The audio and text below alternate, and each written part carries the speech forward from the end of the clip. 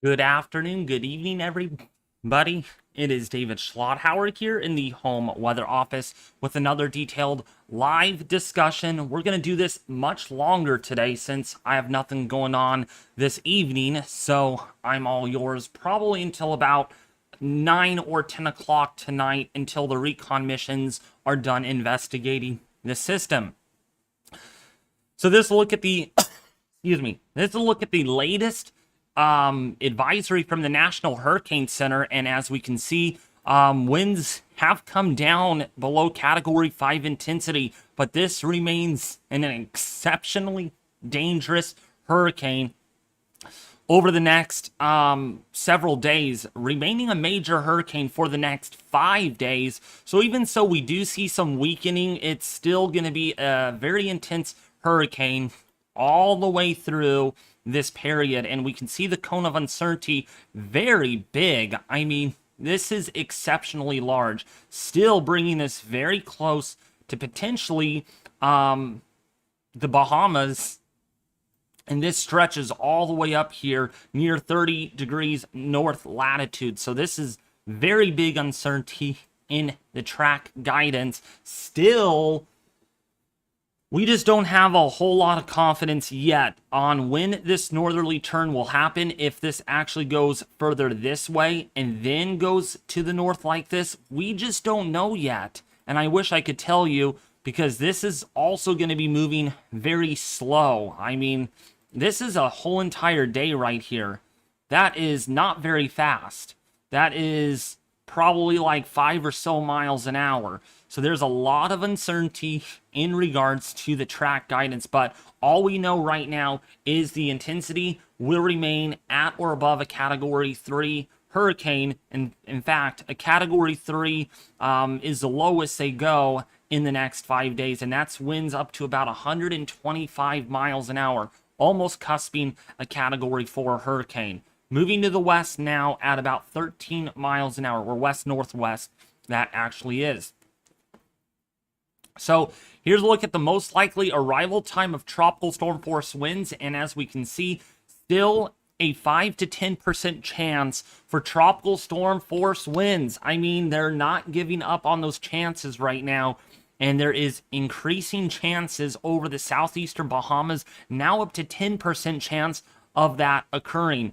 Now, if there is any tropical storm force winds over the northern Leeward Islands, everyone, this includes the Virgin Islands, Puerto Rico, this is going to happen between about 8 in the morning on Sunday, all the way through to perhaps Tuesday in the morning, as those tropical storm force winds barely, I mean, we're talking 30 to 35 mile an hour sustained winds. I mean, we're close, but not there.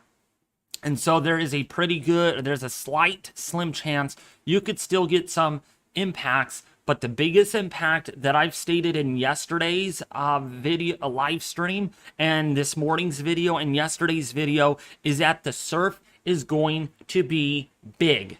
We're talking surf anywhere between 10 to 15 feet high, but again, as those waves get closer, they encounter the shallower waters, they get bigger and taller and skinnier, and we could see wave heights, perhaps breakers approaching 25 to 30 feet high, and that could cause a lot of problems. Very life-threatening rip currents and beach erosion. We could see some coastal flooding because of those waves that do hit these islands. All right, not only that, the waves too, we'll show you this here on the wave model in a little bit.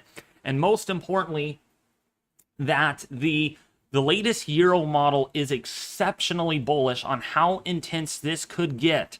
Now, just because it's weakening now, the atmosphere beyond tomorrow could be extremely favorable for another potential Category 5 hurricane. I don't like hyping this up to cause fear, but the atmosphere that I'm about to show you could include that.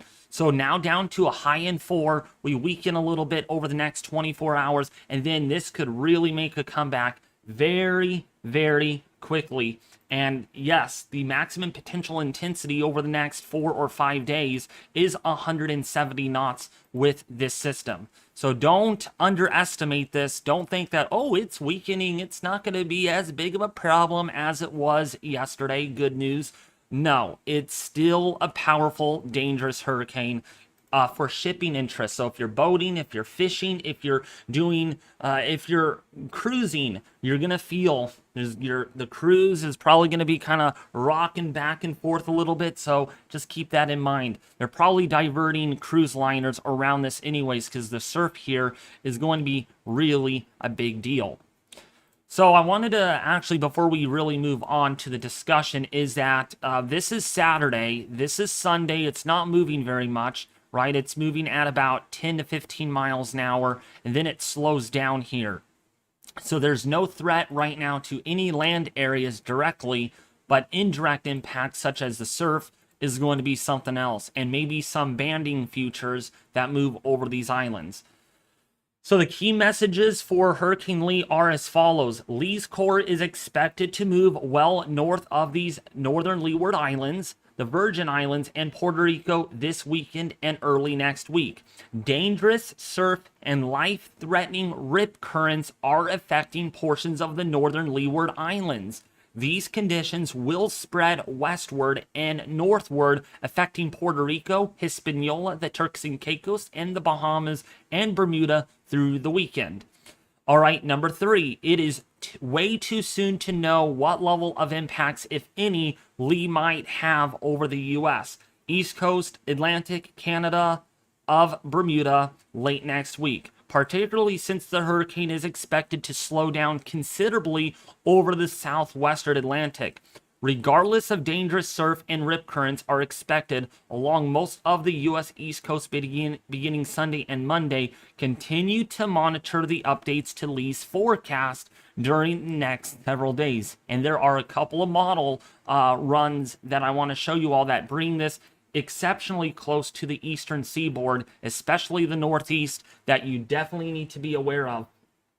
All right, because this could be a big problem, a little bit bigger problem than what we thought. The center, yes, looks to miss shore, but the wind field is going to become so big as this just stays off the coast of, say, Maine or New Hampshire, that the wind field will be big enough to cause maybe even near tropical storm force winds on, like, say, Cape Cod, that sort of thing.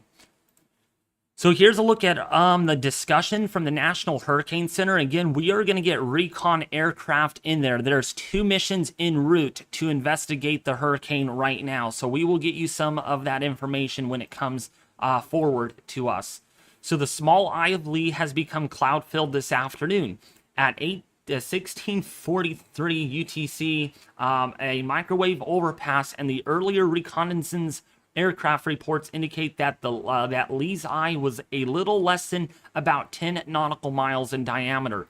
Microwave imagery revealed a well-defined inner core, but there was a lack of banding noted just outside the core. This is likely due to some dry and mid-level air that has wrapped into the circulation due to the shear that I'm going to show you all.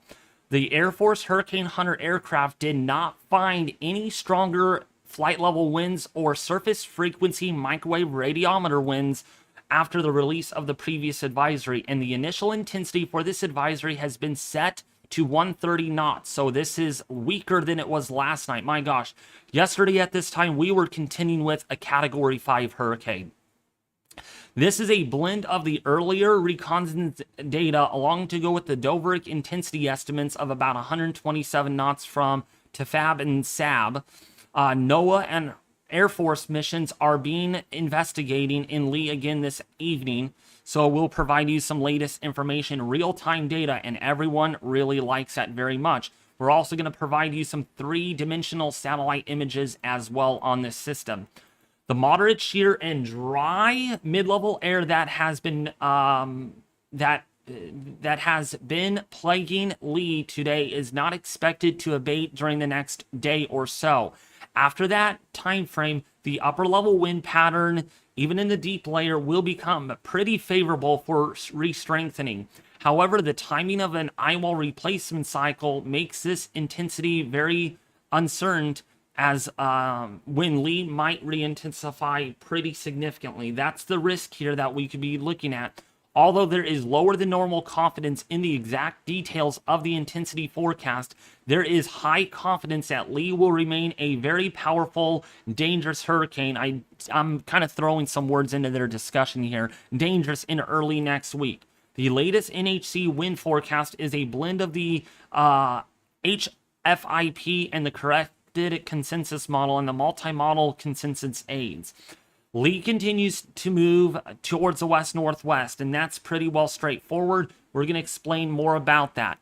But here is the intensity forecast that I want to show you all. Now, again, this is very generous because, again, we have seen many surprises what Lee has done already. We were thinking that it might be a Category 5 still at this point. Remember the intensity forecast yesterday kind of called for that? Well, the shear kind of surprised Lee a little bit, and Lee has kind of unexpectedly weakened. So therefore, even so this does say 140, say about that, it could be 130 to 150 miles an hour by days 1 and 1.5. But we are expecting to see some re-strengthening with this, and it is possible within the 36 to 60 hour period we might see another Category 5 hurricane. It is not out of the question right now, given how favorable Lee, given how fast Lee is able to re-intensify very quickly or strengthen. So the visible satellite imagery indicates this. This is what we have right now with Lee, and earlier today, we did have a little bit of an eye barely visible on the visible satellite imagery here, but ever since that eye has really became cloud-filled, and right now the sun has set, so we're not able to see that. But everyone's probably, or few of you are wondering that, oh, it's because of an eyewall replacement cycle, David. Well, I've checked as much information as I can and did a lot of research on this, and there is no sign of an eyewall replacement cycle. Instead, what we're seeing here, if you look at this imagery really closely, if you all can see this on the southwestern side of the system, what we're looking for is not the outflow. Okay, this is the feathery white milky cirrus that we have going on around the system. That looks pretty good right now, not really restricted in all quadrants. So that is well established.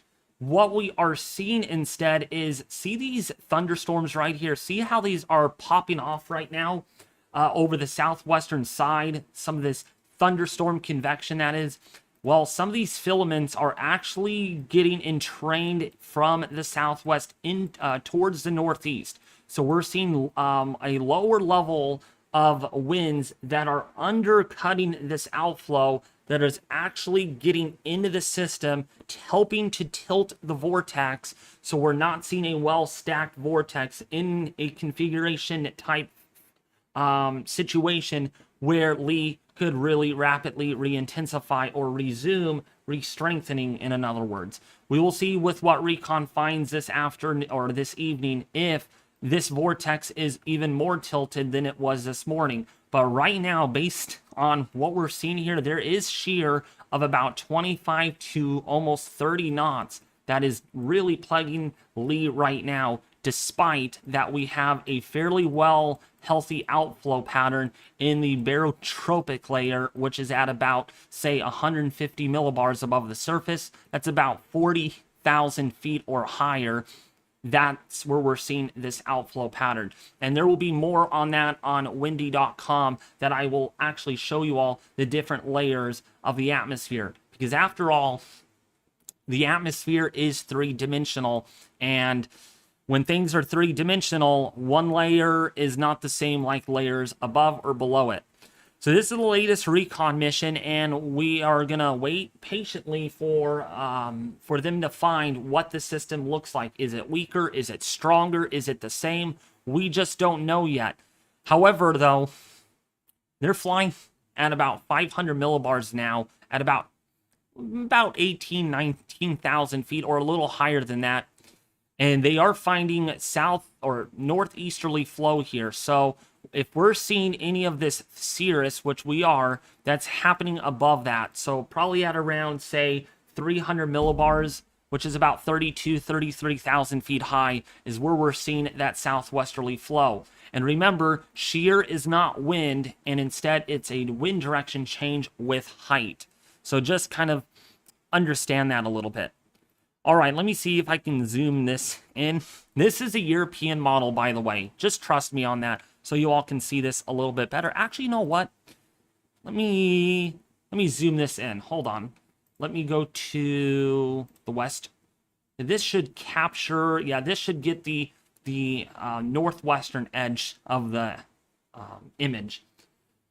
Hey there, Corruption. So we're looking at the European model. Now, again, this is really taking into account of that shear that we were talking about. And let me get a little closer so you all can see that. Yeah, I don't have a slide that is set up on Streamlabs for this. So yes, there is some parts of this that are cropped out, but the best I can do right now is zoom in, and that way you all can see this. So this is assuming that the vortex is pretty well tilted, and the Euro is seeing that very well. If we go back and look at the imagery, we can see, actually, let's go to infrared. Okay, let's go to infrared, and yeah, we can see that the vortex here is tilted, and we can see a lot of this asymmetrical look to the cloud pattern. In fact, one could even argue that the center could even be right underneath here. Remember, the vortex is tilted here out of the southwest, and that's because we got that shear that's encroaching. So even so, we might see a little bit of an eye trying to appear here. Remember, the vortex is tilted, and it's probably underneath where the deepest convection actually is occurring. We'll see if this vortex is able to restack, and when it becomes perfectly stacked is when we get a healthy strengthening system. So now the question remains, how strong will Lee get? How strong can it get after the 24-hour period? And there's a lot of questions about that in the chat, I'm sure, about, is the shear going to continue? Is this going to allow the system to even get weaker than this?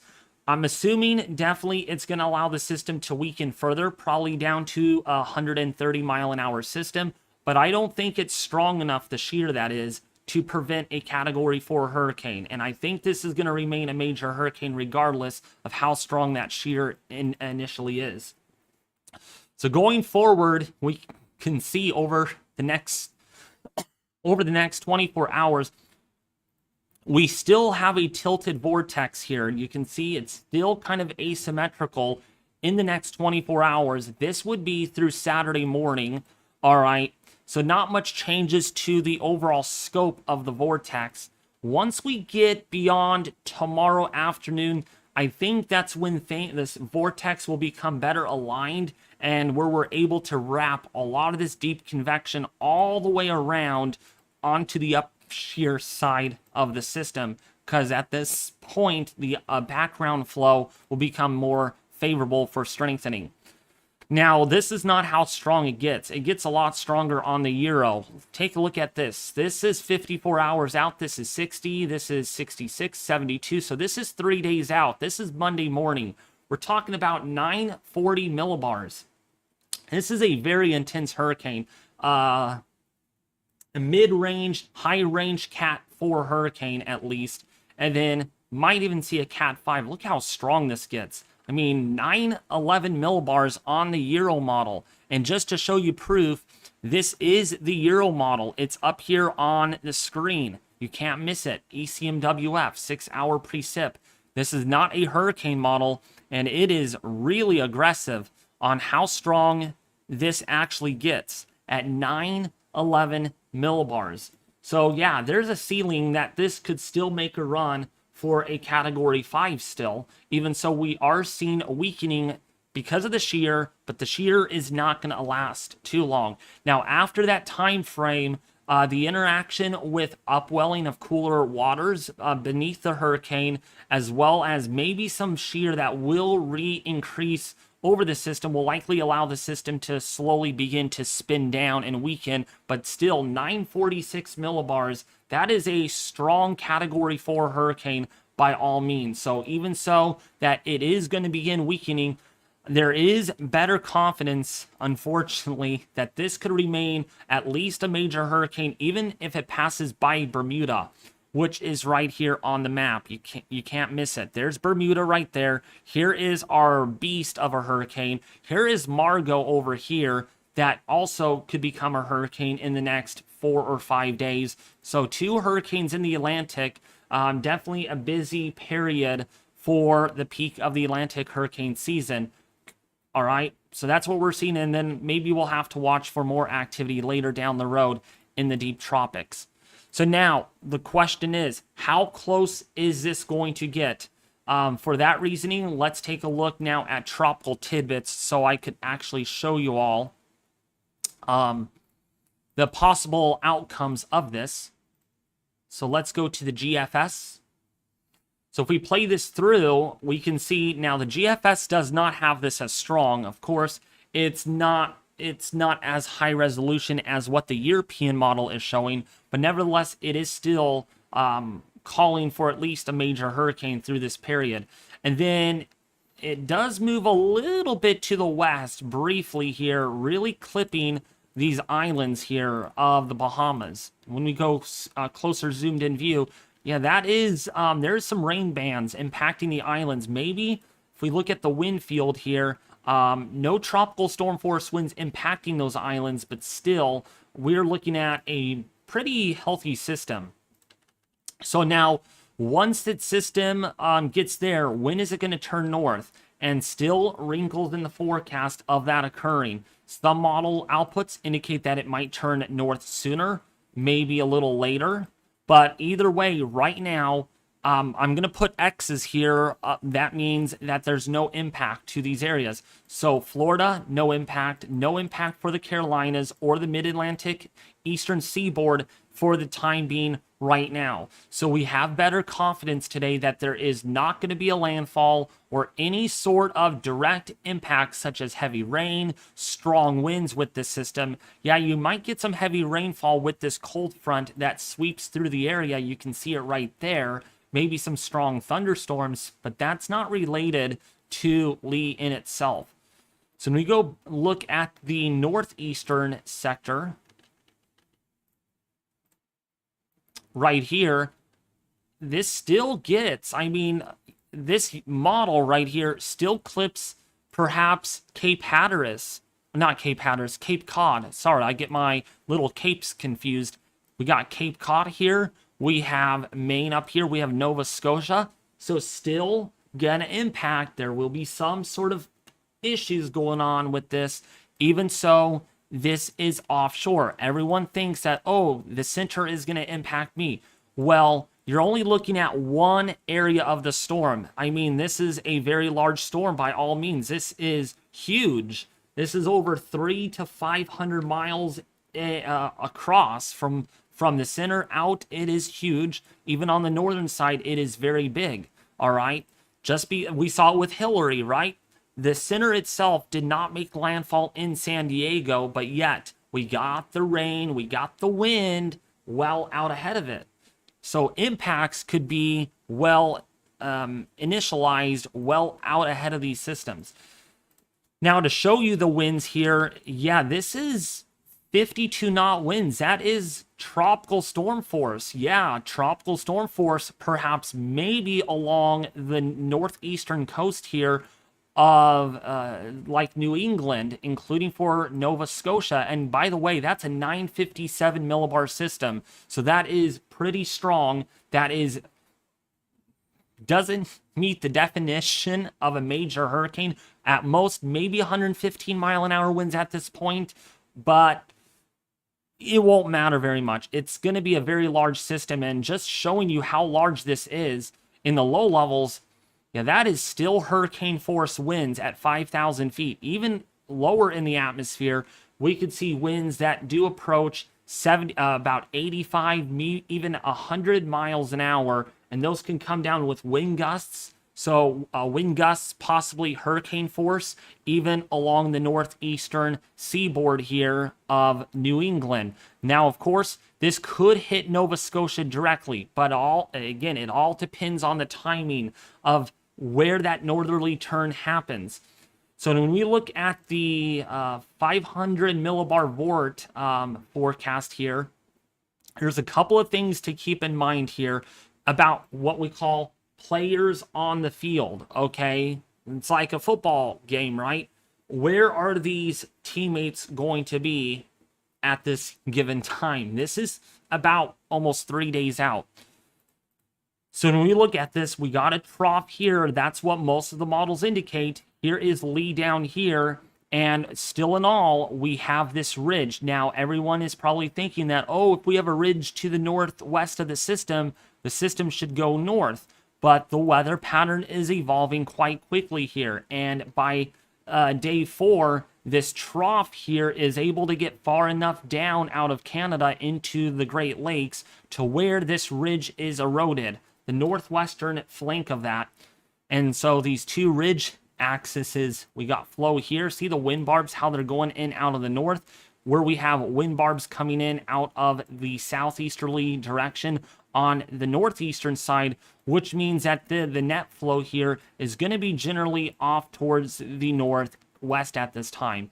But watch this, okay? When we go out to day 5, this trough here, well modeled, you can see the flow, the outline of that, is going to be deepening as it gets into the eastern seaboard. And so the ridge now is over here instead of, say, over here, where the system is going to be trapped between these two flow air masses.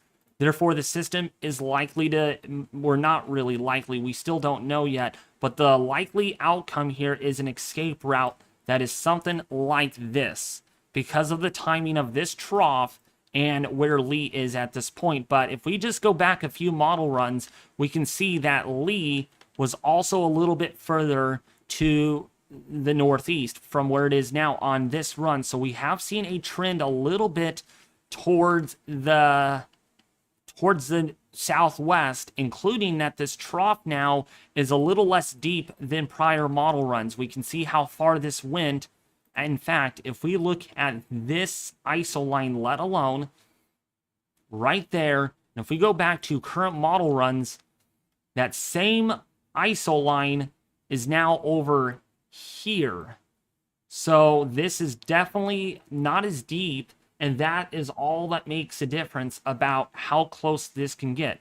This going, the Lee trending this way, and the trough trending a little faster makes me wonder how this is all going to end up being once we get into the day 7, day 8 time frame. When that northerly jog or that turn to the north occurs, does it occur over here? Or does it occur over here? Or does it occur over here? We just don't know yet. All right. There is better confidence, at least, though, in today's model runs that it does miss the eastern seaboard, but that doesn't mean that it could shift back. We have a pretty good handle on this from most of the models that it doesn't hit the eastern seaboard. Instead, as close as this gets is now Nova Scotia. Furthest west it might get at the time, but I could be wrong on that. And what I said, you cannot take my word seriously for that. So the ending result is this trough is strong enough right here, and we got a little bit of a shortwave ridge that builds in, that the system is able to glide northward because we also have a ridge over here on the side of the screen. And the ending result here is that this could go, I mean, this is almost directly north. This doesn't make much of a turn this direction. While the Euro model, let's take a look at that and showing you the same processes, that by this period, the Euro thinks that this trough here is still fairly deep versus a GFS. So now, with that being said, the Euro is also a little slower with its output. Okay, so that could also play a role on how this all evolves. Now that trough moves out, and we're left with a not very strong deep layer troughiness, but at the same time, this is more subtle and large waved type troughiness to the northwest of the system. So therefore, the Euro at the end of its output here also makes it go slightly over to the right than what the GFS has it, which right now the GFS has it like right here. The Euro they're close together as matters of fact, really not much deviation exactly where the center is going to be. The only difference here is that the Euro, if we look at the wind plot forecast, it's a little weaker than what the GFS actually has it. See the difference right there? But also the Euro is a lot slower. So that is also to be taken into consideration of how slow and how fast this is going to be moving. But right now, we have a better idea that somewhere in Nova Scotia, right in this area, could get a direct impact from the system. Indirect impacts over the northeastern seaboard of New England could also be an outside possibility of tropical storm force winds at the moment. But it won't matter too much. There's going to be exceptionally high surf with this, maybe some beach erosion, maybe some minor coastal flooding due to those waves hitting shore pretty hard is going to be the thing we have to watch. So now that we talked about the possible outcomes of the system for the northeastern seaboard, including for Nova Scotia, how strong could this get? Now, the models did well yesterday handling this, but now we don't know because we have shear, and the hurricane models here assume that the shear is not strong enough, which this is probably an understatement. So we're going to look at the worst case scenario first, and then we're going to look at the most likelihood scenario as far as that looks. So the HAFS A model has this at 934 millibars. This could still re-intensify in about a couple of days, down to 919 millibars. By the way, if that happens, that would still be stronger than what we had last night, because last night we only got down to about 926 millibars with its central pressure based on Recon data. And then we can see here 917 millibars and 925, 923. Still 919 millibars here in 81 hours, so still cusping a Category 5 hurricane all the way out, even to day 4 at least. By day 5, this weakens down to a mid-range Category 4 hurricane and not a Category 5. But look at this wind field. This really expands quite enormously. The red indicates, again, or the green itself, man, that's very large wind field on this. So the wind field expands while hurricane force winds stay rather contracted. Now, the difficult forecasted of IWL replacement cycles remains highly uncertain. So now looking at the more likelihood scenario here is that, again, the initial conditions are not really accurate on this. I don't know why the models or the hurricane models are showing that this is much stronger than what is currently being indicated. But either way you put it, assuming that it is that strong again, we don't know yet until we get Recon in there. 935 millibars, so it looks to be weakest probably in the next couple of days. Re-intensifies pretty good here to a strong Category 4 hurricane. By the way, thank you, Albert, for the $10 donation. I do appreciate that very much. And since we have a donation, hey, David, don't worry about Hurricane Lee. It's going to be a fish storm. Troughs and cold fronts always seems to save the day. Each time, every time, even though I live in Pennsylvania. Scranton, you're the best. Thank you so much. Again, it's likely to miss Pennsylvania. We don't know if this is going to be a fish storm. All right. If it hits Nova Scotia, it's not a fish storm. Okay. I want you all to understand that. Please don't say it's going to be a fish storm because this is just new to us. All right. And then by the end of the forecast, back to looking at the HMON, has this weakening. All right. So now looking at the, we're going to look at the statistical intensity prediction system, and this is from the GFS. Yes, sorry, I can make this bigger. So the shear sampled by the GFS right here very quickly, this is your shear, by the way, it's expected to remain, well, above 15 knots through the next 18 hours.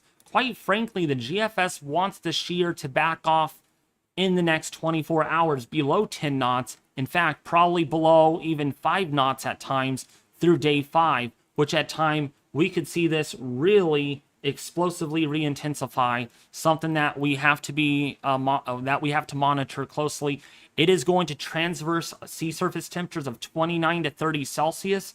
The moisture with this, the deep layer moisture, not entirely favorable. I mean, we could see moisture a little higher than this, right around 70 to 80% at least. So again, that might be the limiting factor here, but otherwise, everything is primed for this to re-intensify, perhaps at an explosive rate beyond the day 2 time frame, and we can see that. All right, let's look at the Recon data, see if they're in the storm, and they are in the storm, and wow, they're not even finding hurricane force winds at all. Not at all. That's the eye wall right there. That is much weaker, or maybe that's a secondary eye wall. We'll see about that. It doesn't look very promising. That is totally weaker. But again, the pressure doesn't add up very well, so we will just be patient and wait of what they find. Let's take a look here at, that's Kermit, by the way, that's in the system. The CJ 130 is doing something. I don't know what they're doing. They're making a U-turn. But this is a NOAA 2 mission into the system, and that's what they found so far. We don't know if this is weaker yet. We will just have to wait. I think they're waiting for Kermit to get through the center before they get into the center. That's probably what I'm thinking might be the case. So, looking at the satellite presentation, we can see that eye is gone. It's very hard to say right now how that structure is inside the system. But it does not look anything like we had yesterday at all by any means, with a clear eye that was very intense. So, now that we looked at that really quickly, before we kind of hang out and get more recon data, I wanted to show you all the Euro on windy.com, the different layers of the atmosphere. So this is right now, okay, we're going to go a little higher up. We're going to go up to 300 millibars, and we can see this flow right here coming in out of the westerly direction. All right, at this level, and that's some of that shear that is being entrained, and so we're not seeing good outflow at this level, with it mainly being on the northern side of the system. So this is not exhausting out very well currently based on this. If we go up another layer, up to about 34,000 feet, we could even see here we have southwesterly flow. That's the filaments of cirrus clouds that we saw on the visible satellite imagery, and look at how restricted that is. But this should become more favorable by the time we go into tomorrow afternoon. That's what most of the models indicate. If we go up another layer, up to 38,000 feet, you can see here too, there is shear hitting the system head on the southwestern side, allowing the vortex to be tilted at the moment. But this is still expected to become a very powerful system, or it will remain that way through the entire 5-day forecast. If we look actually at the sustained winds on this for Monday on the Euro, if we zoom in, we can see 116 mile-an-hour winds, which is a category 3 hurricane at this point in time. But don't let that fool you, because again, the Euro is not a model that is used for hurricanes, and so it's not to be 100% trustworthy as far as that. The pressure is very low for winds that are this strong, so that means that we're going to see definitely minimum of a category 4. But look at these wind gusts. Possibly 187 miles an hour, possibly getting even stronger than that, almost 200 mile an hour wind gusts. Yeah, there's 199 mile an hour wind gusts on Lee. right there. You can definitely see it. 200, ooh boy, 200 miles an hour. Smart carts unlock life-saving potential. Thank you for becoming a member. I do appreciate that. If you all want to become a member on the YouTube channel, I am going to be buying a drone, a higher-end drone that is like $2,000. We're actually going to be doing photography with the weather. It's going to be weather-related for members only. We're also going to buy a GoPro, the latest version of the GoPro, where we could actually time-lapse weather in motion.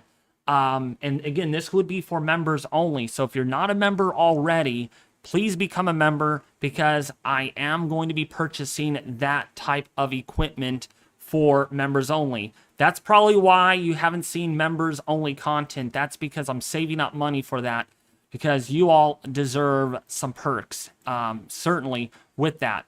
Also, subscribe to the channel if you are new too. If you're liking the content, if you're liking the live analysis, live data that I'm providing, please subscribe to the channel, hit the like button, and share this with their family and friends on social media. So again, looking at the Euro here, definitely a strong system with those wind gusts between about 160 to 180 miles an hour.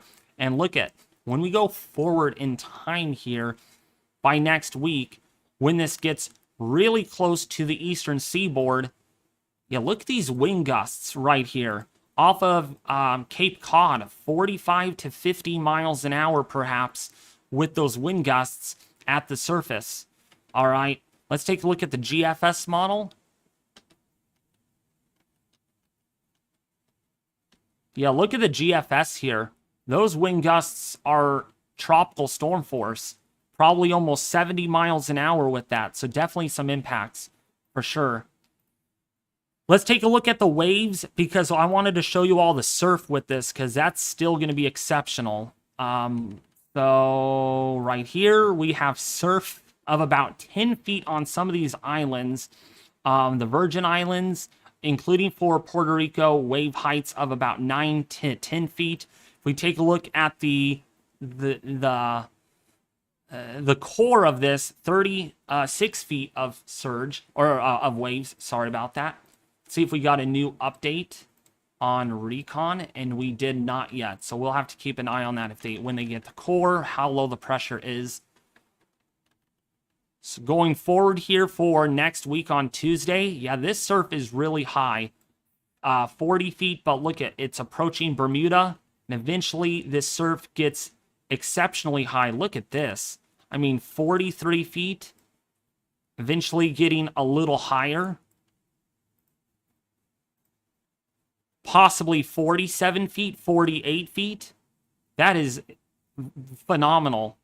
That is phenomenal right there. 48 feet. So, yeah, with the wind field expanding here, the surf could be exceptional with this. Even 50 feet perhaps with that. So, yeah, if you're on the eastern seaboard, wow, you're going to have surf here, possibly up to 13 feet high at times with those waves. Look at this, borderlining 50 feet on this model. Yeah, look at this, just very high still. With that surf even approaching Cape Cod at about 12 to 13 feet. With waves hitting Nova Scotia probably at about 40 feet. That is phenomenal. That is exceptional. Okay. Very high wave action with that. So yeah, just because it's weakening, the waves with this are going to be immense. All right, they're headed back into the center. Let's see with what Kermit has found. Kermit has not found any, or hasn't updated yet. We will provide you the latest information when they are in there. By the way, Fancy Hippie, a meteorologist, will actually be joining me here at 5 o'clock. So in about 15 minutes, we're going to have him on Discord, and he has something special to share with you all. So I can't wait for that.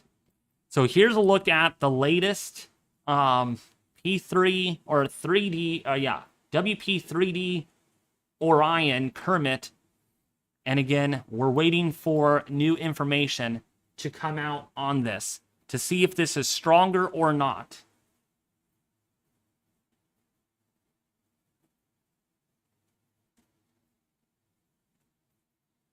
Has any model been accurate? Tom is asking. So, until last night, they were very accurate, but now they're not reliable in the short term because we have this shear. All right, so we do have a secondary max of winds. So this could indicate possibly a secondary eye wall that might be trying to form on this. You can see the secondary max of winds. That is a certain possibility with that. This is what they found right now in the center. So far they have found that winds are at least almost 100 knots.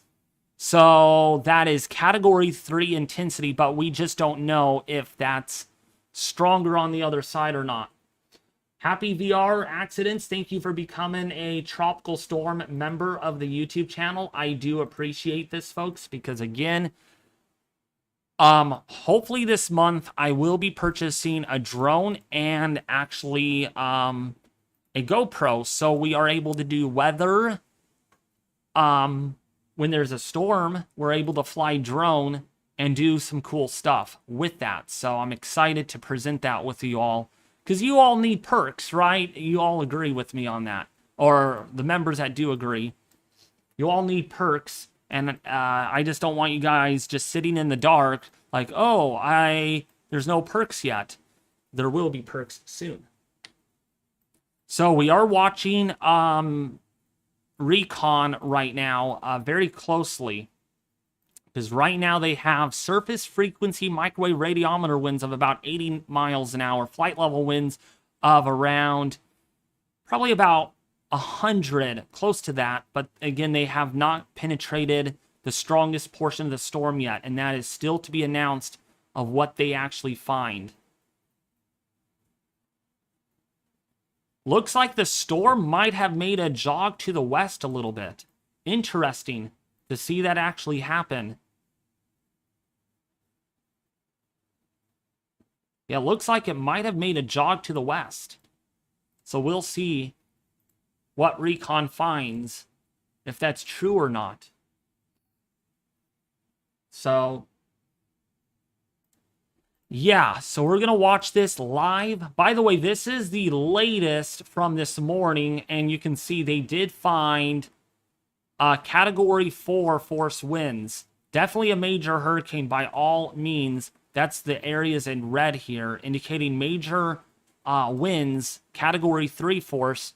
In fact, each of this is a category. So Category 1, Category 2, Category 3, Category 4. And this right here is tropical storm force. That is all in the darker blue that you see. Pretty cool to see that. And this is based on Recon data, which is pretty neat to see. Which is nice. So we'll see with what they find. This will update once they get in there.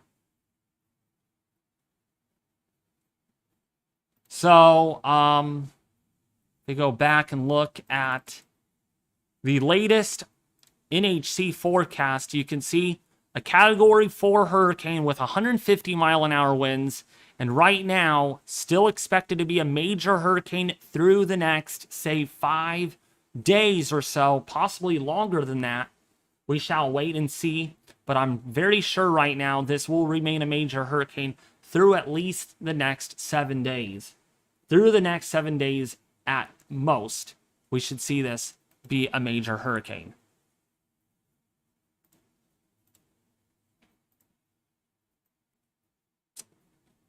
But you can see the structure there still degrading a little bit. But at the same time, it is not giving up. And we really will have to watch and see if this tries to get its act together once again. And we'll find out really soon from Recon aircraft. In the next, this should update in about 7 or 8 minutes of what they find. This is, by the way, Kermit. We have another mission in there right now that is en route. They're going to pass behind one another, and they're going to tag team this. So we're going to be able to get some live real-time information on this. Here is satellite on 3D. I wanted to show you all this, because you guys really liked this yesterday. So let's go to this. Actually, let me do... There's no mesosector on this anymore, so we're going to just base it off of a floater. Satellite imagery floater. And here is what it looked like, or here's what it is now. And you can just see, oops, ooh, what is it doing?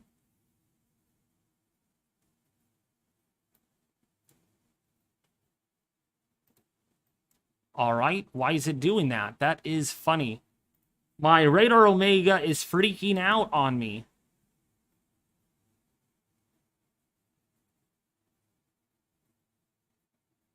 All right, there we go. Should work now. Last 50 frames. And you can see on 3D with what it looks like. Lots less blue than yesterday. No, there's still quite a bit of blue, but it's not as uniform. If that's what you're wondering. Definitely not as uniform as it was yesterday, but still plenty of it. No lightning strikes in the eye anymore, according to this. But still, definitely some banding of the shears still.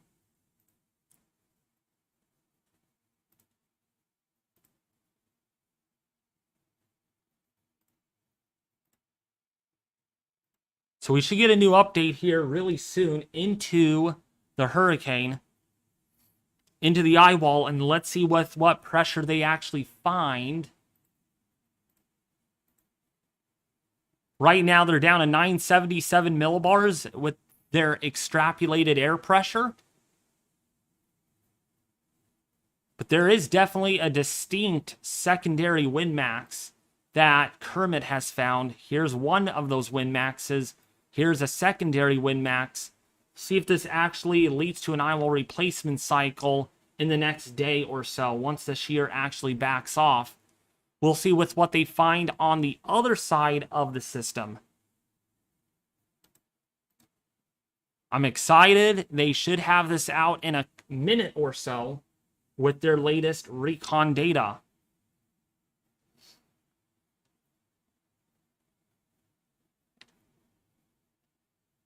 It will re-strengthen a bit, I think, but it's not going to be a strong Category 5 anymore again. That's what you say, Rainbow Obsidian? We'll see. Most likely not, but again, we don't know. Lee has really surprised us by a lot this morning.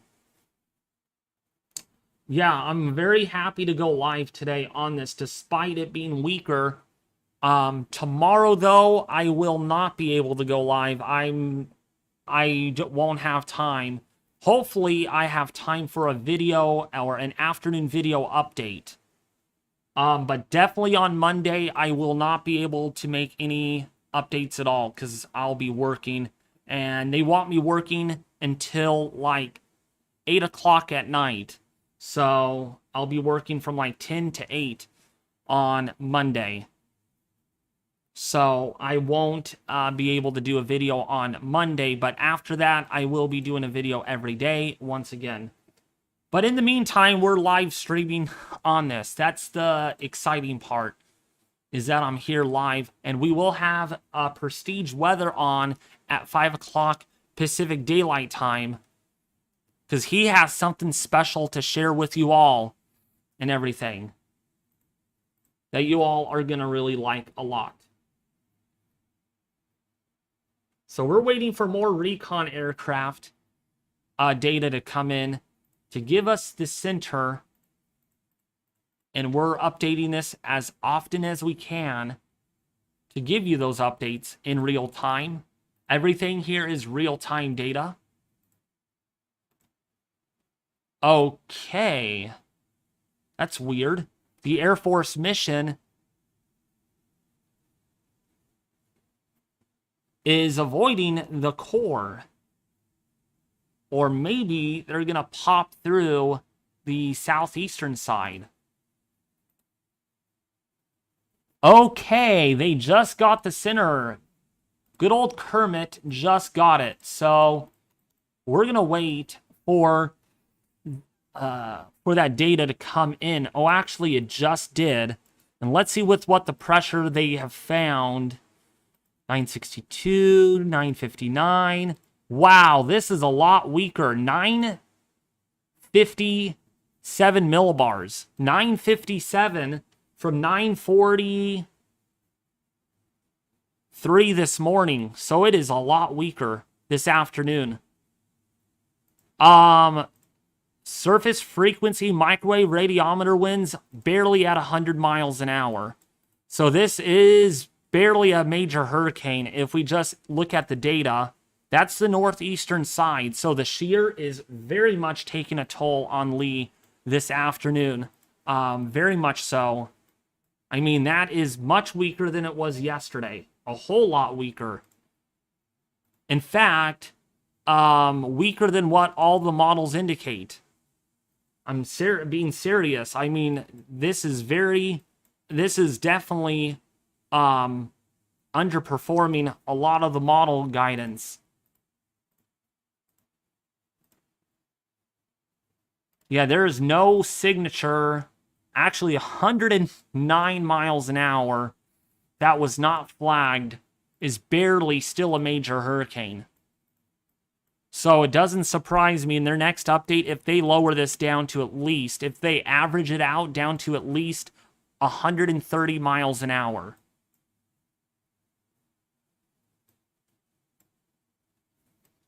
So this does not mean, though, that it's going to continue to weaken. The shear, once that shear backs off, remember, this is still a strong vortex. This is still a major hurricane, based on what I'm seeing. There might be enough data to support that. Yeah, this is 105 knots flight level wind. They're not even finding with what they found yesterday. And the lowest pressure, again, is 957 millibars on the NOAA mission. Now, we will have to wait for the Air Force mission to get in there. Because right now, this plane is flying at 8,000 feet, so that's pretty low, actually. So we will have to wait for the Air Force mission to get in there to see with what they find. All right. It might be higher, it might be lower, we just don't know yet. But certainly, if we just look at the Kermit data, it is barely, probably just barely a major hurricane. And it even looks like it looks like it's not really a major hurricane by any means at all. On the satellite presentation, it looks really disheveled.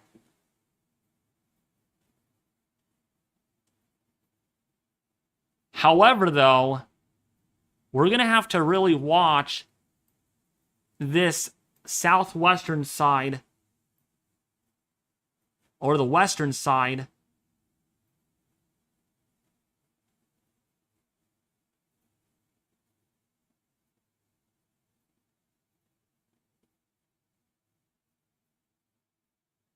because there is shear.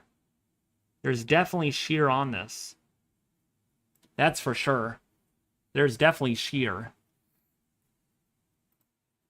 There's no eyewall replacement cycle. We won't find that out yet until Recon finishes their first pass with this.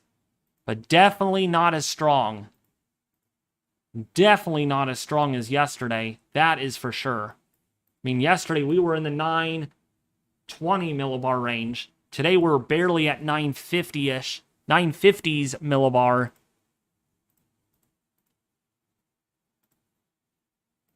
But that doesn't mean, though, that this is going to continue to weaken. Everything is favorable except that shear is getting in the way of Lee right now at the moment.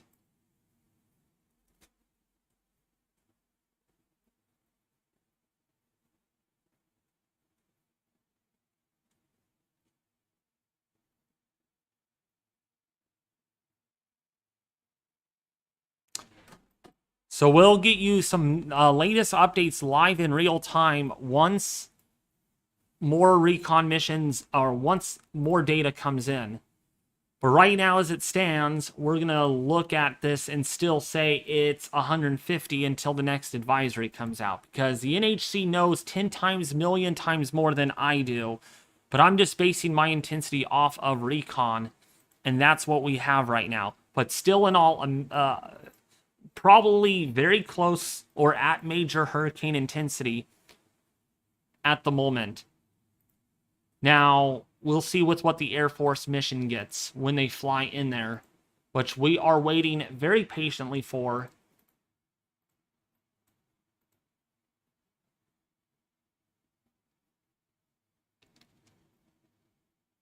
Yeah, they're doing something. I don't know what they're doing. They're probably just waiting for that to come in. We're probably waiting for that other aircraft to exit, I'm assuming. But here's a look at the latest.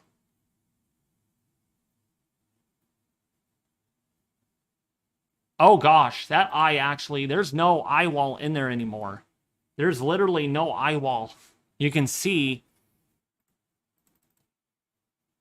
Look at this closely. That eye wall is not there. Watch it degrade. Watch it, watch it, watch it. And then, boom. It is actually gone. According to Microwave. We might be trying to get a secondary eye wall, though, too.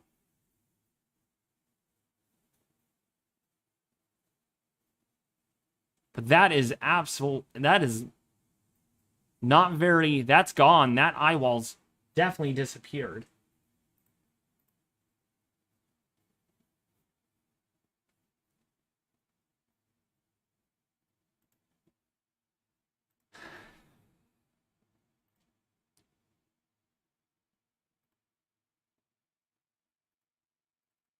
So this is a look at the latest satellite imagery.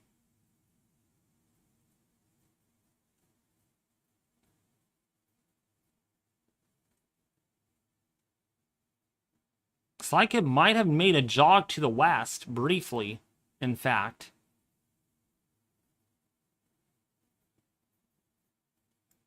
Quite interesting. But we're waiting for new recon to come out. Oh, okay, the Air Force mission.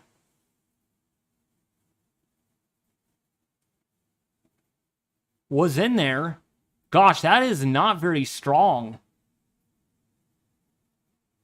Pressure's at 958 millibars. So that is official. That not official from the NHC, but from the Recon, it is not. It's actually weaker than the Kermit pass by a full millibar.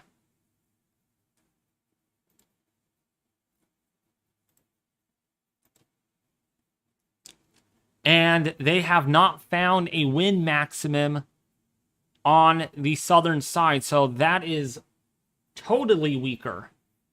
I mean, that is not supporting major hurricane intensity at all.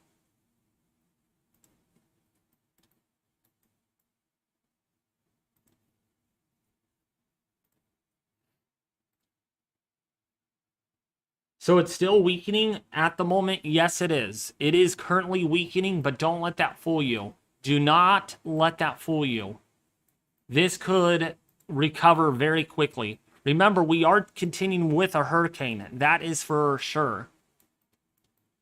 We are definitely looking at a hurricane.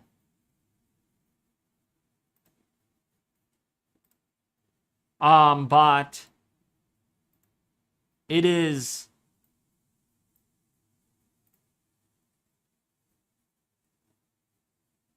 Yeah, actually, you know what? This could still... Yeah, this is a Category 3 hurricane based on that drop zone that they got.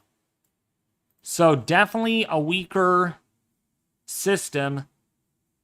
Probably not a Category 4 hurricane. But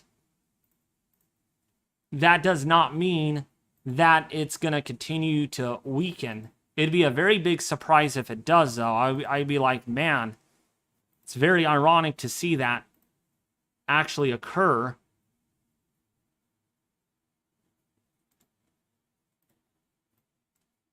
But not very likely unless the shear gets even stronger and stronger and stronger.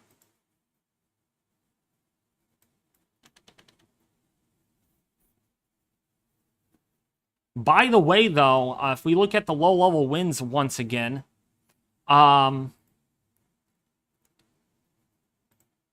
at 925 millibar, winds could even be stronger. Perhaps here approaching maybe 170 miles an hour on the Euro.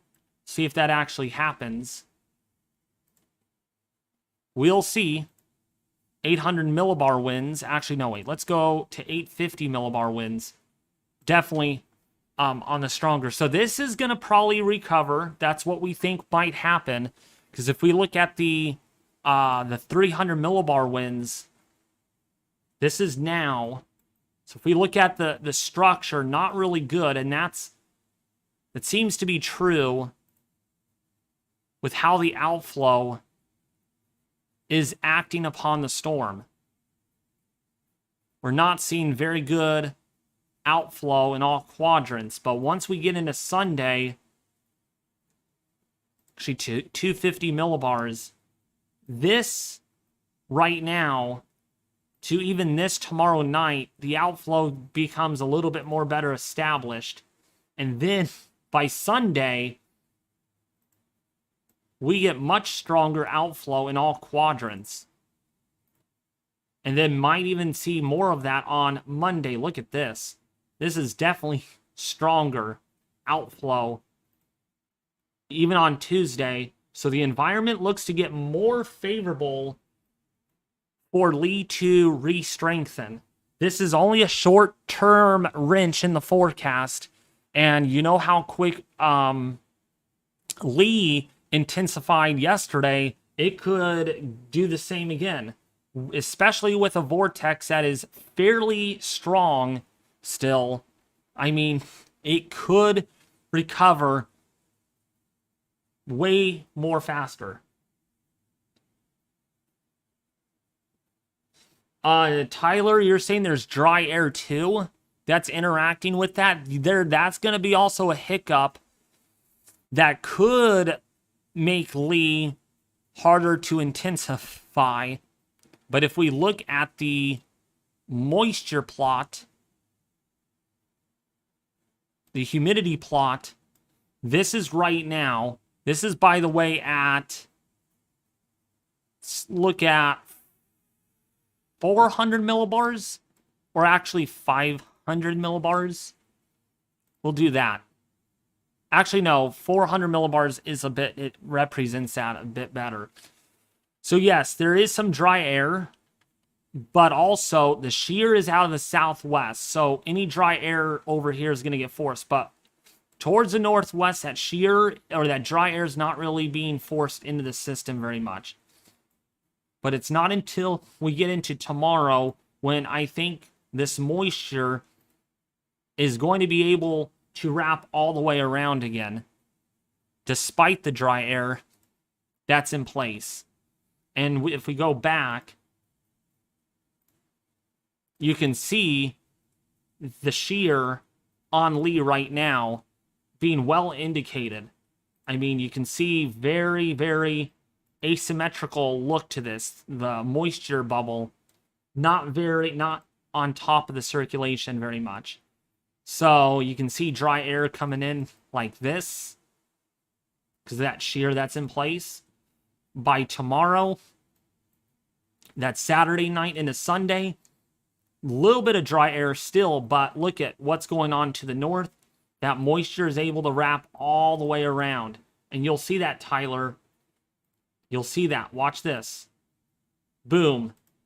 It wraps all the way around. All the way around. And we'll see how that all, if that even occurs. And then eventually, this becomes a very strong system moving north. Looks like a nor'easter. Has that nor'easter look to it.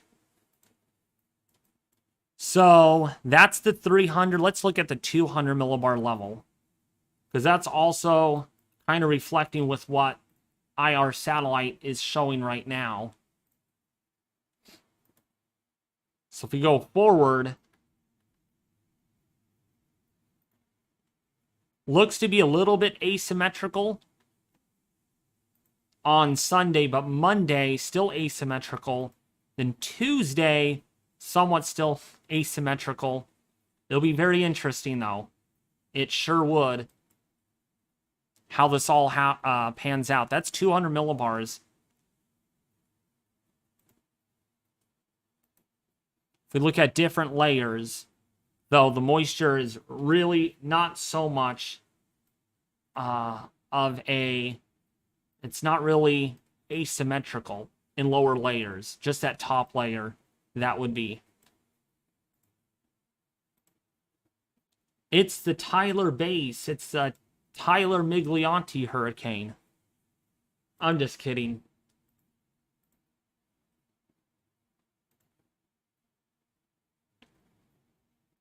But yeah, by the way, Tyler base, or Tyler Migliotti, since you're watching this, look how strong the Euro has this. Look at how strong that is. I mean, that's a big deal. Have models shifted more west for a possible U.S. impact? Very slightly, Tyler. Just slightly. Not by much. Not by much.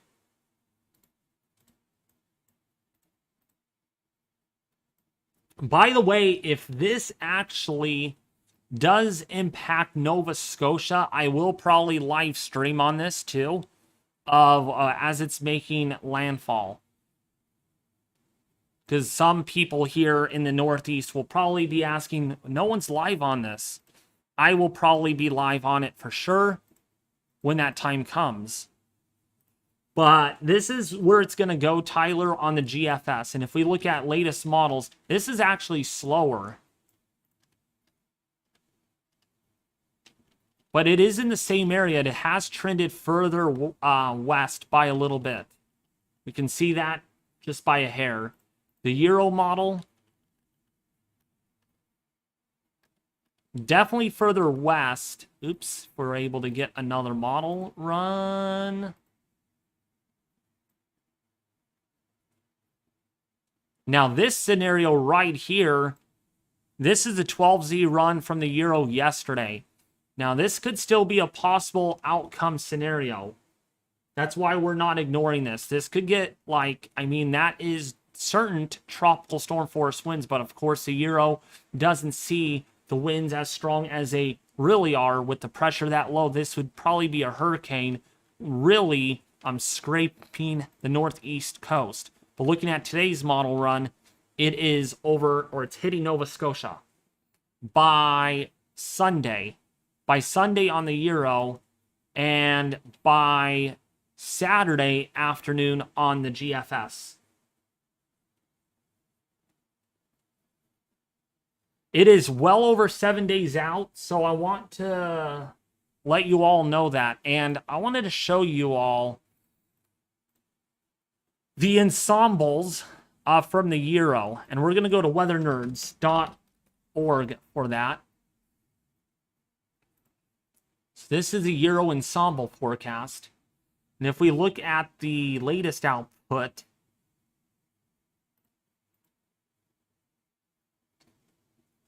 zoom in right here. So we can see a lot of the ensembles. Oops, let me full screen that so you all can see. There's the ensembles, and look at, there's even decent spread here.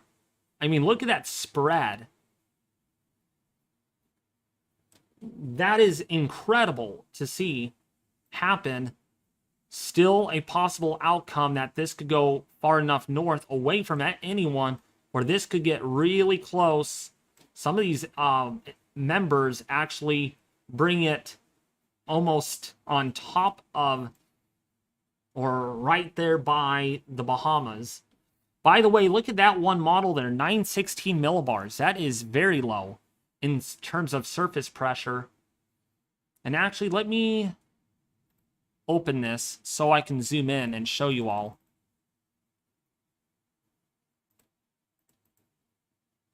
So you can see right here, 916 millibar. And yeah, that's really close to those Bahamas. And so there's a lot of wiggle room in the first 5 days. Now let me take a look. Let's take a look at 5 days after that and kind of right here.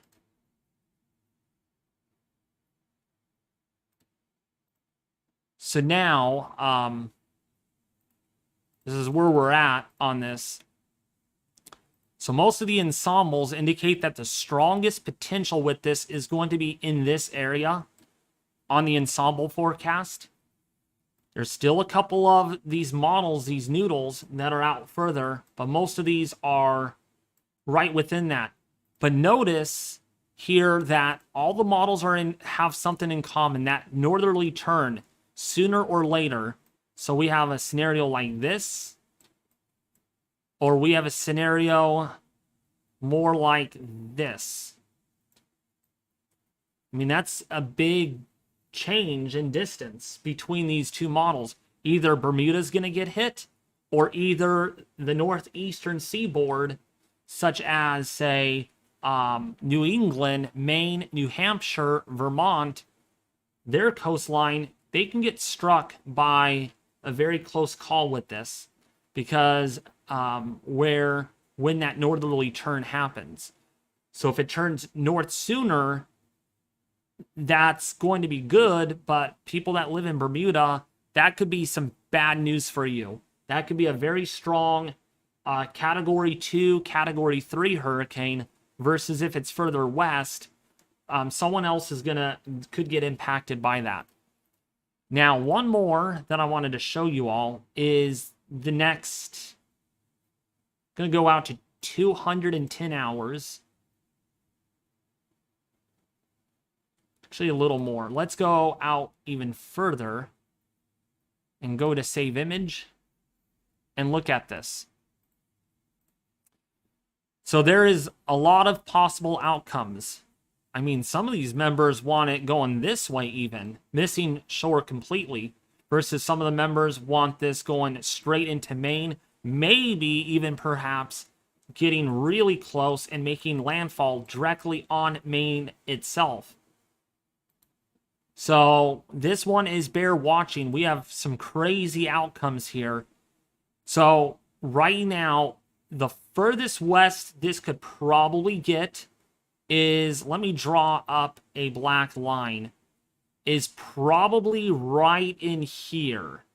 Okay, so if you are east of this line that I drew up, over Cape Cod, over Maine, even over Boston, Massachusetts, there is still a possibility that this could shift westward. Is this going to be a fish storm? You might be asking. We don't know. All right. Most of the members bring this on shore, make it a landfall over Nova Scotia, which means it's not going to be a fish storm unless it undergoes extratropical transition to the point where it's like a regular winter storm nor'easter type setup. Then I don't know if they would count that as a fish storm. So it's going to be very important on exactly when this turn occurs to the west first, because if it does this even and goes like that and then turns north again, then maybe portions of, say, the Dominican Republic or, of course, the Bahamas here could severely be impacted by a storm.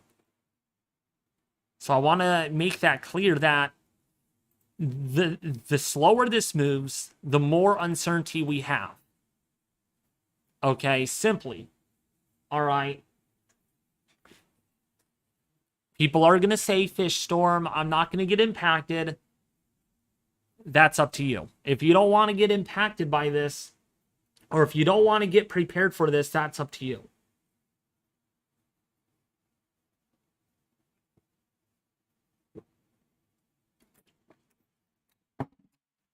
Dang it.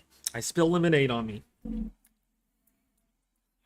So, I'm only here to provide you the honest weather information detail that I can.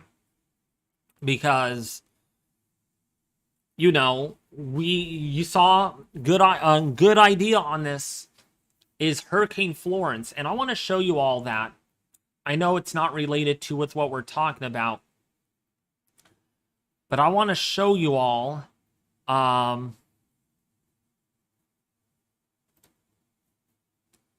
think Florence was when? I think Hurricane Florence. I forget my years. I'm sorry, folks.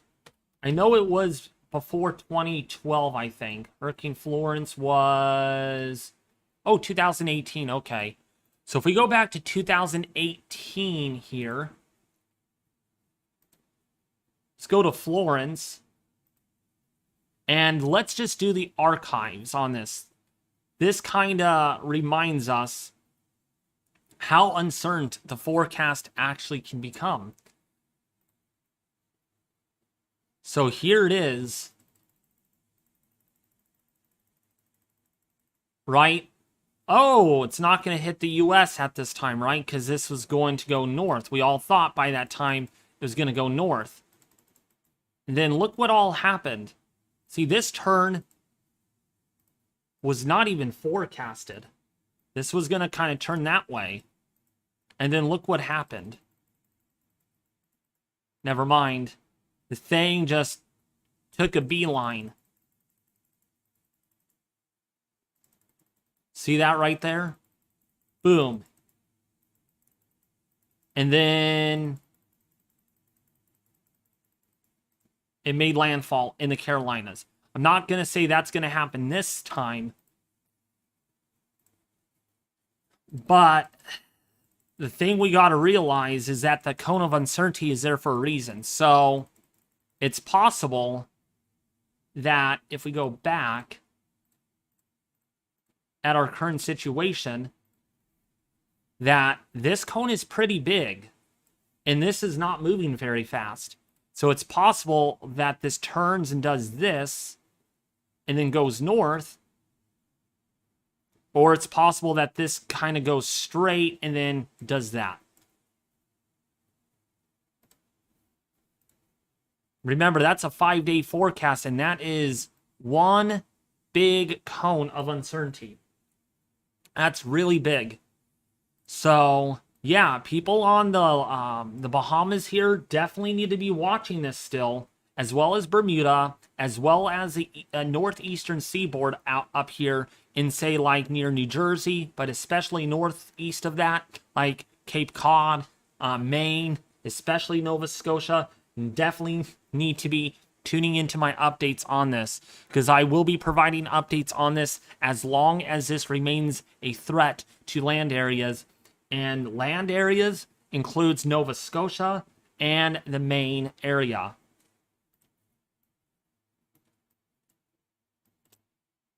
So if we look at the latest, or look at where this is here, you can see Maine is here. I mean, even if this grazes the Cape Cod area, there's going to be hurricane force winds, perhaps, that could really do a lot of damage. You don't forget about Sandy, folks. All right, Sandy was only a Category 1. See, I don't remember my storms very well. I have some memory problems. I am sorry about that. But Hurricane Sandy was a very powerful hurricane in itself. Thank you for the donation, by the way, Dylan.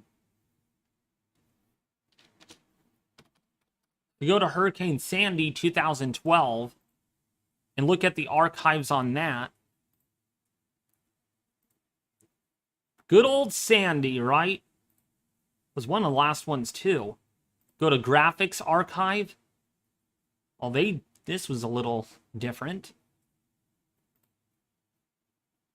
Oh, yeah, I remember the graphics on this. Jeez.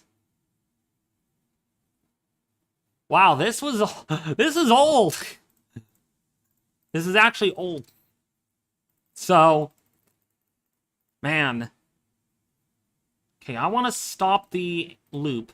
Okay, now here we go. So, look at this. I want to show you something. See how this was going to go out to sea? Like, oh, it's not going to hit the northeast. Never mind. It did. As a Category 1 hurricane.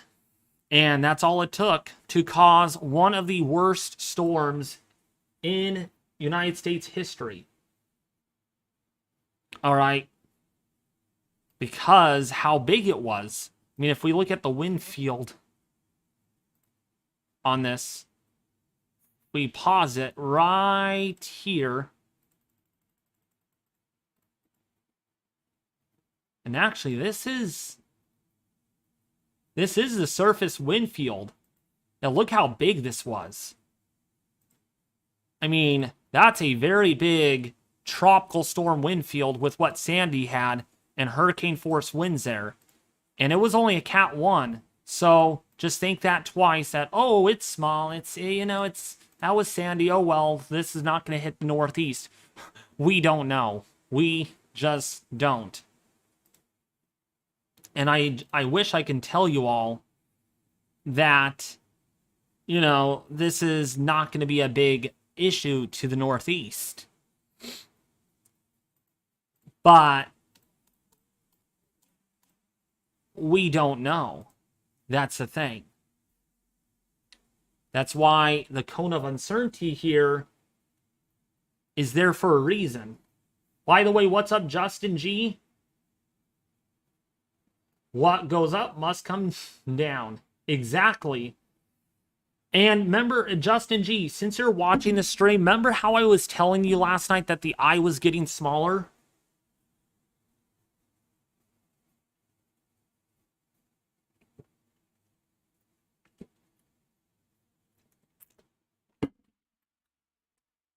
Remember how the eye was getting kind of smaller?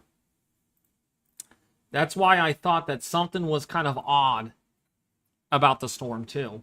Look at Isabel. You want me to look at Isabel, folks?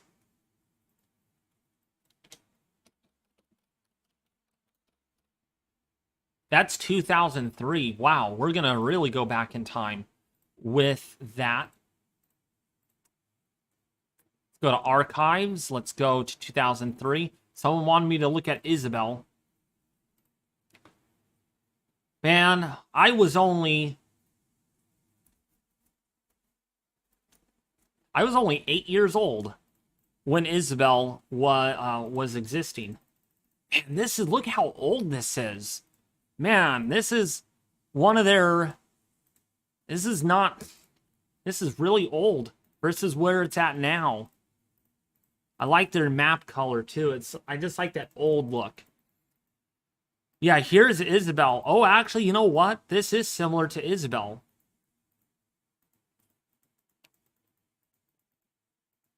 That was a category 2, category 1, category 2 at landfall.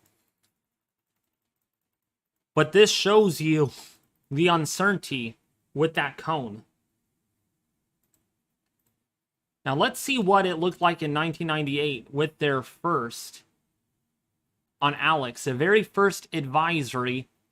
Boy, they don't even have... Man, they don't even have graphics yet. I always like looking back. You know the Wayback Machine? Yeah, they don't even have...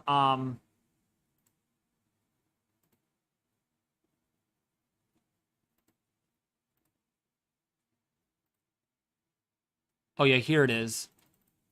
This is probably one of their first. This was Arthur. Just going back in time here. Man, this is a lot different than it is now today. That's just... I like looking back at history because, I mean, yeah. Oh, yeah, here's a graphics archive. Oh, yeah, look at this. This is even older. I mean, can you believe this? This is the National Hurricane Center looking all the way back in time. And this was Allison. I mean, wow, this was really hard to read back then. Yeah, wow, that's old. Yeah. The strike probabilities was a lot different. The watches and warnings, I mean, wind swaths, not much difference than that. And that is 2001. I wonder if we can go back another year. Nope. Oh, wait. No, can we? No, we can't. Only back to 2001 we could go back looking at the graphics to something that looks like this today. I mean, this is quite astounding. Much more advanced, much more modern, much more advanced with what it's like of this day. Man, I love you, National Hurricane Center. Keep the data. Keep it like that. I mean, I like going back in time. It's really neat. It really is. And their discussions are more simplistic too, which is even cooler. It doesn't go back that far, Tony H. I could only archive it all the way back to 1998 is the furthest out, but there is no graphic. There's no graphic here.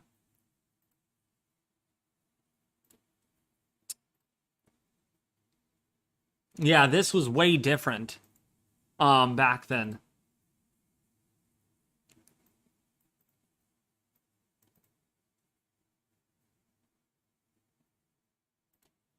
So that's the furthest, and it was only in 2001 when they started those graphics. Click it. Oh, where do you want me to click? Click it. Okay, where is the... Maybe Madeline? I don't see where...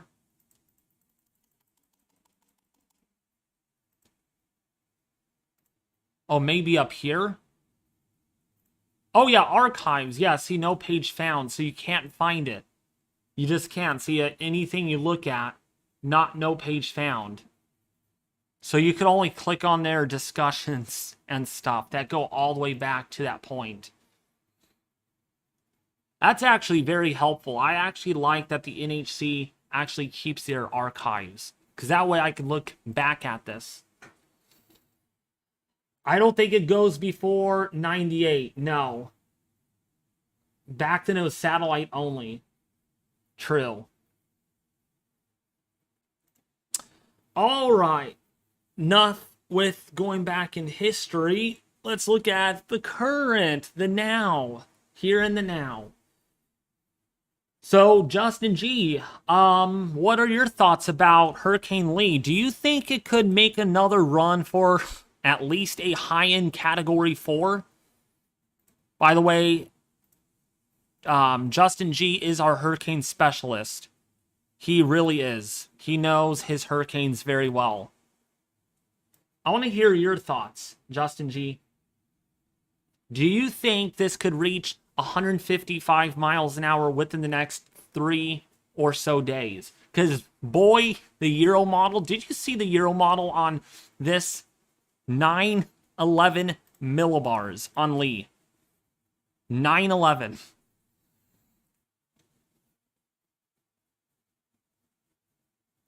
I mean, that is so bullish. That is absolutely bullish. From a global model standpoint. Actually, if I can get closer to that. I don't know if I can. I don't think I could, but yeah, look at 911 millibars. 911 is emergency. Yeah. 911, that's a very scary coincidence that the Euro shows at.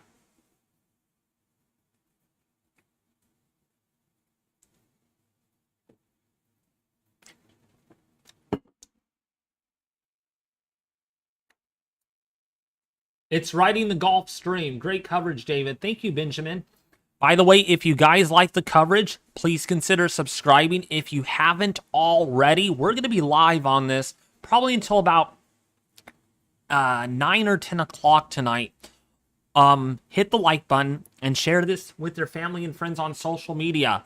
Not only that, if you want to become a member today and help support the work that I do, you are more than happy to do that.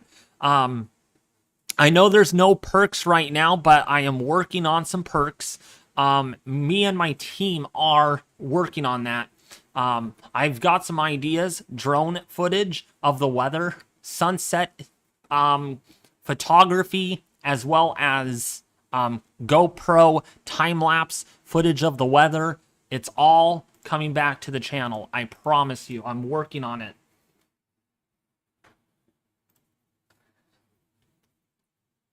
Also, you get an early access invite link to the Discord server that we have here. We have no one, of course, right now, but on the 15th, we will open it up to members only.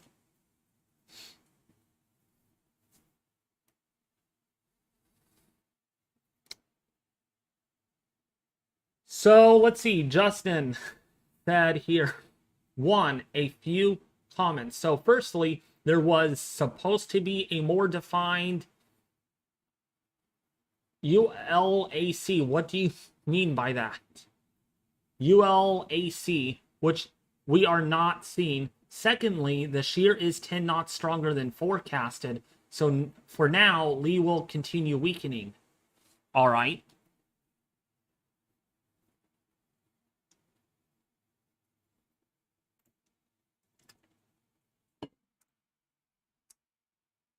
So you think Lee, yeah, Lee is going to weaken, and it's going to continue so. So therefore, we can't really rely on much of the hurricane models today. We just can't because of what we're seeing. It's really unexpected that we're seeing a lot of this shear that is encroaching onto the storm.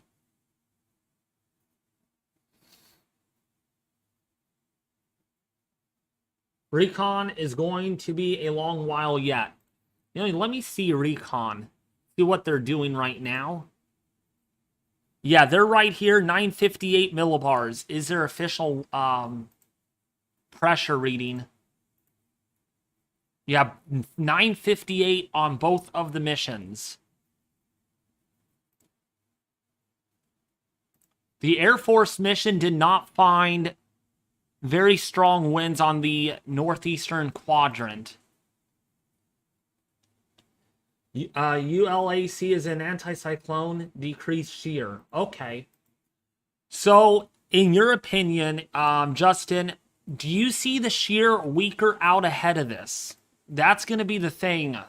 Do you see the structure beginning to improve again? Are we seeing a reattempt at this trying to get organized?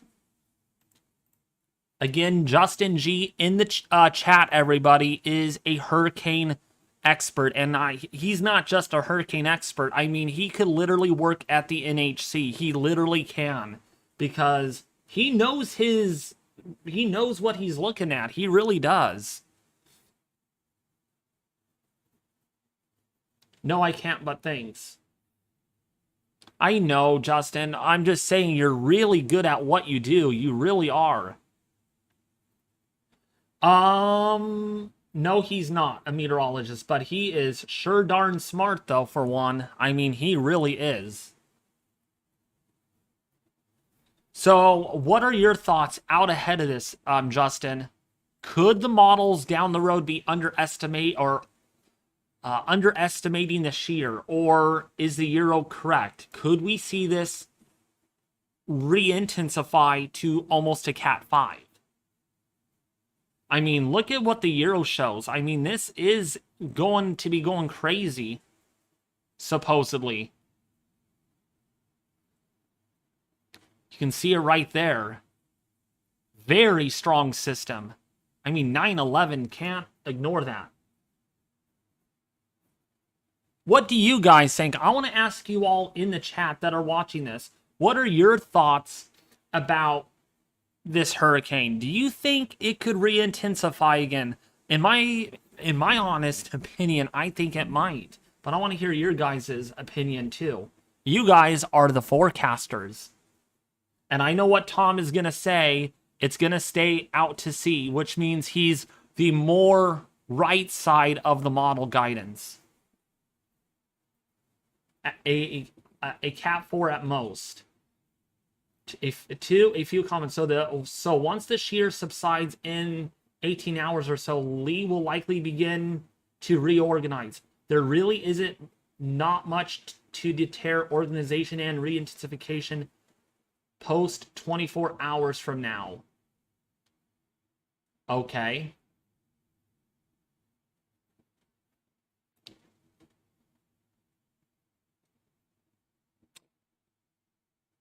So again, we'll see. So actually, let's make a model on this. You guys are the forecasters. We're going to play with this hurricane a little bit. So I'm assuming right now, if we look at where the hurricane is right now, Tom Byrne is probably thinking that this is what's going to happen. And this is what I think is going to happen. It's going to go out to here, and then it's going to go north, and it's going to go right up into Nova Scotia. And I'm guessing Fire Ant says it's going to ride the Gulf Stream, so he thinks it's going to go further west, and it's going to go up like this.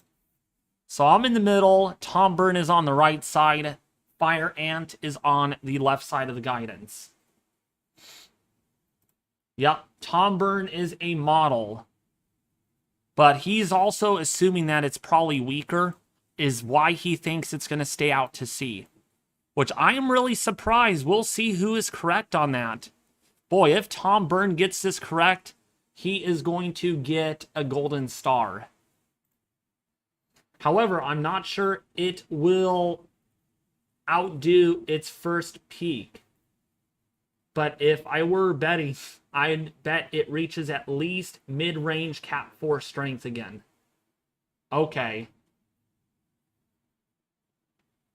Man, that pressure, though, Justin, on the euro is awfully, awfully concerning. That is a very bullish model run from the euro. That is so bullish. So we will see.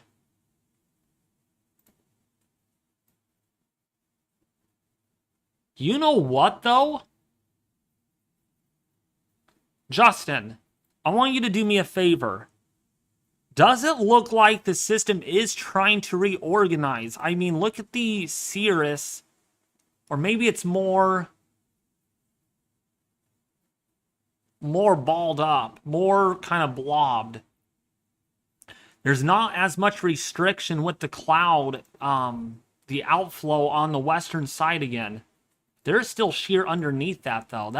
See, this is giving me a lot of interesting vibes about what it's doing.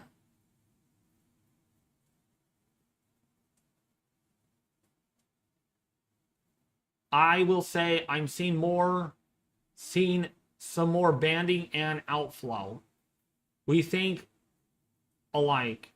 That's what it looks like, because earlier this was really restricted on the western side, and it seems like this has wrapped all the way around some of the thunderstorms.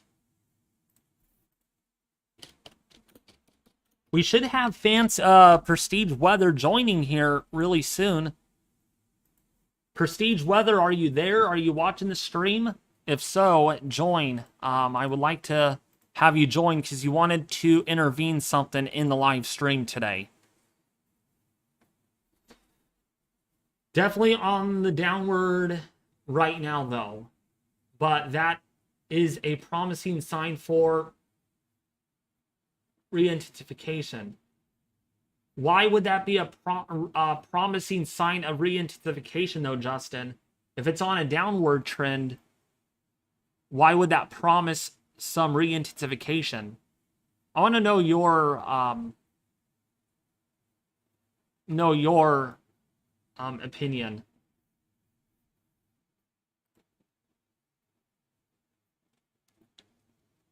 I don't like that it shifted west. Well, no one does. Because if it shifted west and it turns north later, then the eastern seaboard, especially over here, could get impacted. And that, my guys, is a powerful hurricane awfully close to the eastern seaboard, northeastern seaboard. Did it shift west? Just slightly. Not by much, but 5 or 10 miles can make all the difference. I am not going to fly into Lee. So this is what all happened. So I didn't play Flight Sim, but I loaded it up and I did a quick kind of trial run. Dude, the thing was not showing an eye at all. In fact, if we load it up right now, we won't do a mission. It just does not look accurate at all. I might do one on Tuesday. It all depends, though. We'll see what it looks like on Tuesday, but until whatever the simulation of Flight Simulator is using, what model it's using, it's not very accurate at all. I mean, wait until you see this. You're going to be like laughing and be like, you gotta be kidding me. It's indicating winds that are that. Let's just say it's barely indicating that that it's a tropical depression.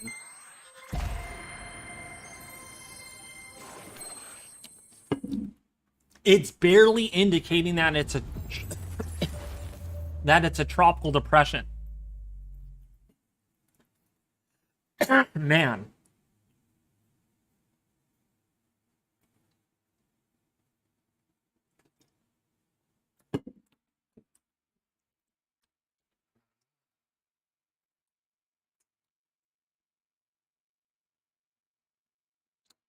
But this is a look at 3D.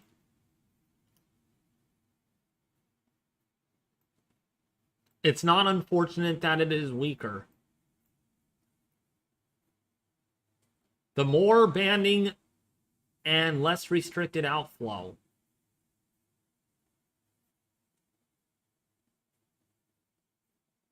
That's true, Justin.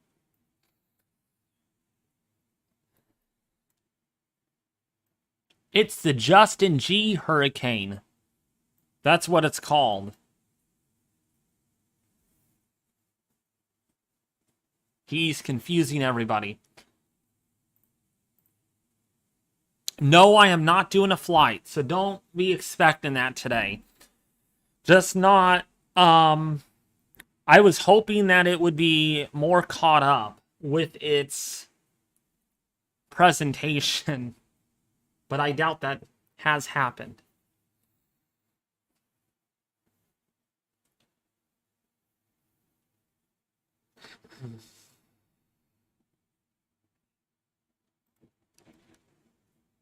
Flight, just kidding. By the way, if you guys are new to this stream, please consider subscribing. It really means a lot. Boy, we're almost up to 15,000 subs. I want to thank you all for that.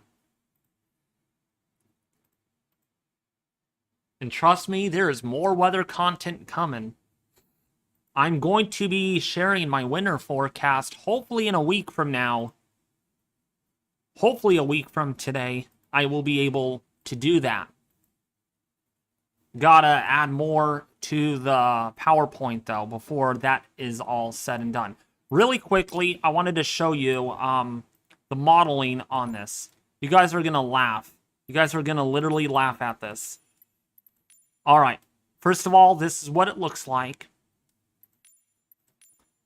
And tell me what you think about those winds.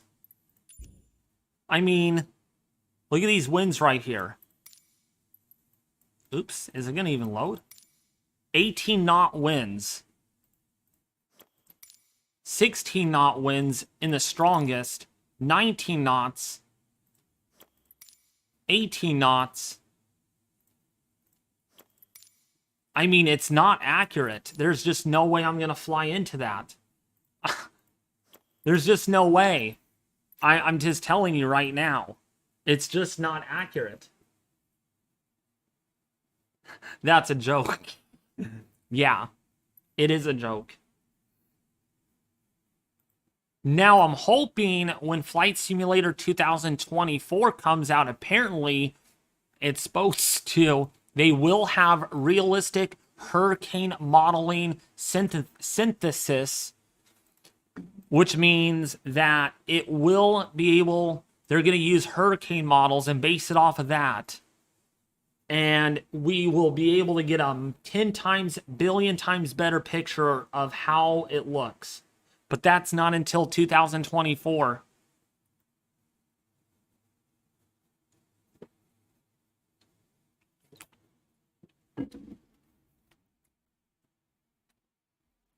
So until then, there's just no way I can't fly that.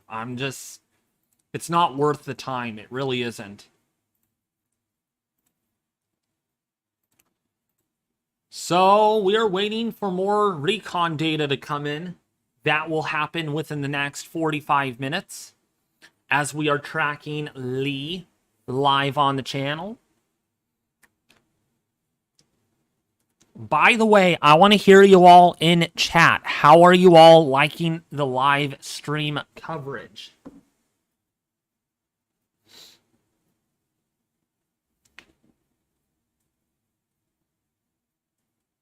When is the next update? The next update will be when the Recon mission gets in there, so hopefully in about 45 minutes. Because these are 1 hourly fixes. So they do this, then they do this, then they do this, then they do this. And then they will finish it like that and then exit their mission like that. And actually that's going to be, yeah, they did 1 pass, so they'll do 4 more passes through the center.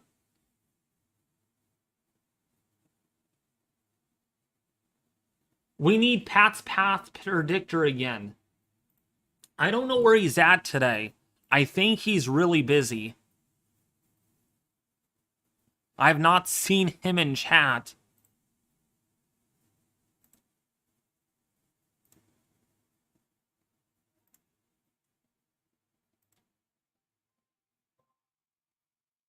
But we will see. In about 43 minutes, we should get a new update on Recon. However, we're actually going to get an update sooner than that because we got NOAA 2 mission on their way in. So more likely in the next 30 or so minutes, we will get a new update.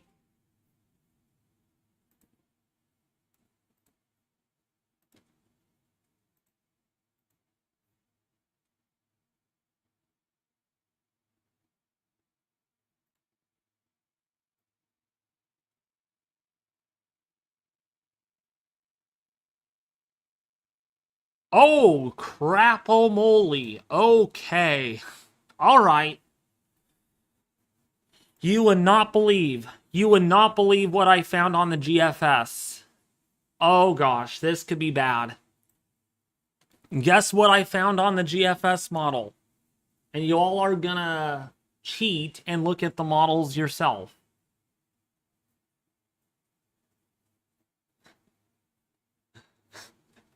I mean, while I was scrolling through the slider, I saw something pretty sinister. Tell us, David. Look at what we got. Pay attention to this little smart mouse like system.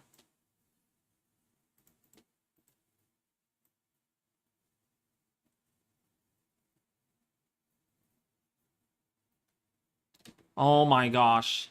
If that happens, boy, oh my.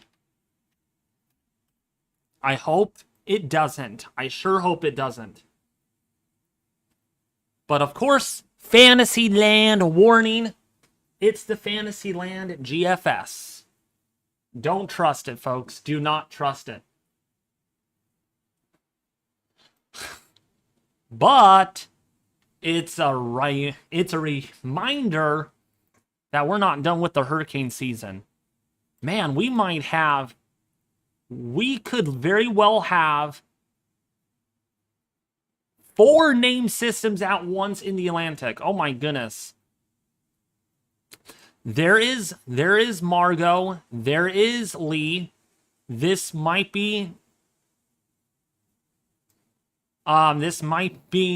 Nigel right here, and then another system coming off of Africa. I mean, good grief.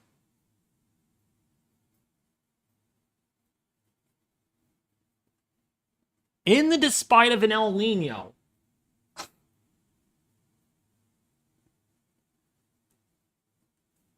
So that might be Philia. One of these could be Philia. Either this one or this one. But again, that's just basing off of one model. I don't trust the GFS very far out. However, it has been trying and trying to spit something out here. Right here, it's been trying to do something with this tropical wave coming off of Africa. This whole area really needs to be watched. Really needs to be watched. Because that is 5 days out. And that is still the same. So we could get a couple of areas of spin. Oh, you know what? Guess where Franklin formed from? Do you guys all remember where Franklin formed from? It formed from the same piece of energy. It was like this. And the southern side of that consolidated, and then it went north.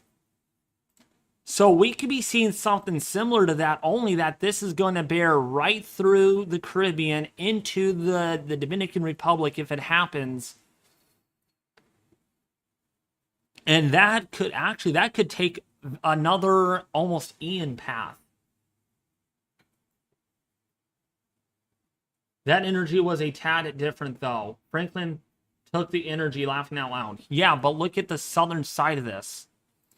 What I'm looking at is this vorticity right here. See these wind barbs? I also wanted to show you all this while we're waiting for recon data. So you're seeing winds that are doing this. Okay, they're wrapping all the way around like that. So we have a tropical wave oriented like that. So the question is, which of these consolidates? Does this one consolidate? Does this one consolidate? Until we get concrete answers with what the GFS shows, we're not going to know very much who over here could get impacted. But I want to warn you, this is beyond the model's capability, and it's Fantasyland. It really is Fantasyland. But after all, we're also in the peak of hurricane season in the middle of September. So, yeah, we don't take our eyes off the tropics. But also, it is worth noting, oh my gosh, the Canadian is even showing it. So that is really, really something. So 2 of the global models show it. Does the European model show it? I haven't looked that far into the European model. Yes, it does. It does show something right here. There is an area of spin on the Euro. Lee just died. Yeah, I know Lava Command.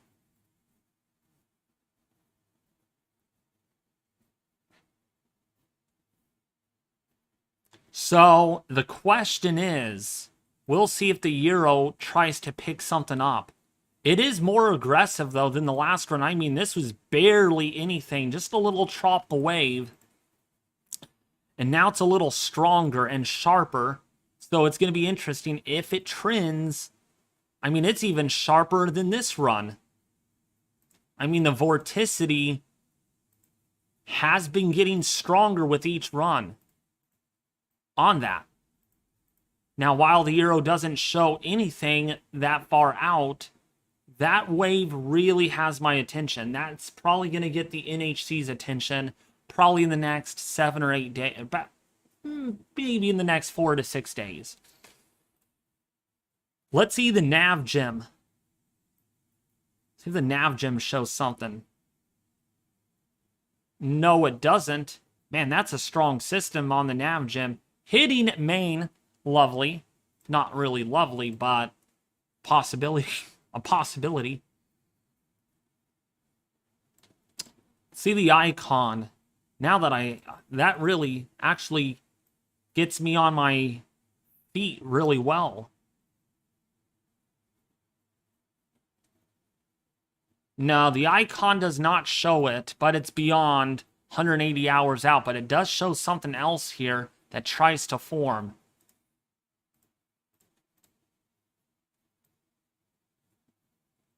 Wow, that could be a big deal if that develops. See what the Recon mission found. Still waiting. Still waiting.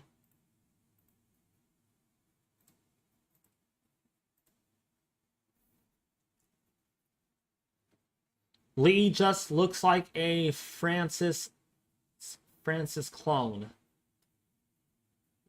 Okay. Never had an eyewall replacement cycle, no.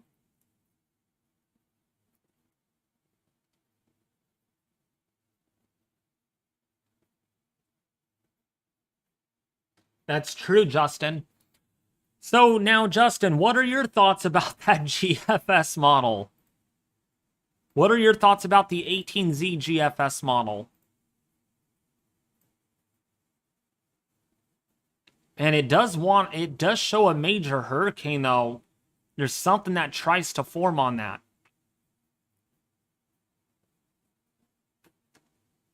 Man, look what it does with Margot. My gosh. It just plays around with it.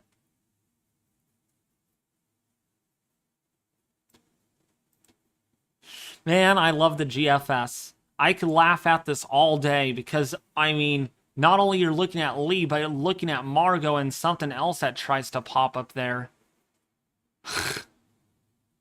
Man, Margot might last for a while, too. Be another long ace producer. 0Z run. Let's look at that.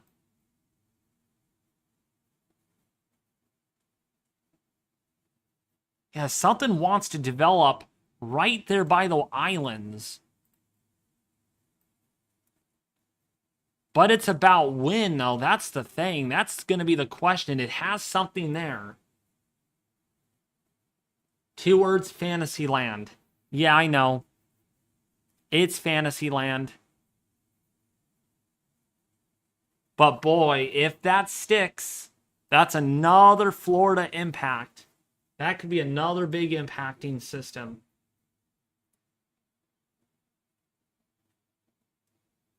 It's all about watching. Yup. It's all about watching the tropics. And speaking of that, I don't know if the NHC has any more areas out there to watch other than Margot. And they don't, so that's a good thing. By the way, Margot is expected to become an 85-mile-an-hour system, so that's definitely going to be a hurricane. Definitely performing as expected. We're already on our letter M storm.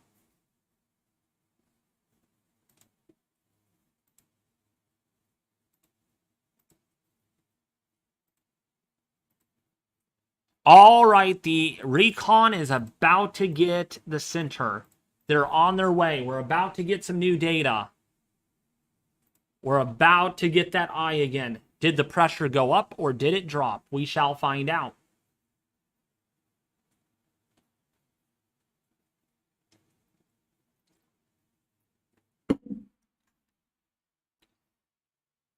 David, warning.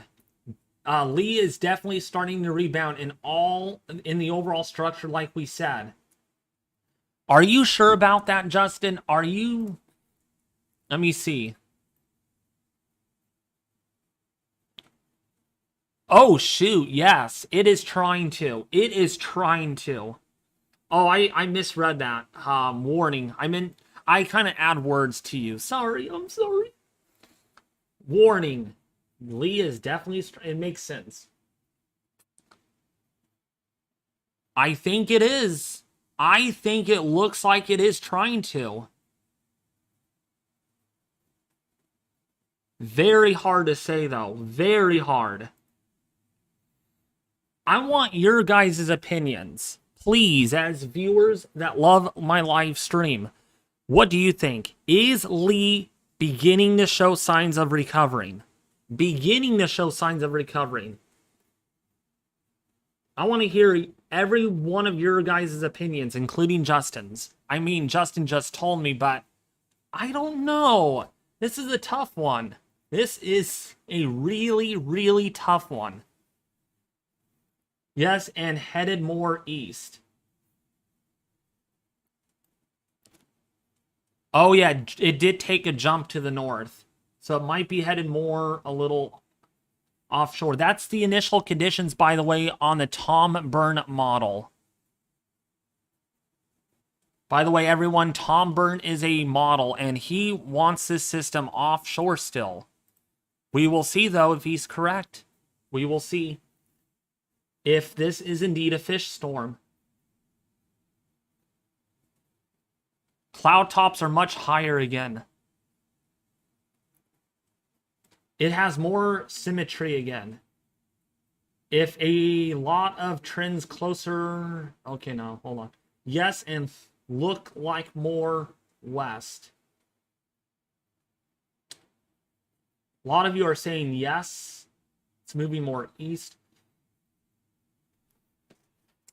But I was asking you all about the structure. Like, I don't know. It's really hard to tell. I mean, you could almost get an idea that there is some sort of an eye trying to appear, but it is absolutely cold. The eye itself, man, that's cold as heck. There's important to note, though, that the core is very unstable right now. So if an idle replacement cycle gets going, it's gonna be a struggle for re-intensification in the short term.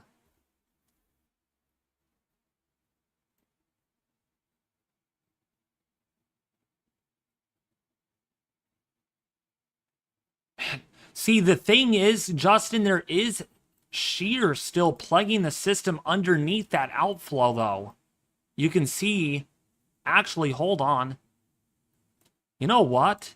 There is actually more westerly and northwesterly winds. So maybe that shear is backing off. I do not know. Can you look at this, Justin, for me? I'm going to play this through, and I want to see what you think. It's very hard to tell. I mean, you're getting these filaments that are curving in like this. In my personal opinion, it is a double-edged sword. It's trying, but it's not trying. Definitely still shear, but I'd bet it's decreasing. Probably. Let me see if they are in that system. Okay, they found 100 knot flight level winds. 100 knot flight level winds. All right, yeah, this might be strengthening, Justin. They found slightly stronger surface frequency microwave radiometer winds. This might be strengthening a little bit more, I'm afraid. Oh, shoot. All right, this could still be supportive of a Category 4 for sure. That drops on, my goodness, 1,400 feet above the surface, about 130 miles an hour, doing a lot of the extrapolate. Ooh, and even stronger than that. Wow, 925 millibar winds, 1,300 feet above the surface, 142 miles an hour.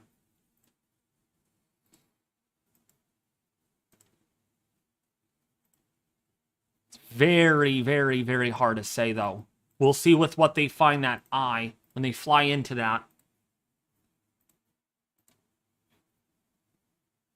And probably won't have any appreciable strengthening for now, but reorganizing looks to be happening. That's true.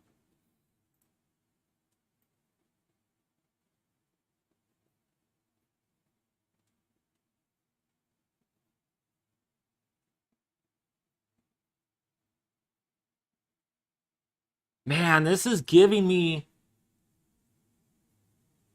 This is really, really... Man, anemic. One tells me it's organizing, one tells me it's not organizing.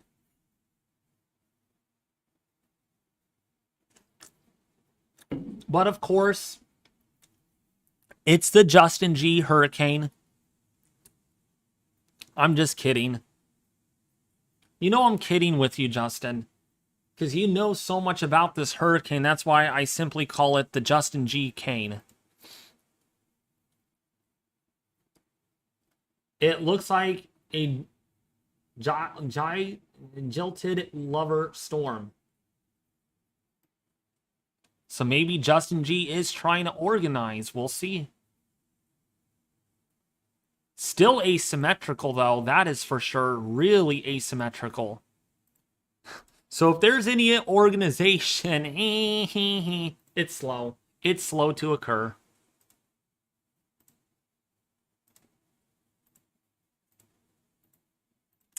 Oh, we need data. We need that recon in that eye, that center. Asymmetrical equals half storm. Pretty much. Alex Baller, thank you for the $5 donation. Hurricane Lee, as of 0Z, winds at 105 knots. Gusts, minimum central pressure, 958 millibars. Wait, did they update this?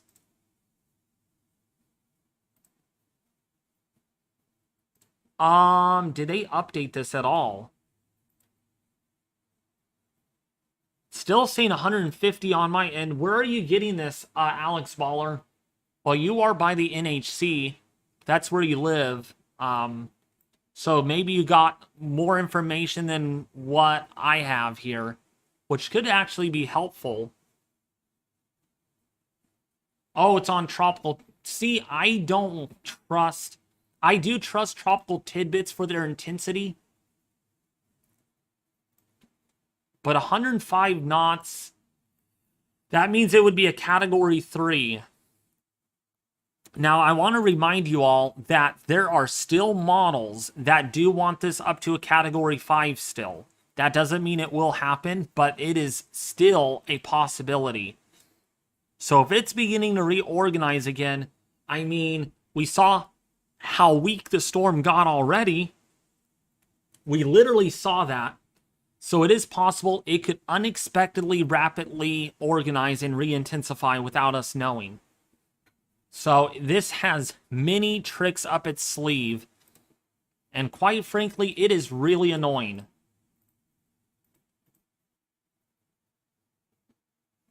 Nope, Justin G, it's still weakening. Pressure at 961 millibars. 961. It's not strengthening. So I don't know if you saw that, Justin G. The pressure has come up a little bit.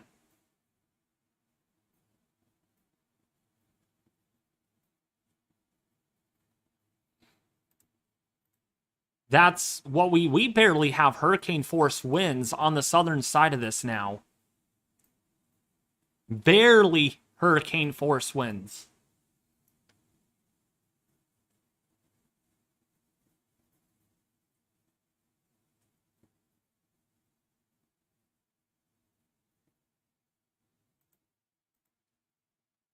All right, Justin. Well, since you're the hurricane, you're trying to reorganize, that is.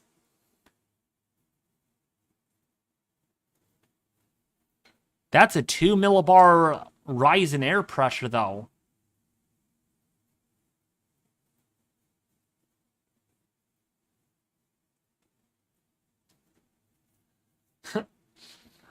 I'm just kidding with you. You know I'm joking with you, Justin. Oh!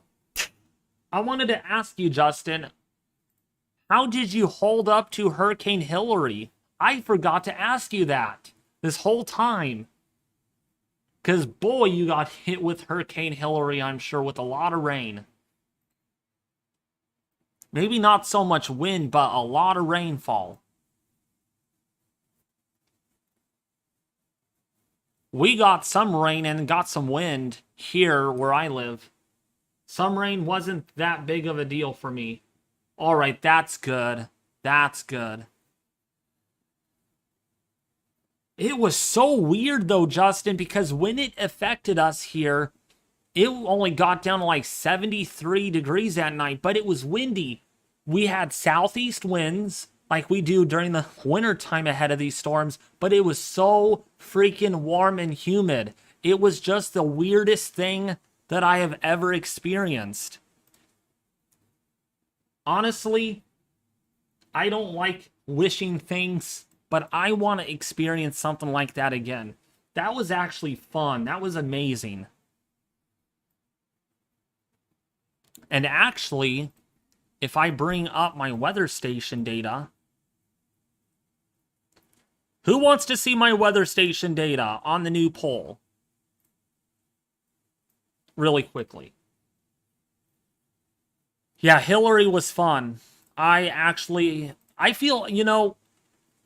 don't want to be weird about this, but I'm like, man, I wish Hillary could last a little longer. I love that rain. I like that summer rain. The air just smelled fresh. It was just eerie. And I felt so special because I'm like, man, I'm experiencing my first tropical storm in my entire life. And this was the data that I collected, by the way. Really quickly, I don't want to spend too much time on this, but this was our temperatures throughout the night, and our winds were up to like 26 miles an hour. Right here. It was just strangest weather event ever on my station.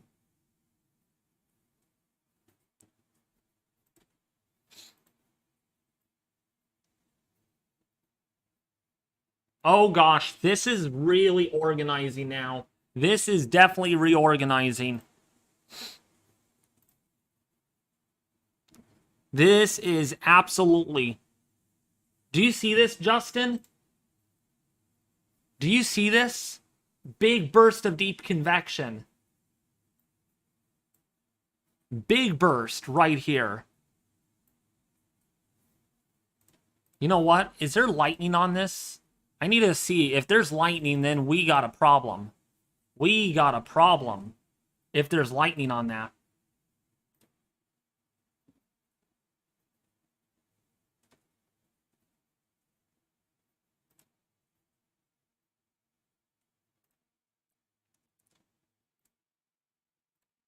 Oh, yeah. Oh, yeah, look at this, Justin. Look at this. Look at all the lightning on that. Up to almost 200 lightning strikes per 15 minutes. You could see it right here, too.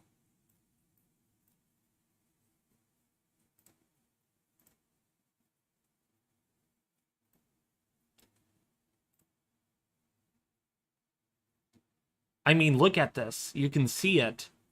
These little white dots, everybody, is actually lightning taking place within that core.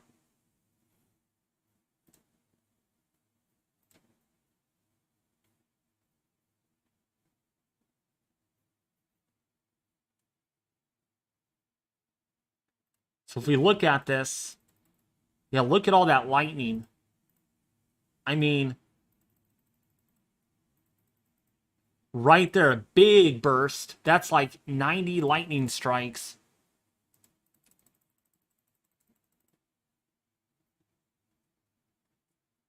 Hey, Carly, how are you doing? It's been forever. It's been like a long time.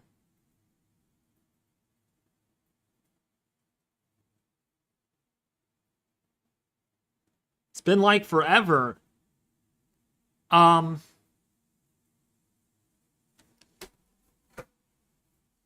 Since I last saw you on my stream. So we are definitely getting lightning on this. This is not ending. And there's a huge burst of deep convection. See if that wraps all the way around again and closes off. Maybe another eye wall trying to form.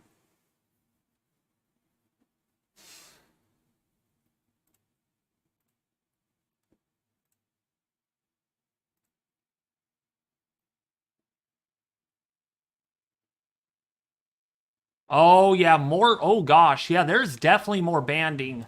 Definitely more banding futures increasing. Could we be witnessing Lee trying to fight off that shear?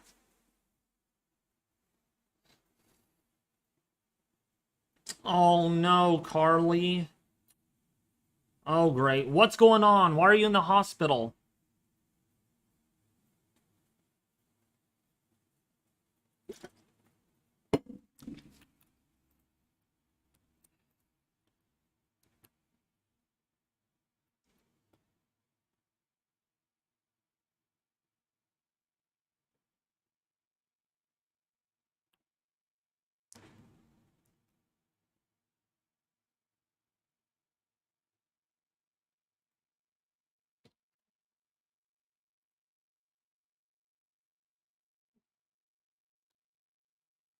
I hope everything's okay, Carly.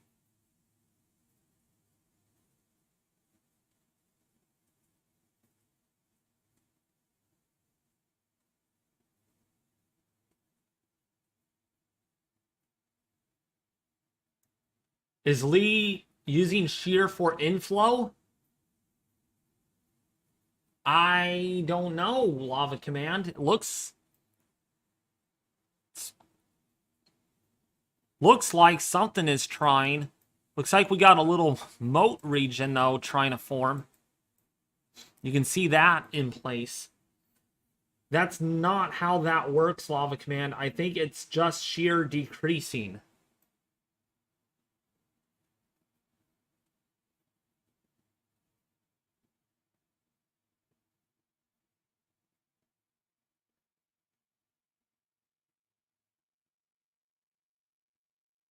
Definitely over here, though, there is shear that's very light. I can definitely tell you that right now. The shear really is light up here. A lot lighter than it was yesterday.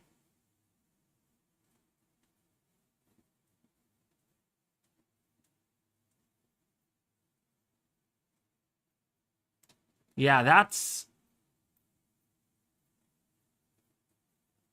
Man, this is really intense.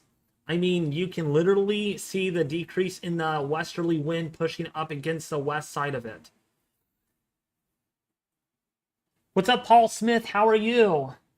I'd be back Tuesday when it passes by Bermuda to the west of it. Man, I wish you were able to join the live stream, Justin, so we can talk about this hurricane. But I'm glad you're in the chat at least, because it's been a while since we have last talked via voice chat. Because Fancy Hippie is not here.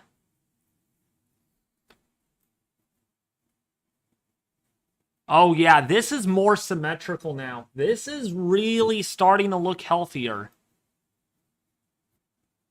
This is definitely starting to look healthier.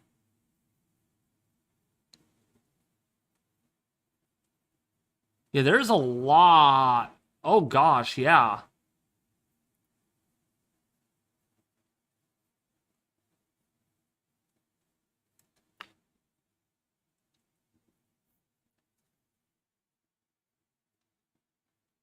I am not certified, but but am a mechanic. I know how some.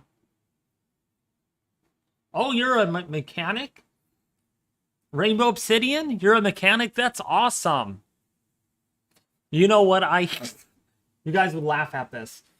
You know what I have been procrastinating over, and Rainbow Obsidian could probably guess. Rainbow Obsidian could probably guess what I'm procrastinating over when I'm driving. Because you're a mechanic, that is up my sleeve. Hey David, how west is it going to? How far west is it going to go? There's a lot of uncertainty, but we have a pretty good idea right now that it is not going to hit the eastern seaboard, but instead possibly clipping the northeast. Potentially. All right. I am procrastinating over my miles per gallon in my car that I drive. My goal is to keep it at least 26 miles to the gallon or higher. But every time I try doing that, either I hit every red light on my way to where I'm going, and I lose like a couple of, like 0.2 of a mile off the miles per gallon indicator. Mine's digital, so I'm able to see very easily.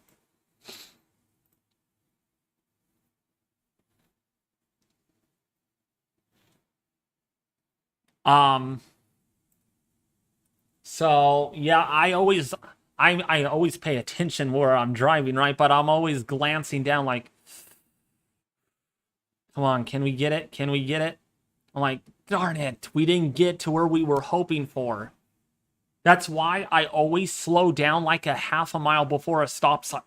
I will let the car, and I would do this too, folks, let people honk behind you.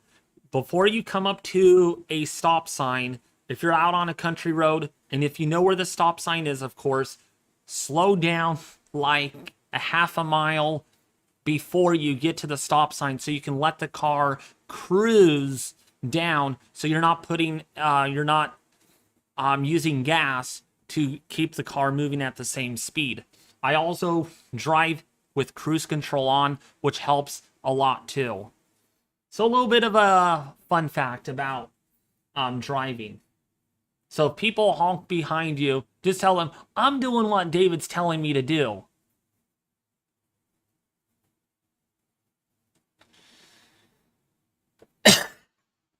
Yeah, that's why everyone should use official sources for life-saving need-to-know info. All right.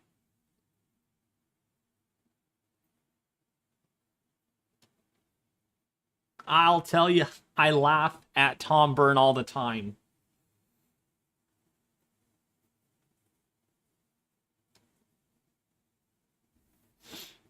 By the way, an odd question, not related to the weather. How many miles to the gallon do you get when you're driving?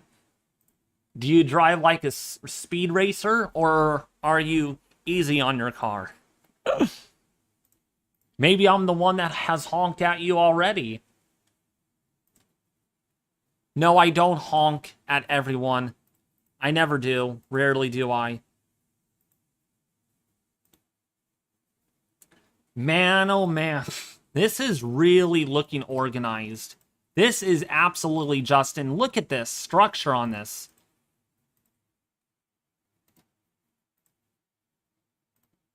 We have even a meso floater. We do not have a meso floater on it. Darn it.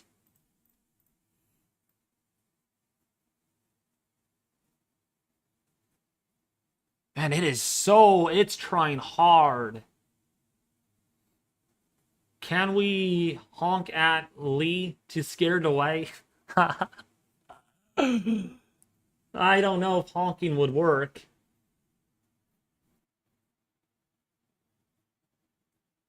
City driving eats gas. Highway driving is far better. And that's a good question to our mechanic here, Rainbow Obsidian. Why is driving... I know this is a dumb question, but why is it better to drive on a highway or freeway and you get better gas mileage versus, I mean, you would think stopping at a traffic light would use that much gas? Literally, it would use that much gas. And I was surprised when I saw the miles per gallon thing going down. I'm like, can this light turn already? Slowpoke light? There was one time I was at a traffic light. It was in the middle of the night because I was on my way home from work and the light was red for me and no one was coming. And it was red for like 3 minutes. I'm like, dude, change. There's no one coming. Where's everybody at? Like, there are no cars coming. Go. Turn green. And I was like, ugh. I almost want to complain to the city about it because, like, the lights turn red when there's literally no one coming, when there's no cross traffic. It's so stupid. Dan R. Taylor, thank you for becoming a Category 2 member. Again, anyone that's new, if you want to become a member, I promise you, we are going to get you some awesome perks. You guys are probably sitting there and like, where's the perks at? Where are the perks? I know they're coming. Just, it takes time. But the 2 perks that I could sure bet you on is some aerial footage of the weather and weather time lapses. We're going to do some time lapse photography of the weather in motion. How about that? David, check the 18Z GFS all the way for fun. I did already, and it's wanting a Alex Miller cane hitting Florida. It really does. Like, look at this. It wants Florida to be impacted by that. Which, again, let's not trust the GFS model many times. Because usually it's not 100%, it's never 100% correct that far out.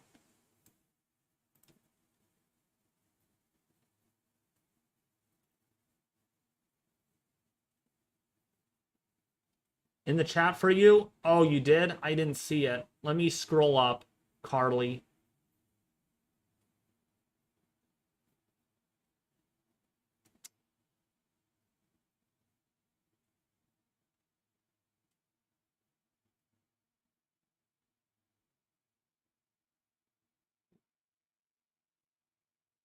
See what you said, Carly. I don't know if I caught it.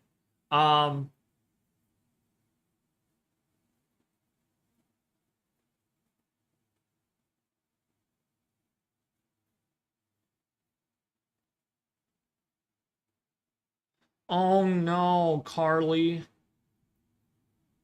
Oh my gosh. Oh, that is awful. Man, that is hard to hear. That is just hard to hear. Oh, I don't think I could... People saw it in chat, but like, wow, that is... So what you stated up here is that you have a disk. that has turned into a bone and is poking your nerves. And it hurts like mad and you're collapsing. All right, here we go. Here comes Fancy Hippie, finally. Hey, Fancy. Hey, what's going on?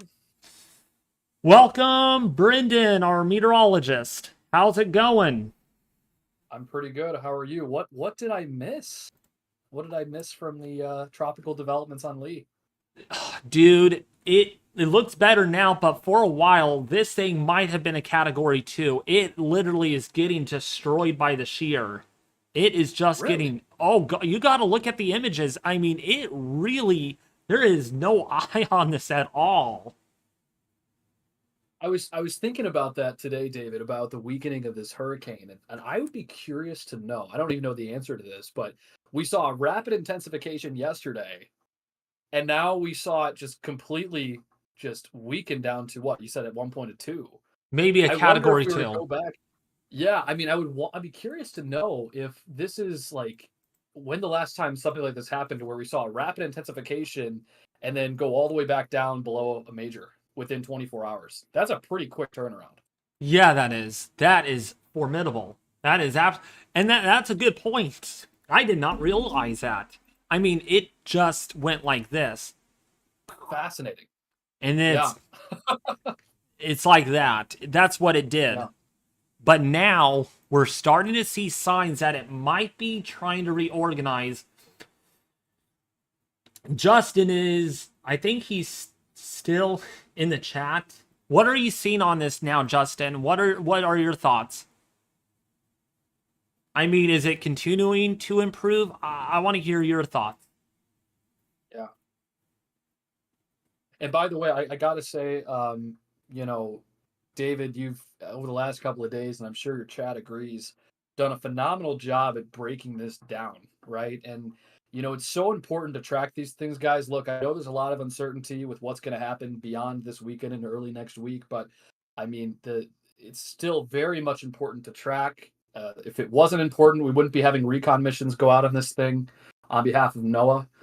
So I mean, there's still a lot of uncertainty going into next week on what happens with this thing, and it's incredibly important to track it to at least keep you guys informed on what's happening. It's not an immediate concern right now for those in the Northeast and New England, but we surely still have to keep an eye on it. It's incredibly important to do that and keep you guys informed. So, David, you've done a phenomenal job, my friend. I mean, you've really breaking it down for people to understand, and I mean, it shows. I think everybody could agree on that. And this is gonna go into next year. I mean, what you guys are seeing right now, the last 3 days, this is the third live stream, is what this carries over into next year. We provide recon data. The only thing that I'm really upset about is the tail Doppler missions, where you could actually see the internal structure. Yeah. And I know No, there's a YouTuber out there, I'm not going to mention their name, that actually has access to it. And I asked him on Discord, like, where did you find this at? Because when I go to the tail Doppler mission website, it hasn't even updated. And he was saying that they put it on private. I'm like, then why are you able to view it? And then he was like, well, it's a company guarded traded secret. I'm like, so you cannot share the link with me at all. And he just blocked me and everything. I'm like, that's so uncalled for. I mean, why are you using it if it's not public domain anymore? yeah, and I got to say, by the way, guys, if you're wondering why this is important, the reconnaissance missions that we're seeing, it's because this data essentially provides more than what we get from our buoys, right? The buoys can only collect certain data like temperature, wind speed at the surface, but what this does is these planes that fly through it and do a cross section collect more data, pressure change, temperature change with height, and then once they collect that, they then feed it right back into the models. And the goal of that is to get more up to date data from the center and areas around the hurricane to be fed back into the models and for them to either correct or stay the course that they're on in terms of its strengthening or weakening. So these reconnaissance missions, guys, are really critical to model output, and so that's why they do them. We can't just rely on buoys. We can't just rely on cargo ships. We need this to provide much more details beyond just the surface, from say 1,000 millibars up to say 700.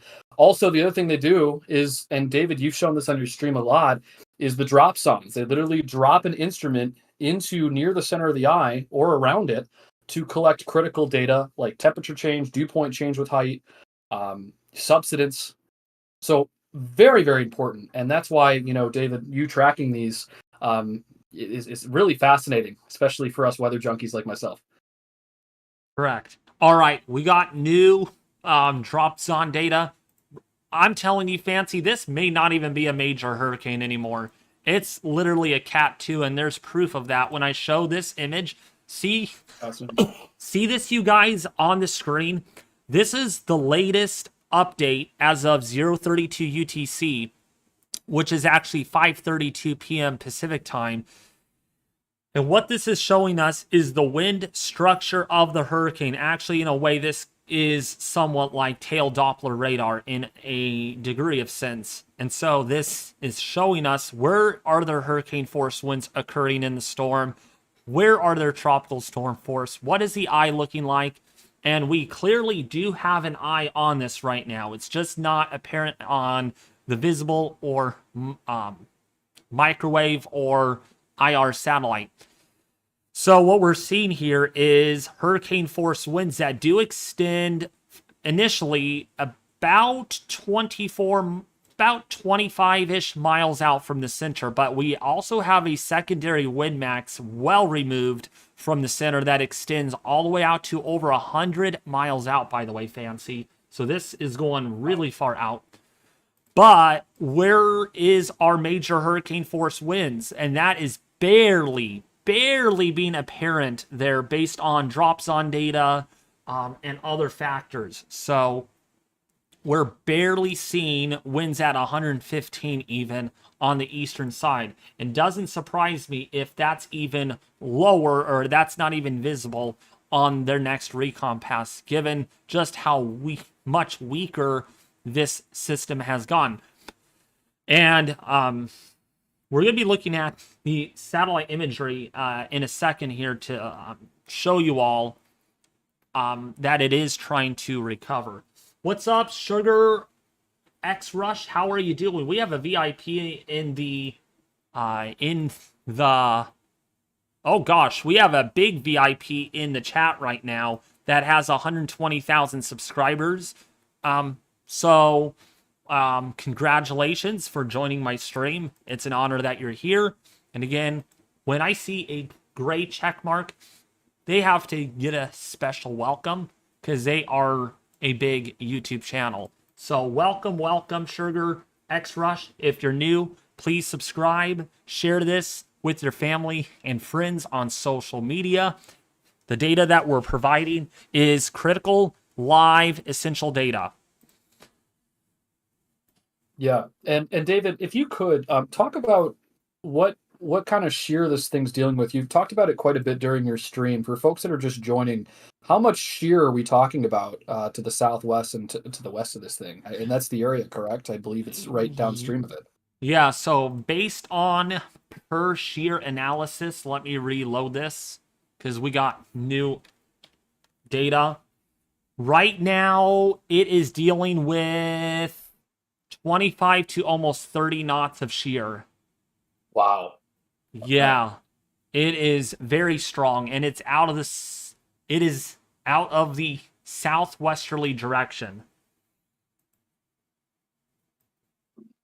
Well, there you go, folks. I mean, that's and going back to yesterday, I don't remember there being that much shear, right? I mean, we were starting to see it, but when we saw it at a Cat 5 with your stream last night, I mean, how much shear was present then? I was seeing did I don't know if I ever mentioned it. No, it was in a call last night with me, Fire Ant, and John in the Discord call that there is shear up here to the northwest of the system. These cloud filaments. And see this, you can see this, Fancy Hippie, see these the cloud filaments going underneath the cirrus outflow, Yep. that's the shear. That's what we're seeing. So Right. just because we have good outflow in the barotropic layer, which is at about 150 millibars above the surface, but there is shear that is undercutting that outflow, and that's what's causing the system to do with what it's doing right now. We are beginning to see a huge expansion, though, with that cloud field. Yep. Absolutely. All right, so someone could confirm with what I just was saying that it's a Cat 2. It is possible based on the data that I have here, this new Recon data, and it just updated again.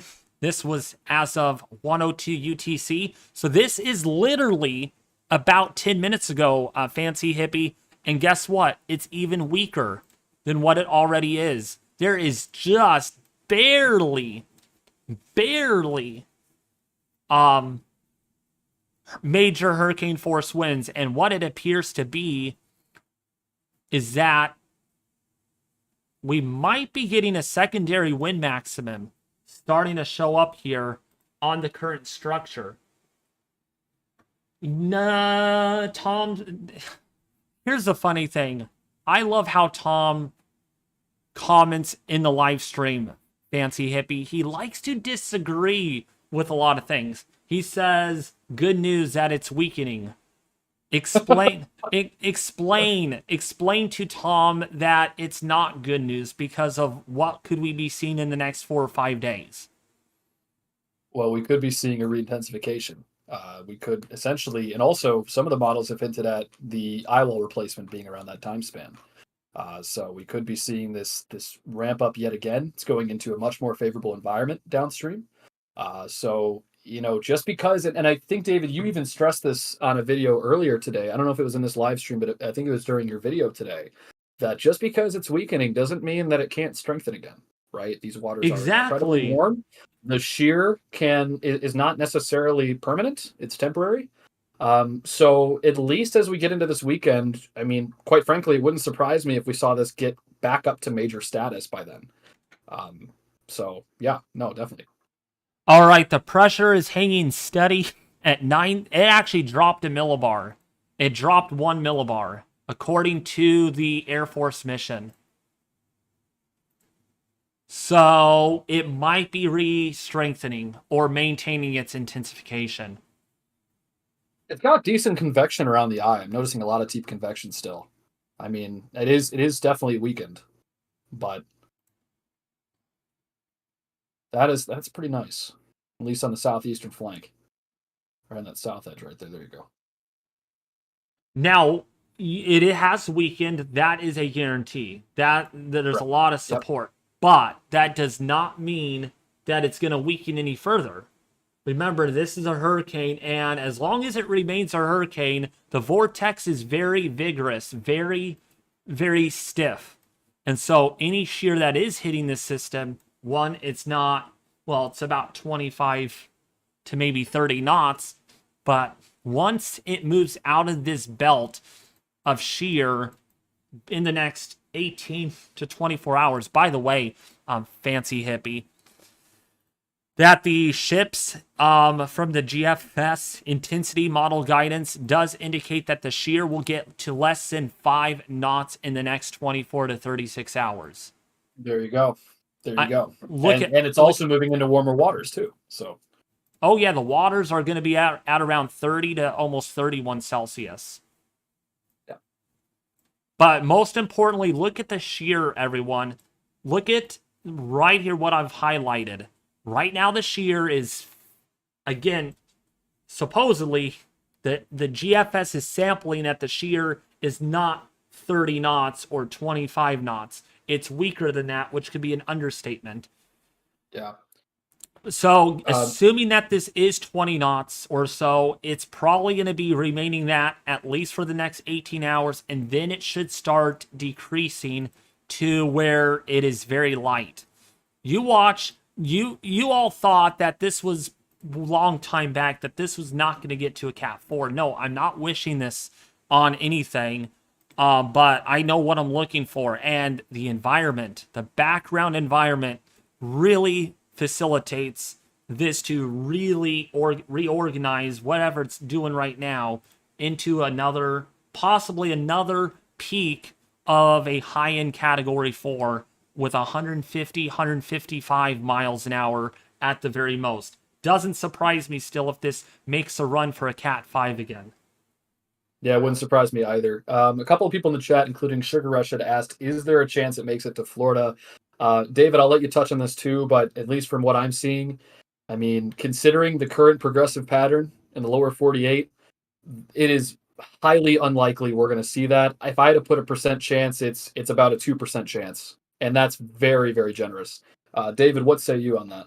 All right, so for people that are just tuning in, so what we're seeing here is players on the field. It's like a football game. Think about that in a certain degree, that we have players on the field. We have this trough that is up in the northern Great Lakes in 54 hours. All right, this is, by the way, the GFS, the Global Forecasting System. We have the extension to that trough down here in the lower 48 in the deep south near Florida, where Sugar Rush is from. So going forward out to day 5, now this is very complicated, and Fancy Hippie, you could probably discuss this a little bit more in detail.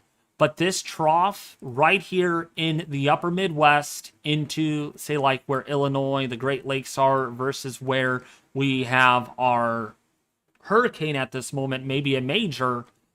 If it is not a major now, it will become a major soon again, I believe. It's all about the timing. If this is too far west and this trough is too far north, that could impact on where it goes. It's not going to hit Florida. There is no chance about it. Okay, the background flow with these westerlies like this in the mid and upper levels do not allow a hurricane just to drift north like that, or drift westward, what we call a western drive of a storm. This is not going to get into the Gulf. There's just no way about it. The pattern does not allow that. And if you think about this, hurricanes like the least amount of resistance in the atmosphere. So think about, how could I word this?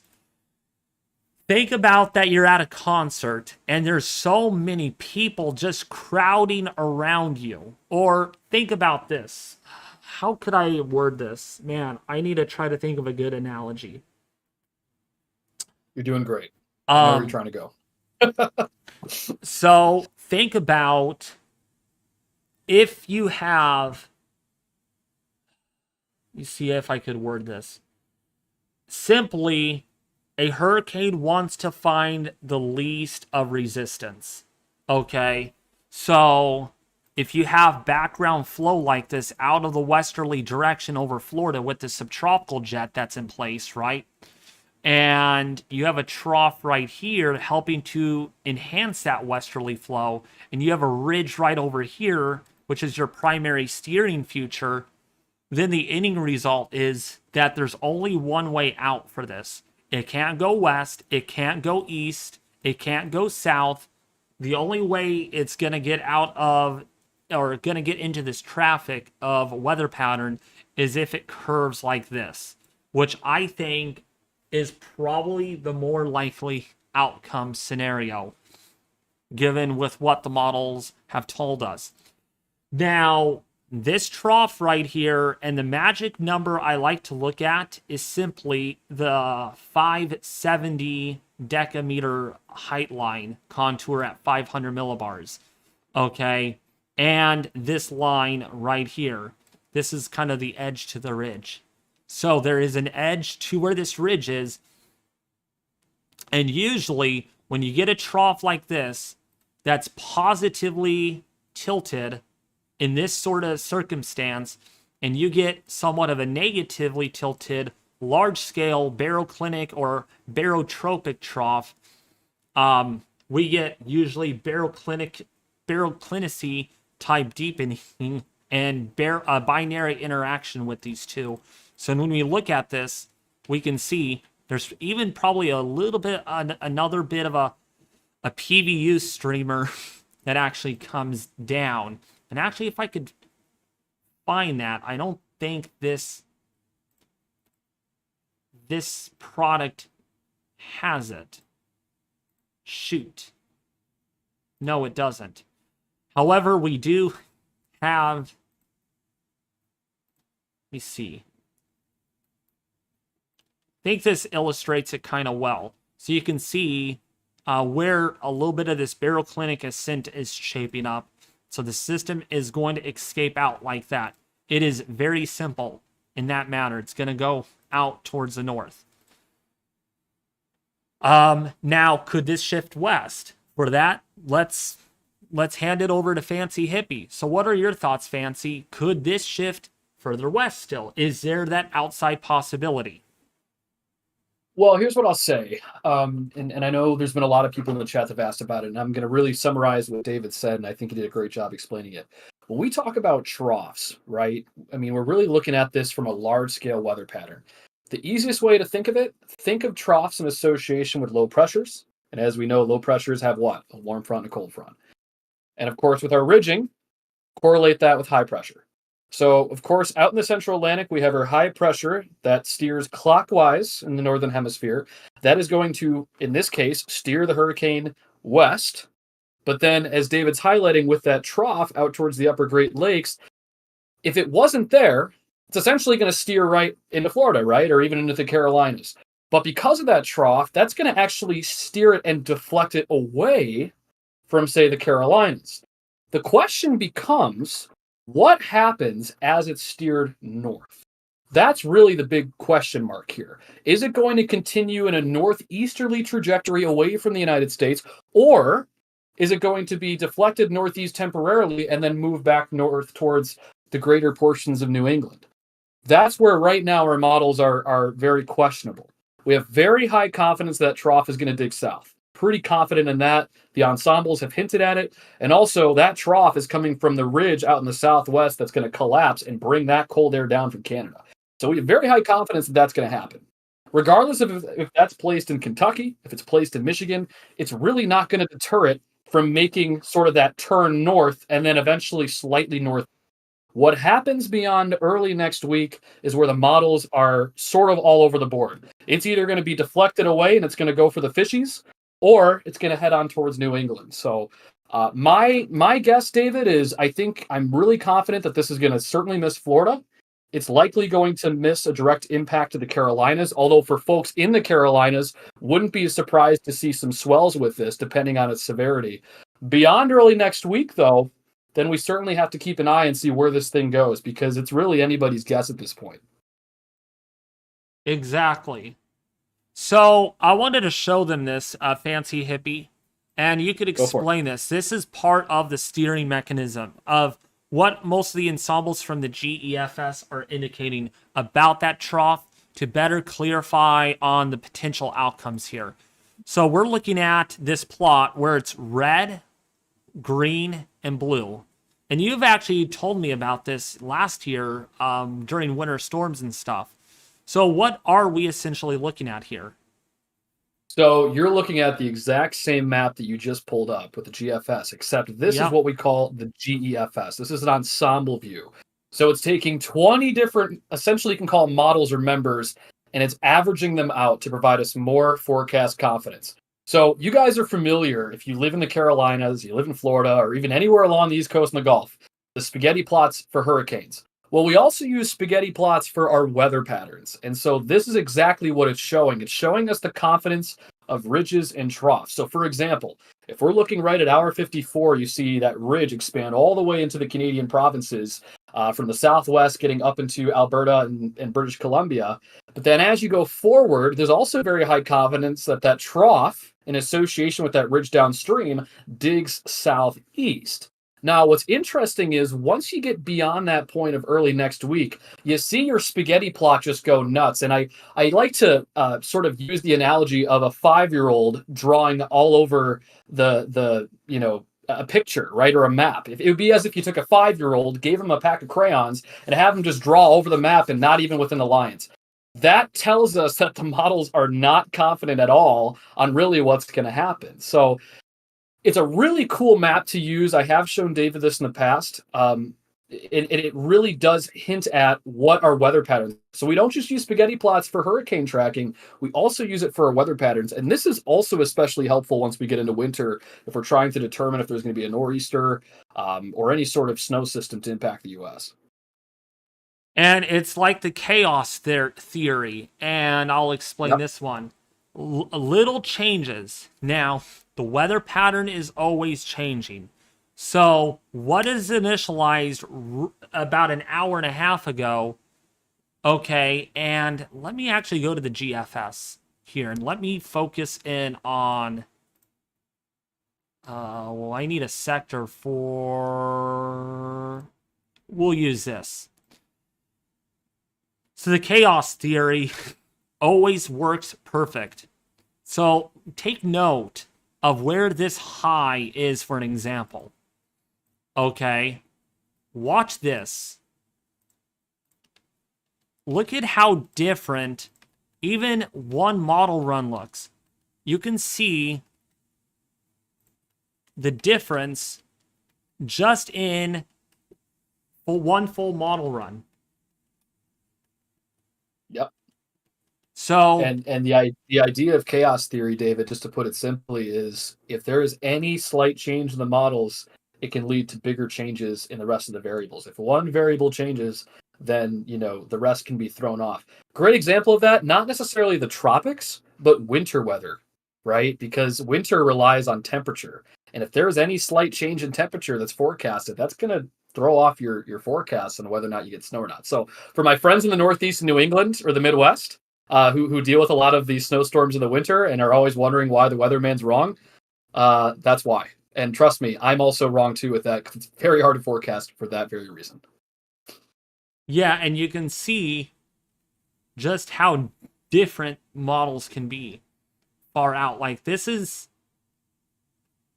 I mean, look at this fancy hippie. There's our tropical system. This is on September the 1st on this model run, and you can tell how the system just moves all over the place. And then it gets more consistent. So the further out you go in time, the models are not going to be as reliable because of that chaos theory. Little changes initially lead to big changes in the future. Exactly. Yep. Well said. That's why you hear meteorologists, including my own meteorologist that I watch sometimes on YouTube. His name is Mark Finan, and he uses the term fantasy land on the GFS. Once you get beyond about 5 or 6 days out, you're in mid-range, and once you get beyond about 180 hours out, welcome to fantasy land. Even 10 days out could even be fantasy land on the extreme case. And the reason why is because these models, beyond a certain point, David, they make a lot of assumptions on things that don't quite exist yet, like low pressures, frost, ridges, high pressure. Mm-hmm. And for one thing, and here's an inside secret about the GFS, it's a hydrostatic, if I'm correct, it's a hydrostatic model. And the Euro is a non-hydrostatic model. So actually explain to my viewers, what is hydrostatic and non-hydrostatic? Oh gosh, I mean, we could. it would require me to talk more about the the governing equations of meteorology. So I will spare that. But just know that because our models are sort of derived from these governing equations, like the ideal gas law, just I'm trying to think of others ones, some of our Eulerian equations. I listen, I'm not trying to go too deep into it. I don't want to melt anybody's brain here, but just know that these models that we have, they do present their own biases, and they're meant to do that. We do that on purpose so that way we can get different output in order to understand sort of different viewpoints of a system. So hydrostatic, non-hydrostatic is just a methodology used by some of these models to account for certain variables and not others. And the other model that doesn't use what the GFS is using, in this case, the non-hydrostatic, they're compensating for other variables that the GFS doesn't account for. So it's meant to do that on purpose so we can get different outputs and get different perspectives on what could be with some of these systems. Very well said. And here's one thing, Fancy Hippie, and this is coming from the Euro on their forecast. And again, you know how generous the Euro could actually be. It's forecasting a 911 millibar system in about 5 days from now. Yeah. And it's interesting because, David, if I remember correctly, before we had the reconnaissance mission, that it was actually the GFS that was more bullish, and the Euro was a little bit more conservative. Mm-hmm. So that's interesting, and again, it goes back, I would argue, to the hydrostatic versus non-hydrostatic relationship. Which, guys, I mean, for the viewers in here, if you want to dive deeper into that, I think we could on another stream, because it would probably take me a good 20-30 minutes to explain it. It's a lot of math involved. But just know that it certainly does play a role in what solution is put out by some of these models. So very, And very interesting thing, and it's really is a fundamental part of meteorology. For those of you that want to go into meteorology, one of the first things you're going to learn is hydrostatic versus non-hydrostatic, and what that all means. Hydrostatic balance. yeah. All right, so we got our latest recon mission in, and the pressure 966 millibars, up from 958 an hour, a little over an hour ago.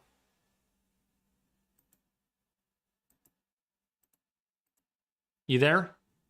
Yeah, I'm here. The pressure has gone up quickly. Wow. 8 millibars in the last hour. Yeah, 8 millibars. So that means we have a weakening. Man, there might even be 3 bands of maximum winds with this. This is interesting. Right here. That's from 112 UTC. So roughly about 15 minutes ago. Yeah. And by the way, saw a couple of folks ask, just generally speaking, with the hydrostatic, essentially what the idea behind that is. Think about it this way: it's really just the idea that the atmosphere wants to be in hydrostatic balance. It wants to be in equilibrium with gravity and pressure gradient force. And when our pressure gradient force is greater, the atmosphere will try to get back to stability, and it does that in the form of producing these just unbelievable systems, like what we see with hurricanes, with severe weather. We see supercells. Just remember that when we see these storms of large magnitude and small magnitude and spatial scale, it's really because we're trying to get back to equilibrium, and the atmosphere is really trying to balance itself out. So that is just the general broad idea of it. A lot more math involved, but David, I wanted to make sure I got to that question in detail. Wow, Fancy Hippie. This is going to really weaken more tonight. Possibly up to 980 millibars by tomorrow morning.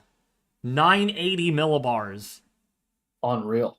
And then it's expected to re-strengthen again right after that. Just incredible. I mean, this is possibly down to possibly down to 910 millibars. This is truly a roller coaster ride for any forecaster. I mean, you go from Cat 5 to below a major and then back to a major again. I mean, this has got to be one of the most bipolar hurricanes that I've ever seen. It's really a hell of a roller coaster ride to watch this thing. It's freaking ridiculous by all man. I mean, stupid. It really is. Stupid hurricane. Make up your mind, Lee. Well, thankfully, as we've said many times throughout the stream and what you've said, David, thankfully it's not making any direct landfall. Because what we saw last night with this thing, I mean, gosh, you've said this yourself. Seeing a landfall with that type of magnitude would be just complete devastation. So thankfully we didn't see that. No.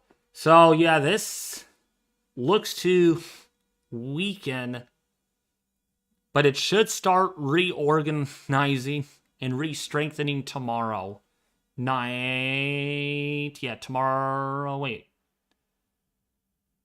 Yeah. Wait. Yeah, tomorrow night. Tomorrow afternoon. Yeah, tomorrow. Yep, tomorrow night. Yep. I love how Tom Burns says fish storm, fish storm, fish storm. That's all he wants. And I'm not wishing hurt or harm on anyone, but like, we don't know. We don't know, Tom. I mean, well, they are affecting a lot of fishies right now. I don't know the ecosystem of the Atlantic, but it is, we got to look out for the fishies too. Really yes. All right, we got the latest output on Lee on the intensity guidance. They want this all the way down to as low as a category 1 and then back up to a category 4, maybe even a category 5.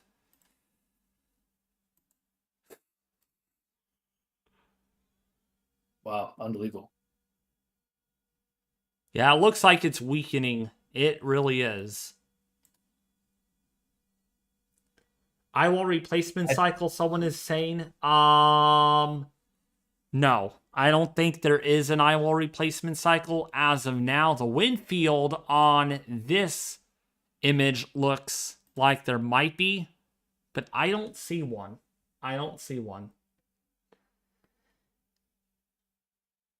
Yeah, by the way, guys, if you think... Oh, go ahead, David. I'm sorry. Oh, someone was saying the shear is 20 knots or more from the west. Oh, it's starting over, C. McLeod said. Says, I think the hurricane is starting over. Funny. I gotta ask the chat though, David. I think we should take a moment. For those folks in the chat that think this is just going to be a fish storm, I want to see the fish emojis. You have 30 seconds. 30 Anybody seconds. here that thinks it's just going to be a fish storm? No landfall at all. Then type your fishies in the chat. I want to see the fishies. It's going to pull the audience, pull the room. Interact with them. Interact. Yeah. No fishies so far. Uh-oh, there they come. There's Tom. Of course. There he goes. No surprise. Uh-oh, there they come out. Yeah, there comes the fishies. It's going to hit the east, Dark Code said. We'll see. Very far out still, guys. If anything, I think our attention needs to be on the Northeast New England going into next week, but still very, very far out. We're talking about middle to late next week that we should keep our eyes on. Yeah. And I even thought about doing this earlier in the stream. Man, only if I could have everybody in a Discord call have like 100 different people and they could render and they could be a model. I know for sure Tom is one of the, I don't know if you call it biased, but he is that confident that it's not going to hit anyone, which I am really surprised he has made that prediction for the last 5 or 6 days. I mean, he's seen something maybe I'm not seeing. Well, David, that would be a very chaotic Discord call that I wouldn't want to be a part of. There'd be a lot of people yelling at once for fishies, and then it's not going to be hitting the fishies. Oh my gosh. I would go insane. And I'm sure you would too, David. You'd probably leave the call at some point. Yeah. So only a few people are saying fishies. Fishy okay. storm. Okay. So a lot of most of you are saying that this could. You're thinking more of a landfall here with this thing, which is not that crazy of a thought. Of course, we don't want that. That would be the worst case scenario. Mm-hmm. But yeah, David, I'm just seeing the GFS what you were showing the 6 hour. That I would not want to see that. That I is would a really not want to see huge, that is a big old fat system. I mean, that. that That is is. big. That's like a nor'easter. Actually, that looks so much like a nor'easter. Yeah. No snow though, guys. Don't worry. I promise. It's too early for that. We won't. We're not seeing a snowstorm from that thing.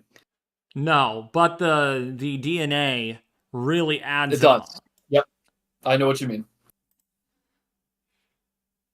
I like when storms actually do that, when they transition into that and they're still like a category. I don't like this, but like I like when they transition like that at a very high intensity to seeing the transition. Right. Maybe I won't be surprised if the 0Z comes out and these all miss land. It's like Tom manipulated with the numerical models. As long as Tom sends it out to the fishies, then that's all that matters. We don't want any landfalls. We don't want any of that. No, The less amount of people affected, the better. exactly. Lee closed. What do you mean by Lee closed, Tom? Some of you guys saying fish lives matter. They do. I agree. I agree. We gotta look out for the fish too. And by the way, who in the chat eats fish here? I'm sure a lot of you eat fish. I had fish. I ate squid when I was younger. I remember my dad telling me that it was calamari, and calamari meant squid. Yeah, by the way, David, I was also lied to as a kid. My parents had me try it. Didn't even know I was eating calamari. I had it. I've loved it ever since. Yeah. Fantastic. Um, by the way, David, want to take a moment. There's been a couple of people commenting in the chat about this. Oh, before I do that, sushi. Oh gosh, I can't. David, do you like sushi? Do you eat sushi? I have not had sushi. I don't think so. I had fish. Would you? Okay. I had shrimp. I love shrimp. It's good. Shrimp is fantastic. You know what, David? I think here's a suggestion. I think when you reach 20,000 subscribers, you should do a weather live stream where you try sushi for the first time. I think that should be your 20K milestone. You eat 20K, you're eating sushi. Chat, what do you think? I say hell yes to that. David, would you try sushi at 20K subs? What about at 50,000? That would be the ultimate milestone. I said, there's a lot. Yes, no. What's it gonna be, guys? I think, yeah, I think you might like it, David. No, not California rolls. Those don't count. No, it's got to be the real thing. It's got to be sushi. David, you said 50K? Hell no, 20. Someone said 25,000. Nah, 20. Eat 200,000 pieces of sushi. He's not going to do that. Fine, I'll do 20,000 subscribers to try out sushi. Yes. Right now I'm at 14,000, so we have 6,774 subs. Yep. So. All right, cool. You heard it here first, guys. I will definitely be there for that stream. Yeah. Also, so getting back to the tropics for a second, I mean, we've spent a lot of time talking about Hurricane Lee.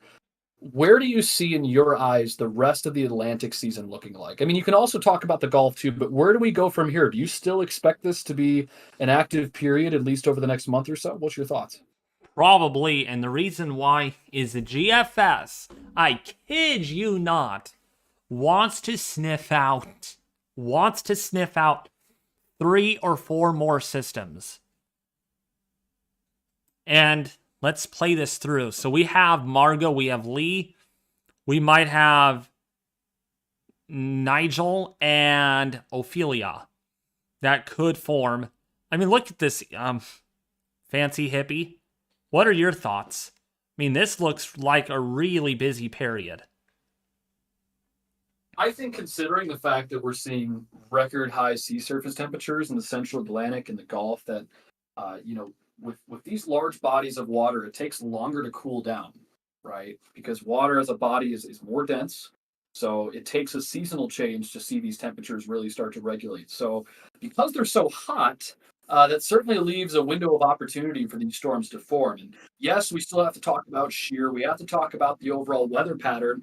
But just the grounds that we have very warm sea surface temperatures is enough for me to conclude that that window of opportunity is extended late into the season. So a lot of folks have talked about we're in peak season, and I think the misconception is that things are going to start to die down. I would agree with you, David. I think there's still going to be plenty of opportunity for some of these storms to ignite. And we do have Margot that we have to look at as well, although that's expected to be more of a fishy storm. It still speaks to the fact that the Atlantic is really starting to reinvigorate itself, and we can't count out the Gulf. I know it's been pretty quiet for the most part, with the exception of Adalia. But I mean, that's also a very prone area if we can get the right ingredients to really ignite some of that convection.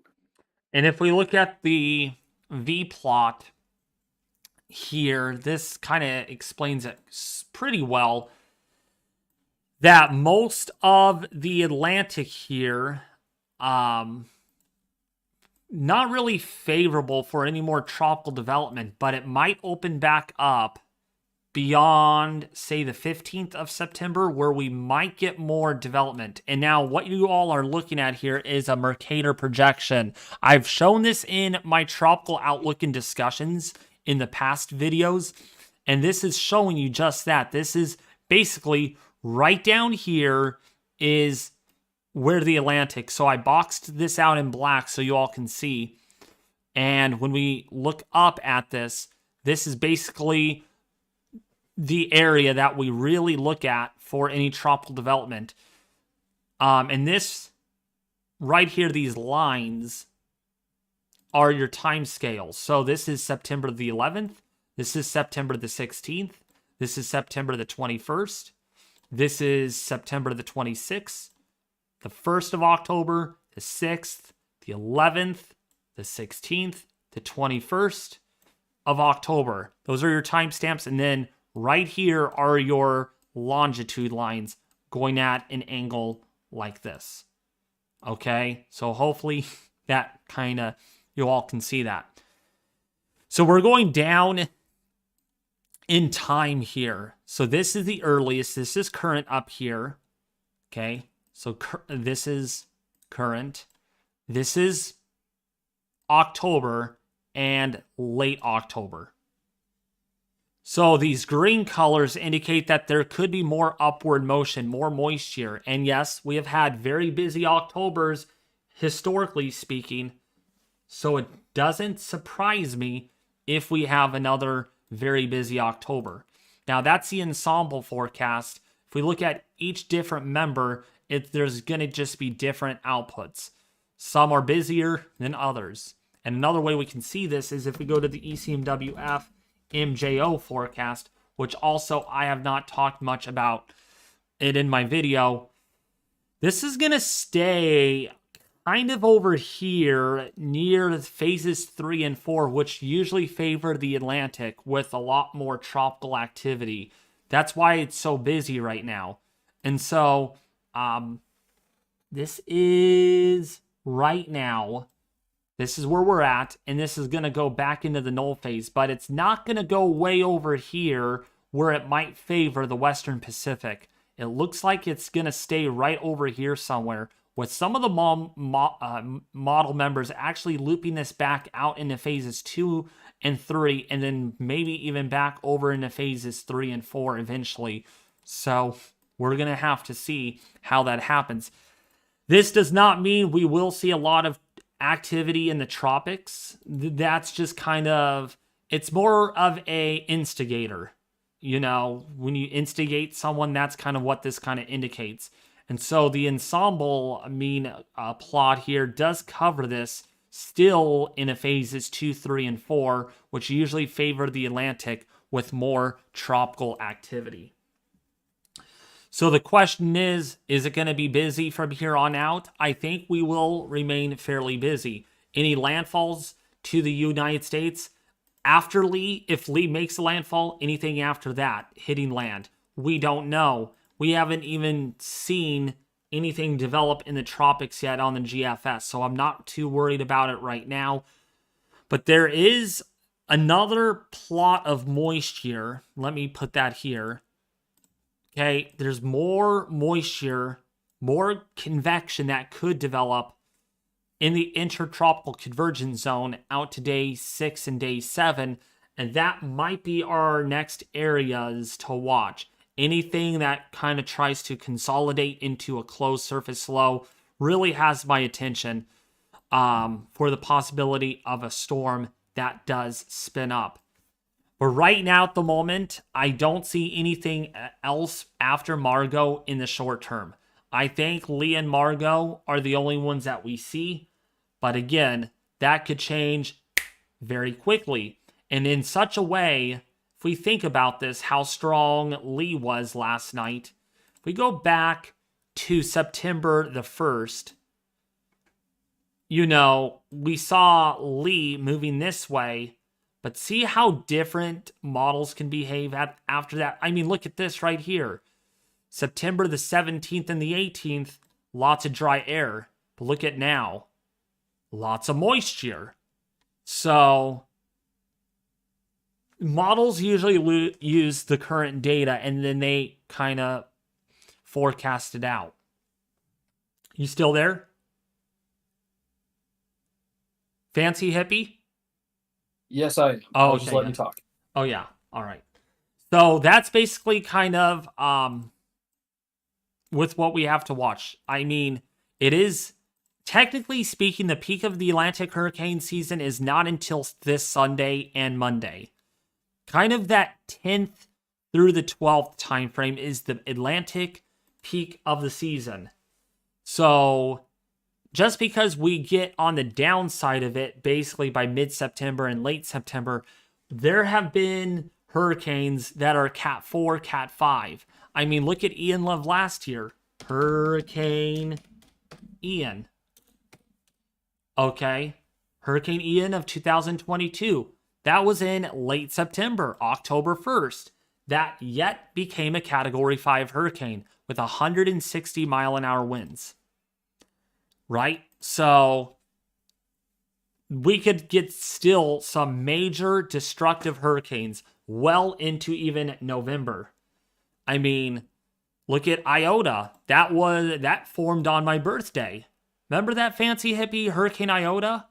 I do. Yep. That was in late to mid-November or early to mid-November.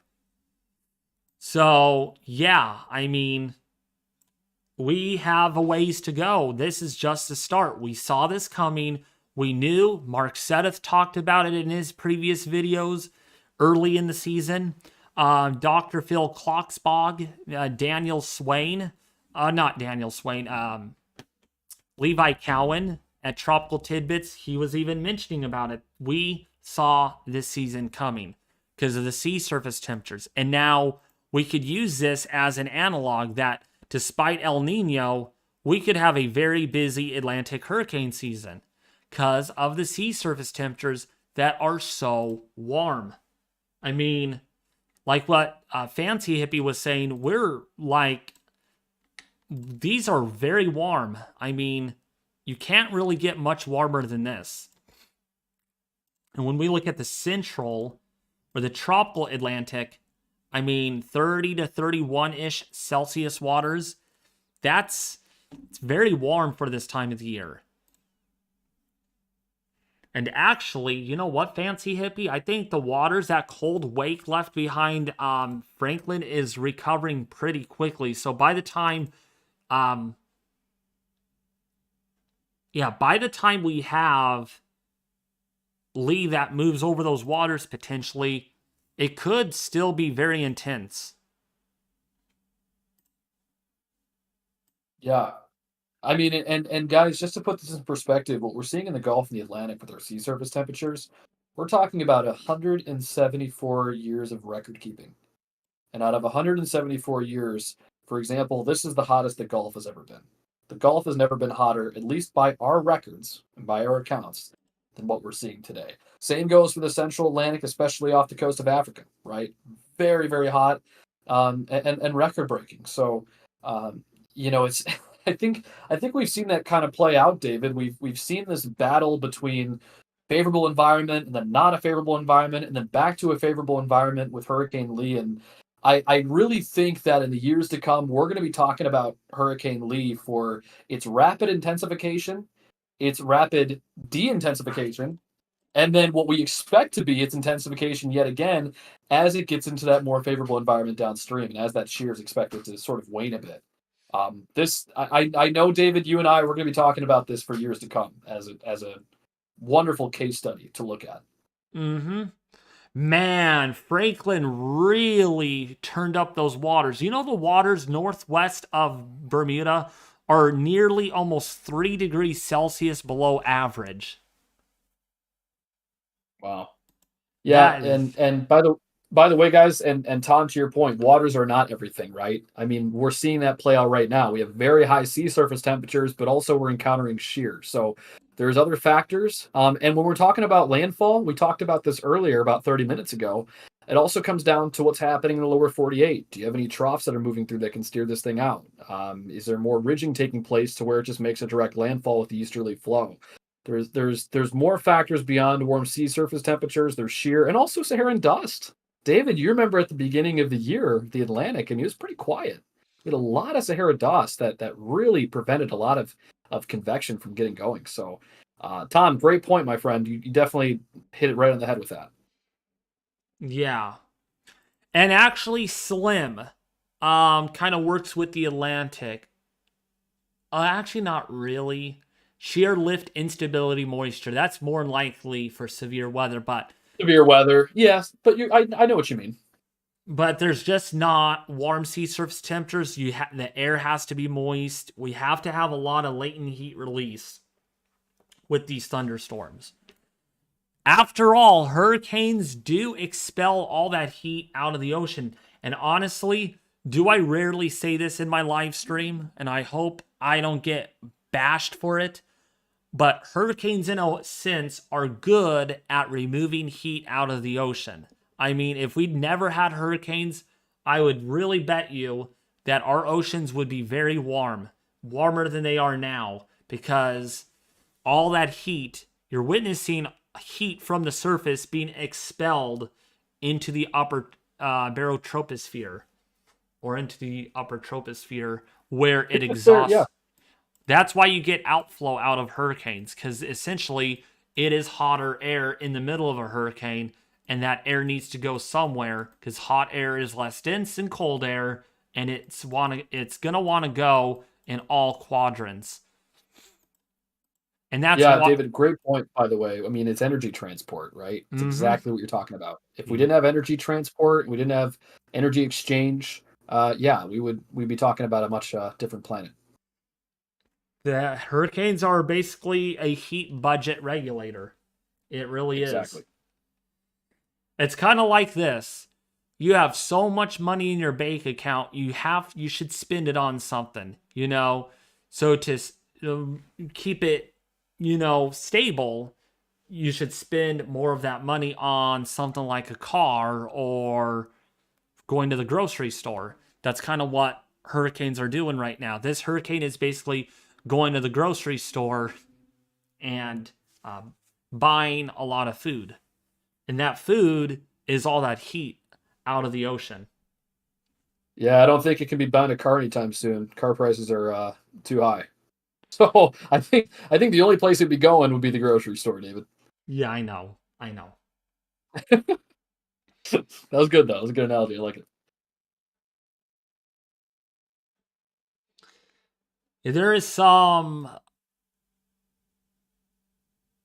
Oh, shoot, fancy hippie. I think we're seeing a eye wall forming again on this. I think so too. Yeah, Dude, look I at would agree that. with that. Look at that. Look at that archy So band.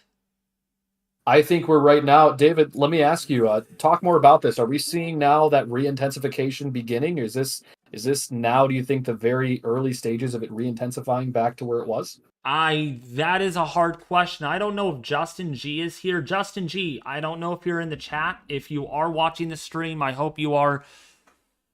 I don't know if we are seeing an eye wall, if that's what I think it is or not, but It's trying. it's a curved It's trying, Dave.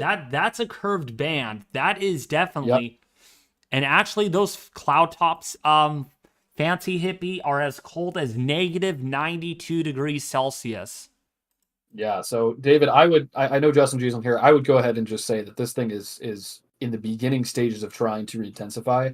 I don't know if we're going to see a rapid intensification tonight because it is still battling quite a bit of shear. But it is certainly trying to get its act together yet again, and we're seeing it play out live. Man, these cloud tops, look how cold these are. Yeah. Oh my Negative gosh. negative 126 degrees Fahrenheit. Yep. Wow. Whoa. And we're seeing a lot of banding starting to really get going on the western side. Shoot. The banding's really impressive, David. I mean, you really do have some deep convection around the eye here, or I should say, what we think is likely the eye trying to be reformed. And this this really has been a roller coaster ride to watch. It really has. Let me see if there's a new update on the microwave. We need a new update. Oh, did we? I think we did. Shoot, no we didn't.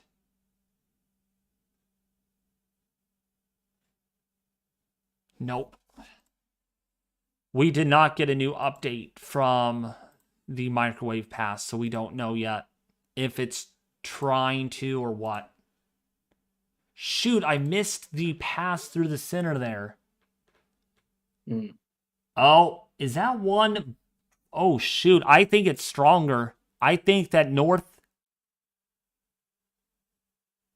northwestern side is stronger. Yep. Oh, crap. Fancy hippie. Oh, my gosh. You would not believe what the plane found. You would not believe it. Tell me. Let's hear it. Okay, for one thing, the pressure is 960 millibars, so the pressure hasn't dropped anymore. But also, the plane has found surface frequency microwave radiometer winds, get this, 155 miles an hour. Wow. And it was barely... Oh, wow. No, it's even stronger, fancy hippie. 183 miles an hour. Unreal. 183. These are gusts, correct? We're talking about. I don't know. Okay. It's 10-second surface wind. Okay. Even I would be willing to guess that's probably it's more than likely not sustained. It's going to be probably a gust because it's a 10-second interval. So I think that's at the time of which it's measured. That's what they got. But if you look though, so look at that peak 10-second flight level winds at 122. So it's more than likely sustained, likely around that threshold of like what 120 to 130. Ish. It's stronger than earlier. That's the important thing because their outbound pass going out, that wind was only at about 115, 116 miles an hour. So so it's one of two things. I'll have to look into that, David, but it's either a gust or it might be a little bit of an inflated reading because it's got to be something less than that in that case. I would reference, so if we go back or somewhat close to that, you did have a measurement of the flight level winds for about a 10-second interval being, what was it, 122. Well, that makes a little bit more sense. But certainly, look at 124. Yeah. I think it's probably around the 120 mark if we're talking about like sustained or even some of those gusts higher. Okay. That's what I think it is, probably 120. Wow, that Yeah, was but very, still, I very. mean, that's interesting. And that's why, I mean, guys, these observations are really important, because it's not just being fed into the models, but also for us, we can really get a good glimpse of the cross section of this system and its behavior. And right now we're still seeing it maintain this hurricane status based on the measurements. Um, yeah, I'm just looking through what you're looking at, David. I know I'm a little bit behind, about 5 second delay, but yeah, I would probably say that this is more than likely about in the 120s, guys. I think that it's either a bad reading or it's just a gust. Yeah, Man, that was nah, sustained, that's probably not. huge. That is big though. And I think you know what, fancy hippie, that occurred where that big burst of deep convection occurred. Oh, and you know what? That could be it too. It might have just given a. Oh yeah, now look at that convection, David. You know what? That's wonderful. I think we have an eye forming again.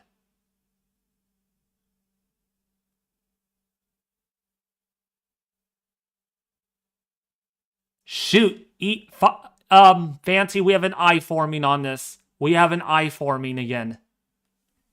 Yeah, I think I would agree with that, David. It's starting. You can see it. You can see the eye right here starting to cool down a little bit or warm up. Just a little bit, just a little bit. But it's right here. It's right here. Look, oh my Very, god. very faint, but here it comes. Yeah, it's trying. It's trying.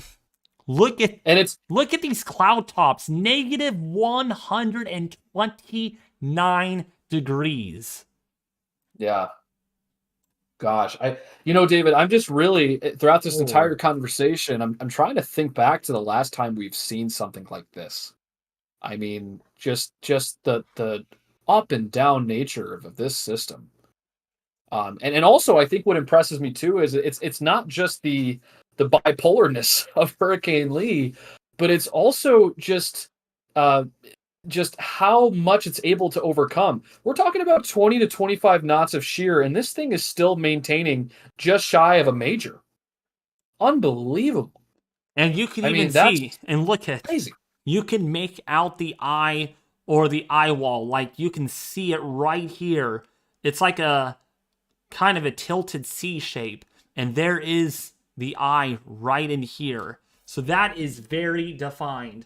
I mean, I think that eye wall is, I'm not trying to hype this up, but I'm seeing as I see it here. And I think we're witnessing an eye wall reforming. And it's because that shear, because now the question here is, fancy hippie, why are we getting an eye wall forming on the southwestern side? That's where the shear is, right? Mm, right. And evidently there's not enough shear to knock that eye wall out. So But I'm I'm wondering. I mean, are we seeing shear weakening as we speak, or are we still talking about like 20 knots? That's my question. I mean, is the that's the shear thing. still strong here? I mean, because that's if that's the case, that's the most impressive part about it, is that if we're seeing an I form here, like what we suspect, the fact that it's overcoming 20 some knots of shear to the south, that's pretty damn strong of a system. By the way, we have cloud tops now negative 130 Fahrenheit. Wow. And by the way, guys, David's talked about this quite a bit. When we mention the temperatures of the cloud tops, that's a very good indicator on very deep convection. If our cloud tops are really high up, well, that's going to correlate to colder temperatures. So the colder those cloud tops, the deeper the convection is. That's why it's very important to look at that. All right. This can be proven from Lava Command. The shear has really backed off suddenly. Okay. That's what we're seeing. That's what we're seeing. Okay. I think we're beginning to see a partial eye wall reform. Okay, it's not on the eastern side, but if the shear continues to remain fairly light or is decreasing, we might see this eye wall close back up again. And just That'd be incredible. Go ahead, that, David. I'm sorry. yeah. And now you all are probably wondering, oh, David, That's the eye right there. That's not the eye. This is the eye over here. No, it's not. I mean, because if I follow all the way back, okay, can you guys follow the eye here and just keep an eye on the eye of the storm? And I just see what you did there. and watch the pattern, and then it pops up again. So we're beginning to see signs of that. I mean, you can see the eye early on. It goes away. It's disappeared. And it still hasn't really appeared fully. You know what? I think that's the eye. I think it's warming up. You mean right in the middle of where that deeper convection is, David? Right in the middle of that? I think so. It's not on the visible, but it's on the IR. It is on the IR. Right there. That might be the eye. Oh, yeah, I think yeah. That might be it. That has warmed up. That warmed up a lot. And it would make sense why the IR is picking up on that, David. Makes sense. It's the first thing that's going to pick it up. It's going to be your IR.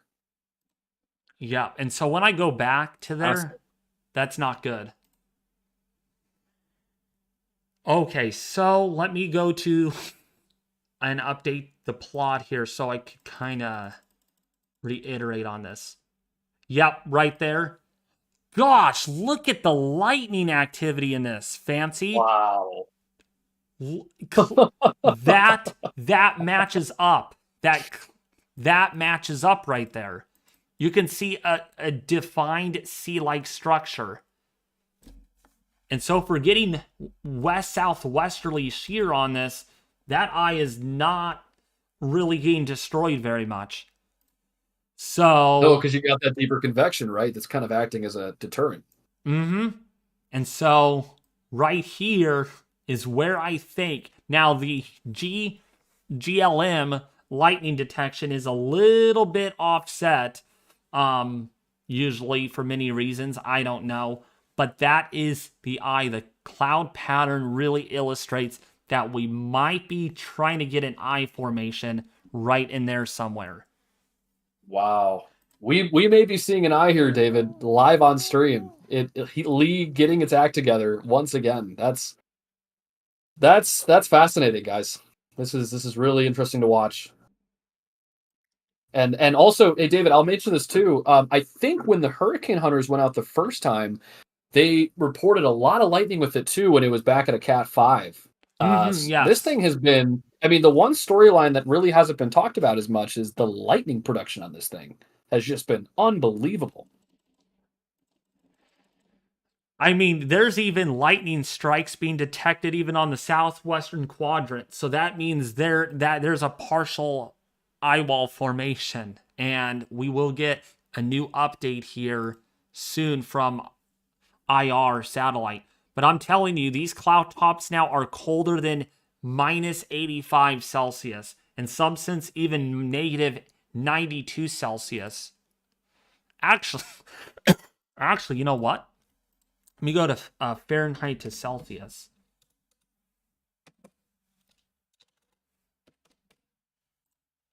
Let me actually do this.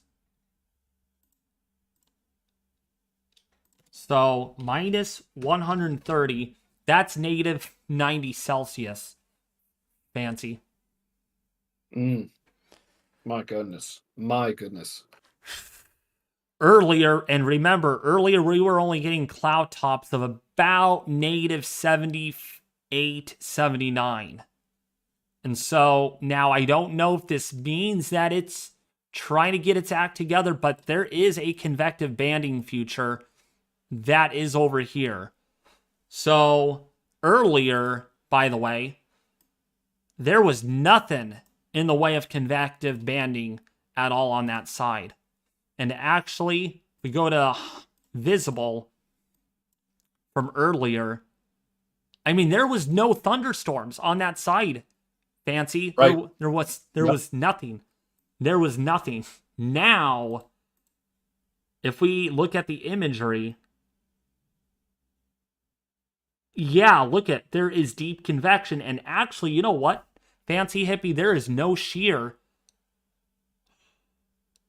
No, you're right. Good observation, Dude, David. dude, oh yeah, oh yeah, this is about to get wild. Okay, there is no shear up here. Look at these cloud tops. Look at the cloud tops to the north.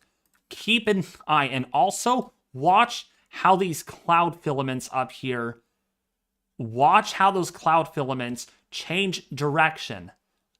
Watch. Okay, so they're moving out of, with the mean flow. I'm looking at the mean flow. It's an east northeasterly. And then watch the last few frames, how they get pushed, and see now how they're moving out in this general direction in the lower levels. So we're getting more of a shifting in our shear vector now out of the southerly direction, which explains why we're getting the outflow expanding westward and even towards the southwest.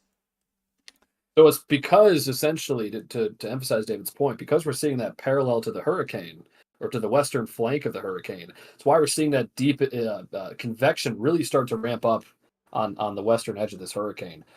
By the way, I want to mention to the chat as well, David, before we continue, as a reminder, you want to stay tuned here because we are expecting the National Hurricane Center's latest update to happen at 11 Eastern. In about 40 minutes, we should get new updates from there. Please fly in. Please fly into the hurricane, Noah. Come on. Come on.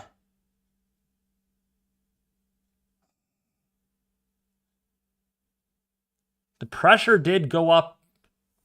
They didn't get the latest drop zone data, though. It did go up 2 millibars, but that was from way earlier ago. That wind maximum, by the way, on the northern side of the system in this latest pass is wider. Fancy, it's wider than it was earlier. Oh, yep. This is strengthening. Fancy. You there? Hello? 1 second, David. Okay. Yeah, I think you all, we are beginning to witness strengthening. There's a lot more red here now. On the south, on the northeastern side, and we might be trying to get some wraparound of that with this hurricane. Now, again, I'm not trying to hype this up. Okay, I'm not here just to get views to get this, but I am seeing a huge structure change with this. I mean, what I'm looking for is, look at how symmetrical this was. Can you all actually see this? I mean, it was way more asymmetrical earlier. Okay, this, when we started this stream. And it's now a little less asymmetrical. It's still kind of there, but it's not as much asymmetrical. So I think that shear, or what was in the way, it might be recovering. It might be recovering from that. Doesn't surprise me. It really doesn't. And I'll tell you this right now, that you know what happened last night, how quick this thing really exploded. You saw how quick this Lee can recover.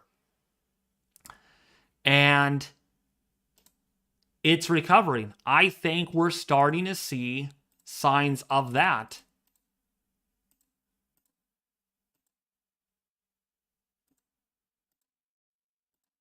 Wow. Just the lightning on this thing. I still can't get over that, David. Over 50 lightning strikes in a 10-minute period. Very intense convection around the center. Also, what I was saying before is, again, just a reminder, guys, for those who just tuned in, we are expecting the National Hurricane Center to update the cone of uncertainty and provide as well as the latest outlook and the latest discussion at 11 p.m. Eastern. So within the next hour, we're expecting an update from the National Hurricane Center.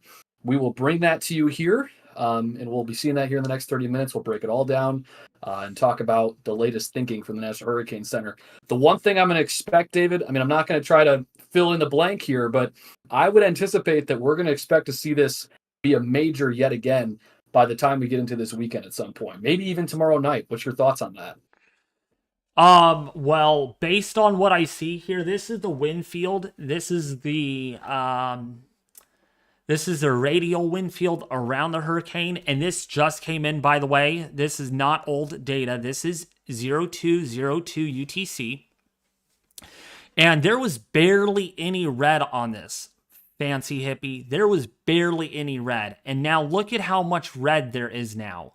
Look at this. On the southeastern quadrant. I mean, that's 96 knots. That is Cat 3, I think. Because this is Cat 1, Cat 2, Cat 3, Cat 4, Cat 5. And Cat 5 is in the dark purple color. So what we're seeing is possibly some re-intensification on this south or this northeastern eye wall. And we might be getting those winds wrapping all the way around where that deep convection is and helping to actually intensify it further. So if we zoom in right here, actually get a little closer. Looks pretty good. Yeah. I mean, can you all tell me that this is definitely more symmetrical? I mean, this has to be more symmetrical.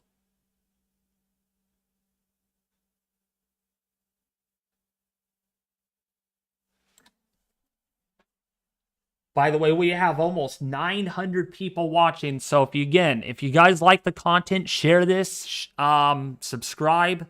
Please consider doing so. You guys are really awesome. As we are live streaming this, we will be on for another few more hours. As we have Recon out there doing their mission.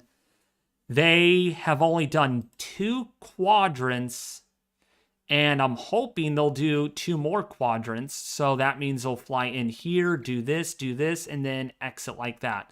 So they should do at least 1 more pass or 2 more passes. Actually, they'll do 2 or 3 more passes. I think the eye is in the center of the convection. Yeah, right here, lava command. I don't know if you can, I'm sure you can see this. I believe the eye is somewhere right in here. Somewhere in here is where I think the eye might be.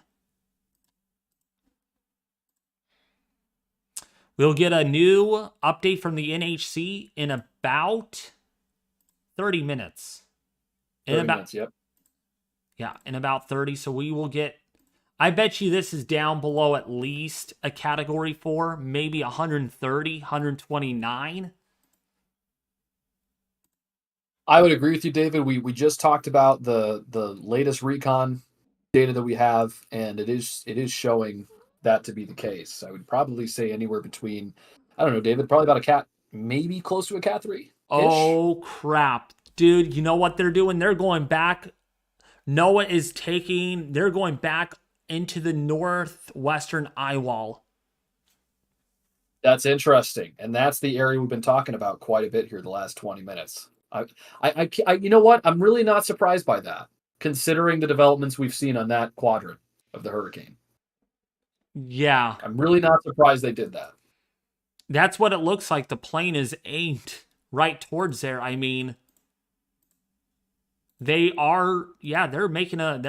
turning back into there. They're really gathering as much data as possible. I think they've also kind of been tipped off to the re-intensification of that too, which is why they're circling back and they want to do one more cut through.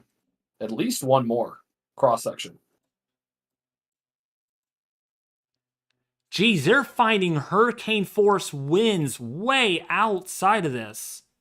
Man. this whole entire leg almost over here on the northeastern side is just filled with hurricane force wind barbs, which, by the way, are in purple. That's 64 knots. I mean, not much going on in the southern side, but that was from earlier. But doesn't surprise me if they get another wind maximum, and that's what we're going to be waiting for. I bet you they get something stronger with all that deep convection.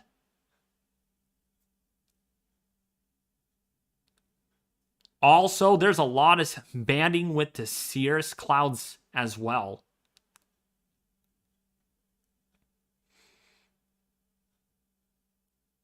It'll be interesting to hear with what the NHC has to say. Yeah, a lot of data coming out of right now from this system, and the NHC certainly is going to definitely elaborate on what we're seeing right now. But guys, by the way, I know we've seen a lot of folks talk about this. I wanted to take a moment to say, and David, you've talked about this a lot in the past.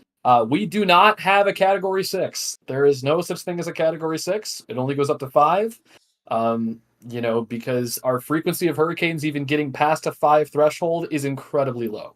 So if you see anybody on TikTok, especially TikTok, I haven't really seen much of it on YouTube, but if you see anybody on TikTok saying it's going to be a Category 6, it is complete bogus. It's false. So make sure, if anything, if you're not watching the stream every night, which of course, we all busy, right? We don't get a chance to watch David all the time.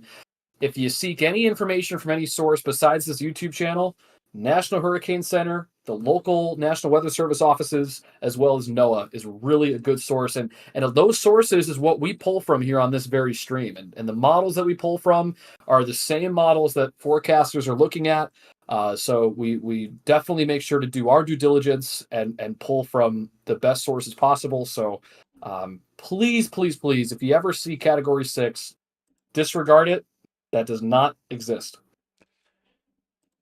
It's just to get attention. That's what the essentially why they do that. They'll be like, "Oh, Category 6 exists. I'm going to, again, it's hypothetical. It is." Yeah. All right, the ADT, by the way, is saying a very uniform CDO region. So that means it's seen what I see with this whole organization with the cloud, with the CDO structure.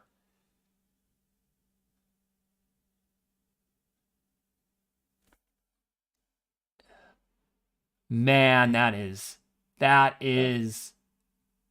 gosh, that is definitely an eye wall forming. There's definitely an eye wall forming on that. By the way, hey, David, if I can interject for a second, Justin G had his interpretation. I think it really spells out well what we're seeing.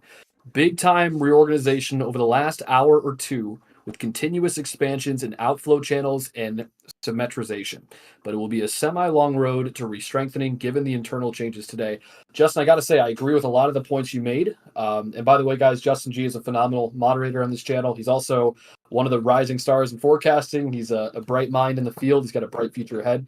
And I got to say, I mean, the timing, of course, is going to be critical to Justin's point. And, we certainly do expect, though, that this is going to strengthen it. It's not going to get to Cat 5 tonight, guys. It's just not going to happen. It's got to go through an entire process of reestablishing its eye wall and its center. But we certainly do expect it to re-strengthen here. We're already seeing that right now. But to Justin's point, David, I think it is going to be somewhat of a long road. It's not going to happen overnight. It's going to probably take the weekend to get close to where it was at yesterday. Oh, yeah. Oh, yeah. By the way, Justin, I feel like the weekend is like 3 days away, but in reality, it's tomorrow. I work tomorrow. Lovely. Justin, I need you to see this. I mean, I hope you're still here. Please, I hope you're still here. I wanted to show you this image. You gotta be telling me if that is an eye wall or not. I mean, this is just a few scans ago. Very well defined looking... comma looking C shape right there. I mean, that really defines the eye wall. That really does.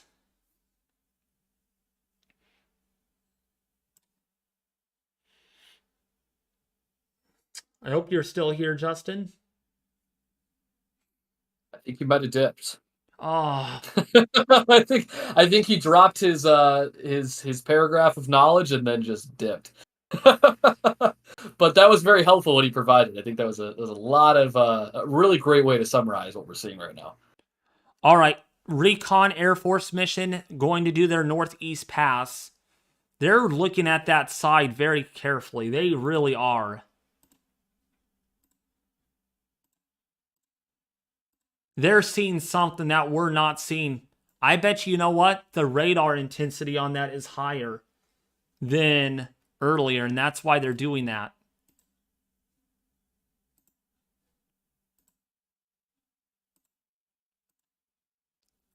Let me see what the shear vector is on this.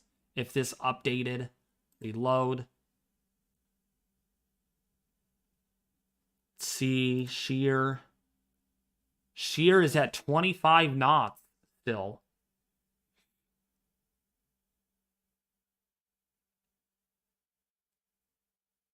But that's from 0Z, so this will probably update. It probably updates every 6 hours. Anyways. Oh, Justin is still here. I'm not sure if that exact area is an eyewall or the center, but the core is definitely trying to reform. Might be a secondary eyewall forming in that large band directly northwest of the CDO. So who knows right now? Okay. You know what? This does show a secondary wind maximum on this. So this is basically what the Recon mission finds with their wind maximum. So they fly this way and they kind of do their mission. And they basically find what the structure of the hurricane is like based on those winds. And their latest pass has found that their tail Doppler radar, I'm assuming that's what this is, has found category 3, if not 4, force winds. Actually, category 3 most likely. I wish they had tail Doppler on this. Like, they just provide the wind and that's it. I don't even know if you have access to tail Doppler radar, Justin G. If you do, boy, you are my true star. You really are. Because apparently it's on private, but there's a YouTuber out there that actually shares it. So if it's private, no one should be sharing it. It's not for public domain. David, addicted to hurricanes.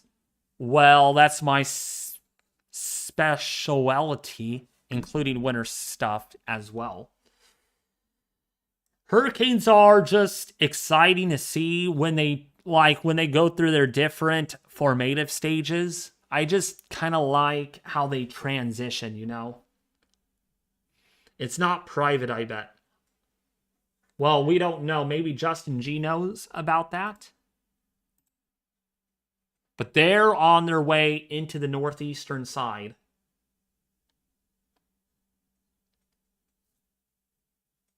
David, get some more lemonade. All right.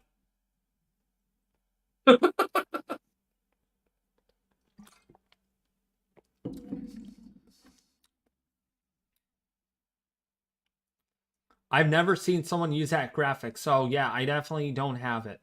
All right. That's fine.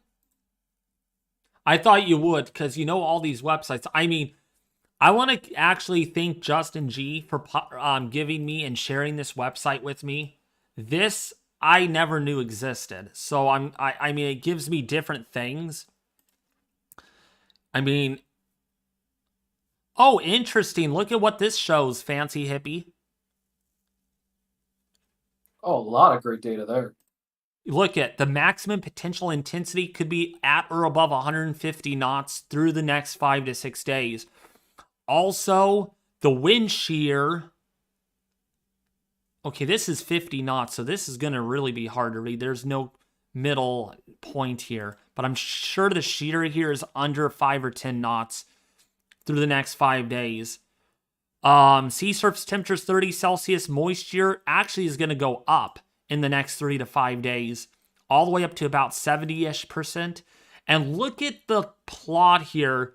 I think this is handmade or what, but they're predicting a category 4 or category 5 hurricane again. Fancy hippie. Do you see this? I do. Yep. So it's category 3 right now is what we are saying. And it's going to remain that way for a while. When it gets over here, it might re-strengthen to a category 4 or 5. So we will have to see.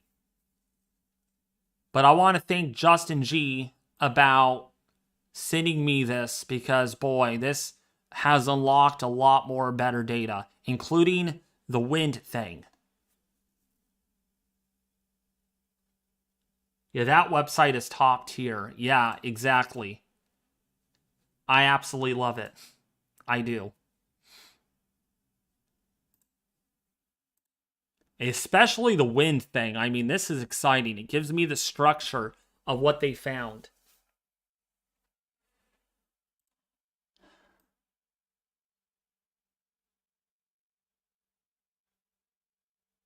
Man, the eye wall may have collapsed again. I do not know what's going on with this. Of course, Justin is here to tell me that. It looked like it was trying to do something. It's trying.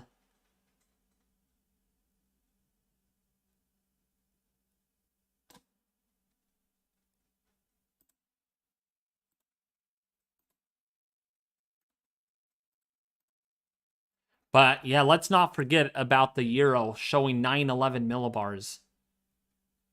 That is a ceiling still on the table according to the Euro model. 20 minutes, 19 minutes left until... Oh, we got the new update. We got the new update. Oh, it's already here. Okay. All right. So let me read the discussion. The discussion... Make sure you invite your family and friends to this portion of the stream because we're providing you the latest. Strong southwesterly shear has taken a toll on Lee's structure. The crews of ongoing NOAA and Air Force Hurricane Hunter air missions reported that the hurricane's eye wall has opened up. And the satellite presentation has degraded significantly since earlier today. Both planes have found minimum central pressure rising during their missions, with the latest measurements being around 963 millibars based on the pressure and the plane's wind measurements. Lee's initial intensity is set at 100 knots. Dude, this went from a high in category 4 to now a category 3 hurricane. Wow. Man, what a hurricane. I'm telling you right now. So moderate to strong deep layer shear or southwesterly shear is expected to continue for at least the next 24 hours, if not longer. Okay. The GFS model is the quickest to show the shear abating, but the ECMWF now maintains shear over Lee for much of the forecast period, which I don't understand because, first of all, this is a 911 millibar, so I don't know where they're finding that from, but it's the NHC, not me.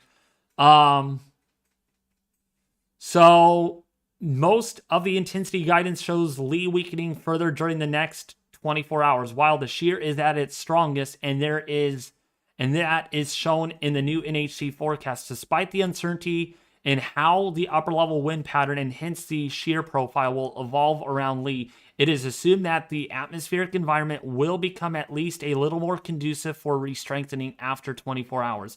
The NHC intensity forecast blends the latest IVCN and the HCCA consensus models with the previous official forecast, particularly after 48 hours. Confidence in the intensity forecast is rather low at the moment, although it is likely that Lee will remain a dangerous hurricane for at least the next 5 days. Lee's heading, okay. Man, they want this down to a category 2.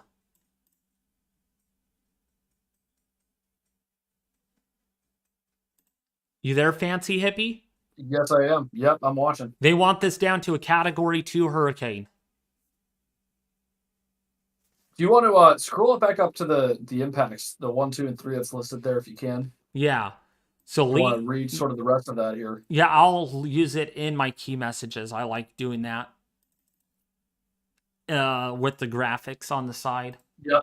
Oh, there you go. Okay. So Lee's Corps is expected to move well north of the northern Leeward Islands, the Virgin Islands, and Puerto Rico this weekend and early next week. Dangerous surf and life-threatening rip currents are affecting portions of the northern Leeward Islands. These conditions will spread westward and northward, affecting Puerto Rico, Hispaniola, the Turks and Caicos, and the Bahamas and Bermuda through the weekend.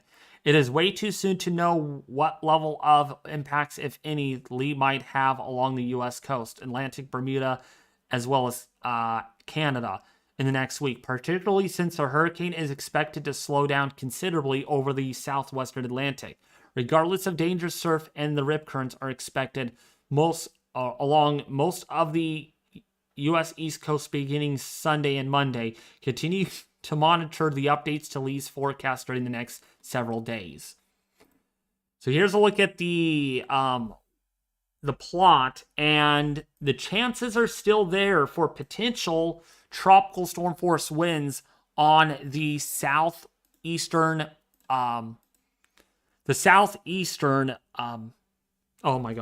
Bahamas, and then maybe Bermuda. We'll have to wait and see how that evolves. But now there's no risk for tropical storm force winds on Bermuda for the time being, but still for these islands, there is still that slight possibility, as Lee is right here right now.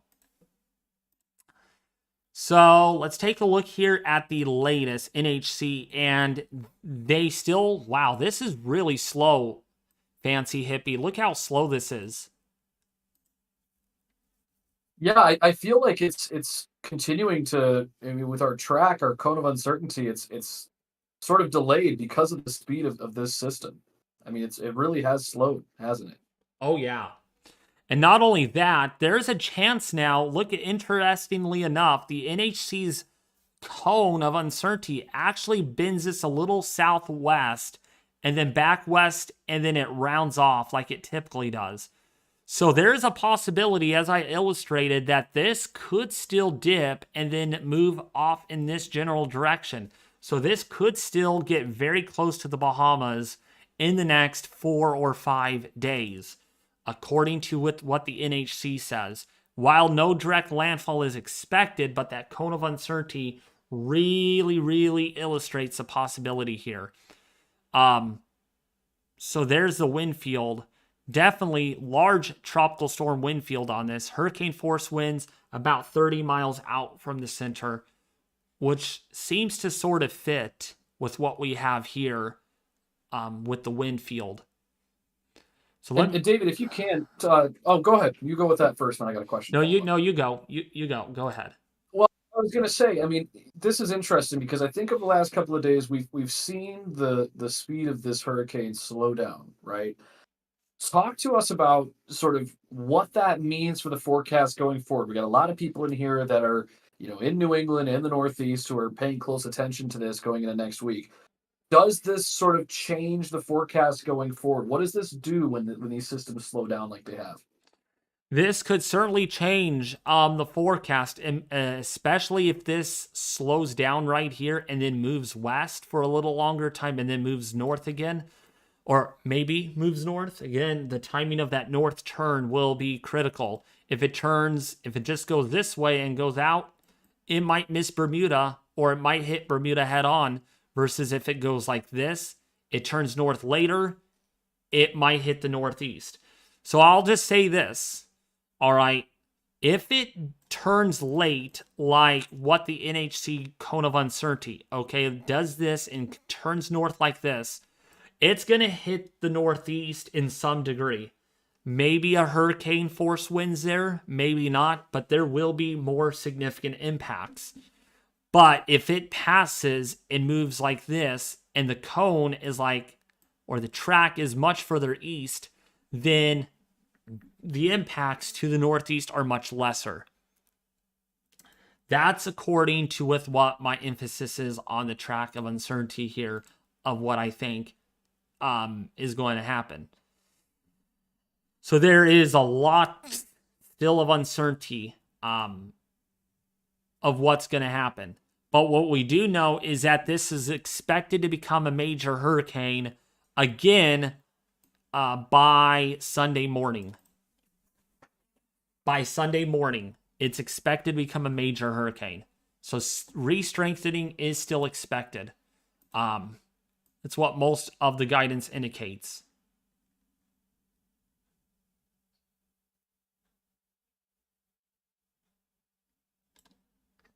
Yeah, lots of uncertainty. We showed you the model guidance earlier. We're not getting any new model guidance right now.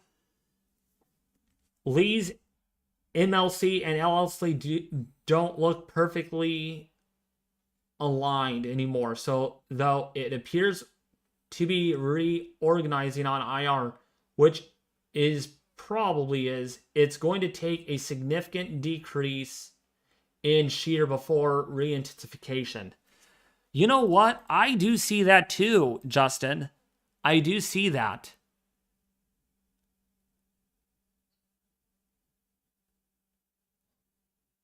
I sort of see that.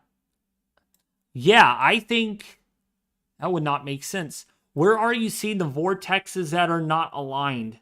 I mean, it's hard to make out here.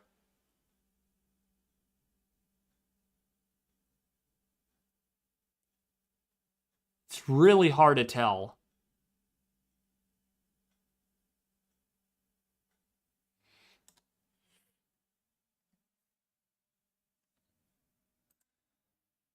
Wow, we're getting really cold cloud tops still surrounding this whole storm. Thank you for the $5 donation again, Ario Force TSC. I'm working on another model using more information this time, David. Could you feed me some information so I can understand what the conditions are? Oh, looks like the Aero Force TSC model is going to render fancy hippie. Well, this is what we're seeing right now, Aerial Force TSC. The center's not really aligned. The shear is about 24 knots on the system right now. I'll send in your DMs. All right. Great, Justin G. Oh, you just sent that in. All right. Let's see.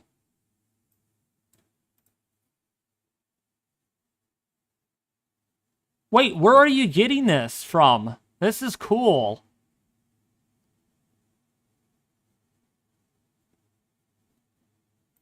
Where are you getting that from? That's... wow.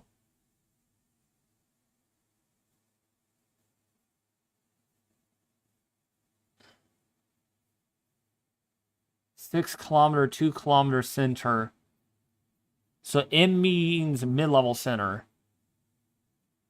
So it's definitely offset from where it was. But here is that model that we have.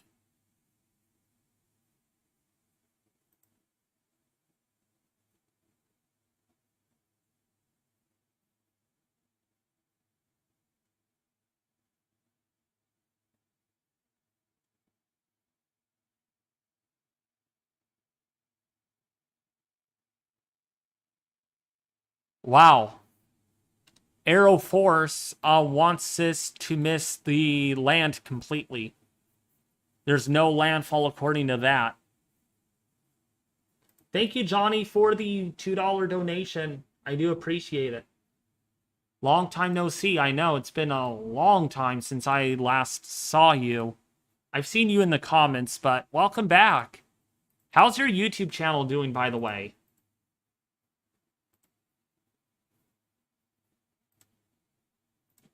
Last time I checked, gosh, it was like over a year and a half ago. You had like 22,000 subs.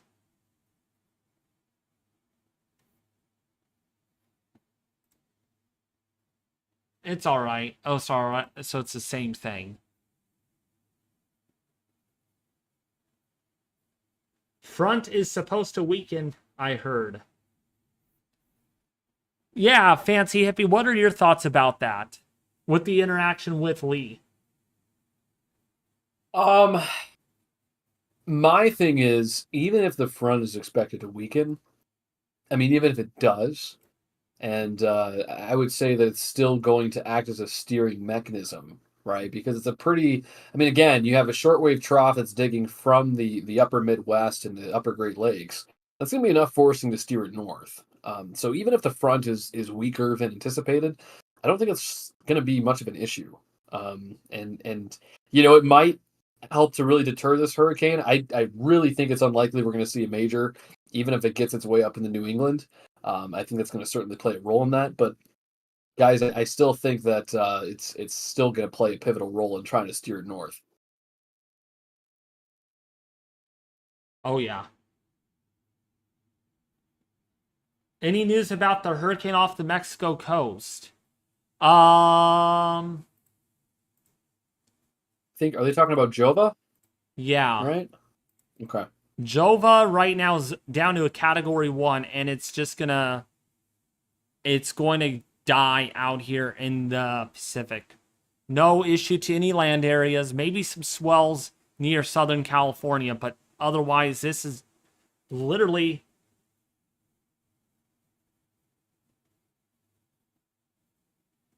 it's in the weakening process. It's a fishy storm. Guys, that is a fishy right there. Fish storm and a half. So it looks like Justin is feeling the impacts of some shear. Justin the hurricane. But that is so organized. I mean, the southwestern side really has exploded outward.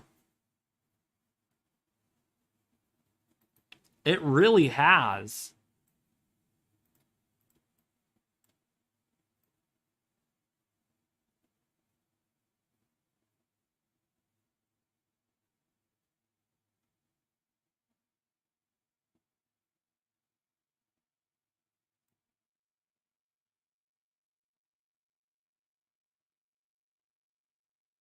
Still at 962 millibars.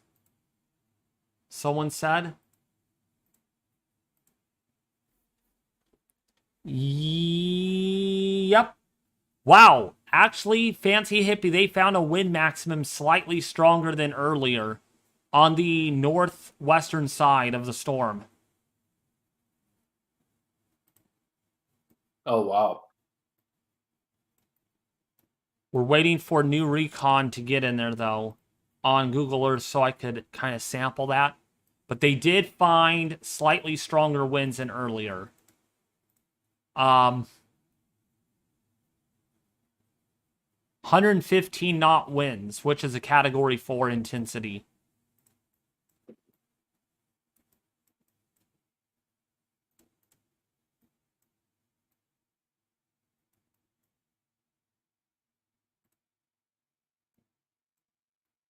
Yep, there it is. All right, let's take a look at the data, folks. Data, here we go. So flight level winds right around 126 miles an hour. Yep, there it is, 132.3 miles an hour. Oh my goodness, Fancy Hippie. Oh, wow. Look at this. 173 mile an hour surface winds. And where was that taken? Northwestern eye wall. Northwestern eye wall. That's the surface winds. Flight level 132.3 miles per hour. Still sitting around the 120s, 130s. But not 115 like the NHC is saying.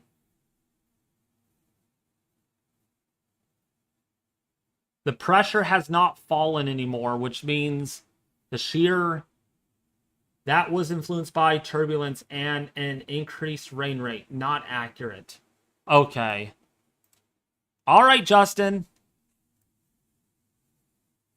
See, this guy knows. I know my stuff, though, but I'm just reading with what I'm seeing. I mean, that is really high. And what Yeah, and no, exactly. And Justin is a great point too. You gotta match these numbers up if it's realistic. I mean, we don't even have an eye with this thing right now, so to see that kind of wins wouldn't make any sense to start.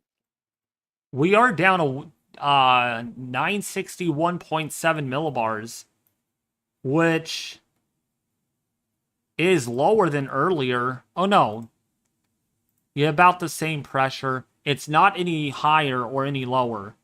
It's about the same.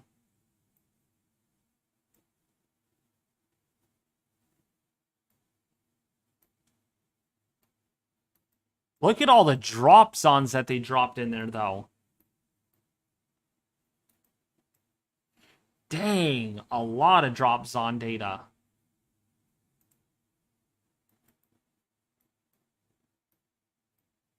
We're about to get the Air Force mission in there really soon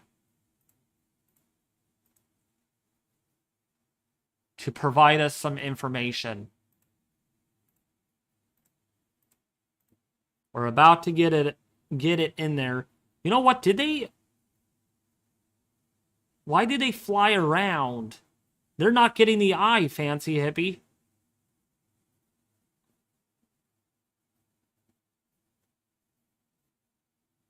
I think it's. I mean, Oh, you know what? They no, might they be. they, they got a cross section. I mean, they did enough. No, there's another one in there.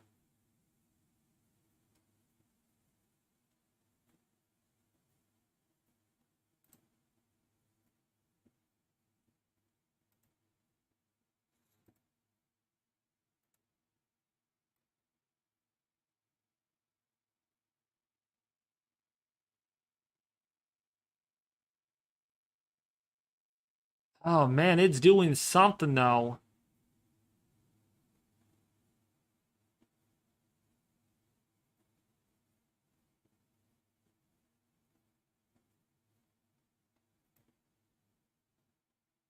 It looks a little bit more blobby.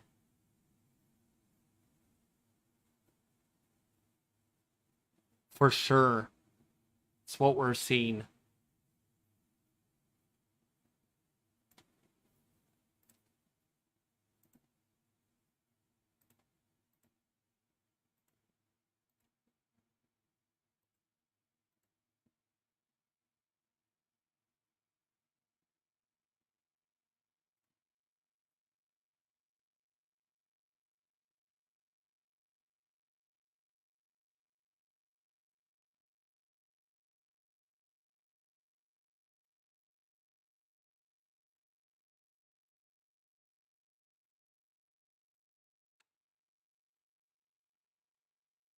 Is the 11 o'clock advisory out yet? Yes, it is. And they're calling for winds to reach 140 miles an hour in 3 days.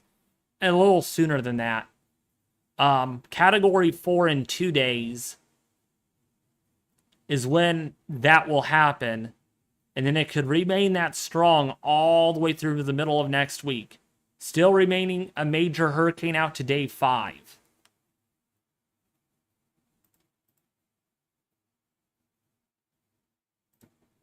But you never know how quick this could re-intensify. That's why we are really watching the models and everything. I have a feeling that the Euro is seeing this really well. And the Euro doesn't show a lot of strengthening until really beyond the 2-day mark is when it really could take off. It's a category 3 right now. Yes. It is a category 3 hurricane. But it's going to be a category 2 supposedly by tonight. Yup, they went around. They're done with their mission, I think. Fancy hippie, the Air Force mission. Yeah, I think that's it. I mean, they did quite a few cross section of that, and I think that's probably more than enough, at least for tonight. Ah.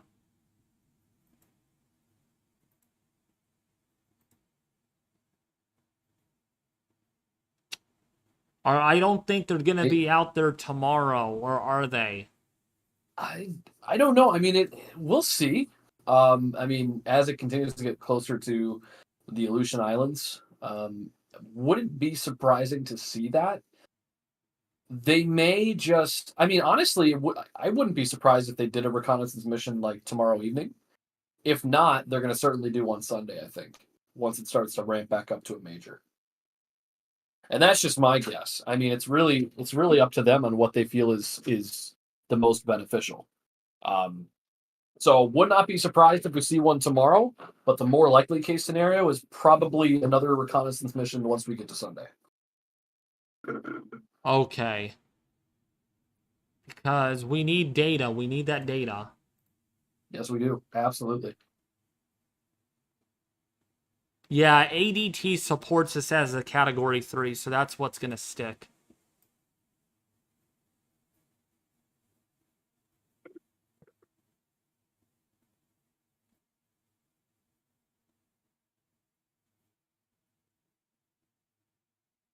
Wow.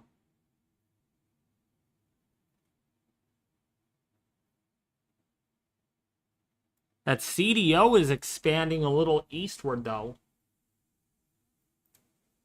Sorry if I'm going through a lot of satellite images. There's really, And actually, David, I want to just correct myself. What I meant to say was, as it strengthens back to Category 4, potentially Category 5. It's been hovering around a major ever since, so I misspoke there. I apologize. Didn't mean to cause any confusion there. More so, what I'm talking about is it getting back up to where we saw it yesterday, getting close back up to say a Category 5, especially a Category 4 as we get into the weekend. And the latest advisory, David, as you talked about, is forecasting 140 mile an hour, which would be back up to a stronger Category 4. yeah.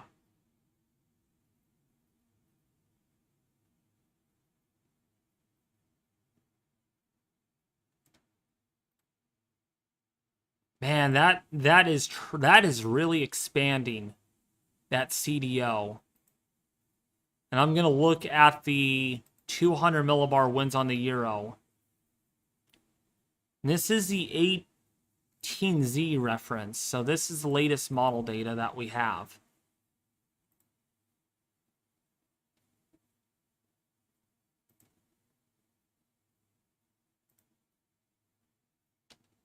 Huh.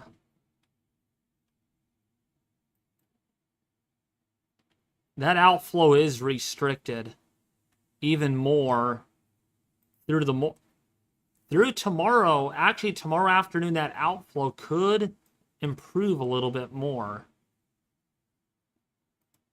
Still that shear, though, that tries to plague the system. And then that outflow really gets going by Sunday. So, yeah, in 48 hours, it looks really favorable for that to really strengthen again. Re-strengthen pretty explosively, probably.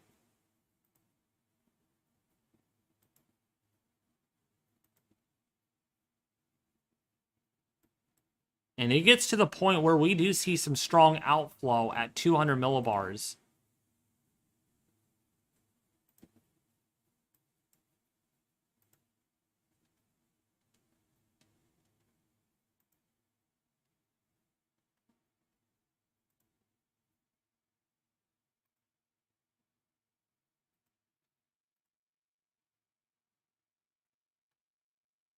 They went back in. What?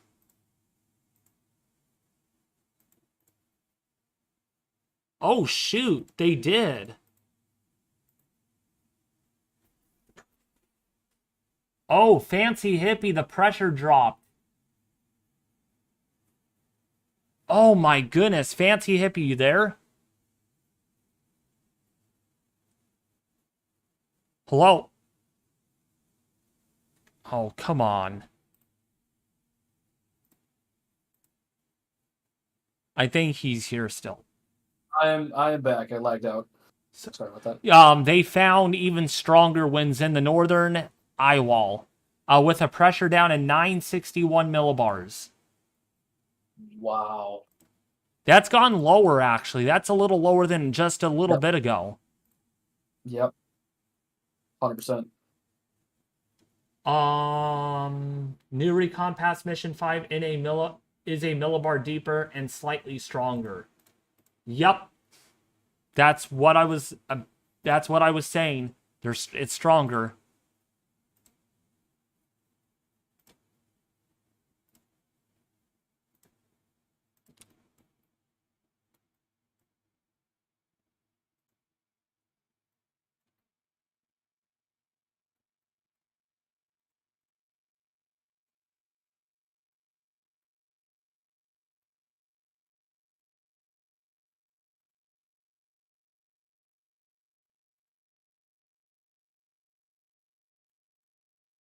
Yeah, the surface frequency microwave radiometer winds are lower, though, on this pass. About 110 miles an hour.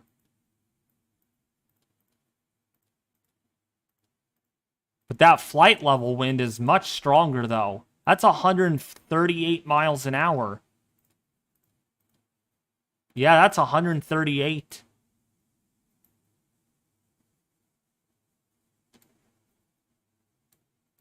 Yeah, so they went. So it was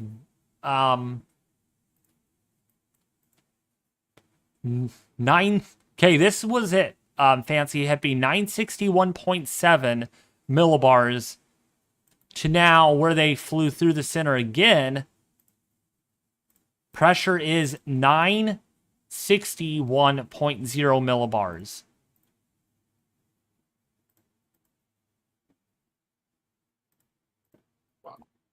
So it is deeper. It is slightly stronger. Actually, 0.02 of an inch deeper in inches in mercury. So, with that being said,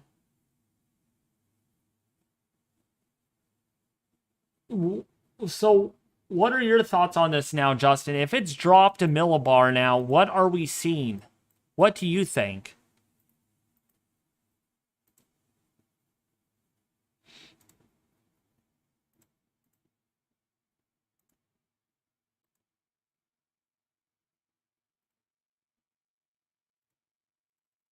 By the way, if you guys are new to the stream and you like the content, please share this and subscribe. It really means a lot. Yep.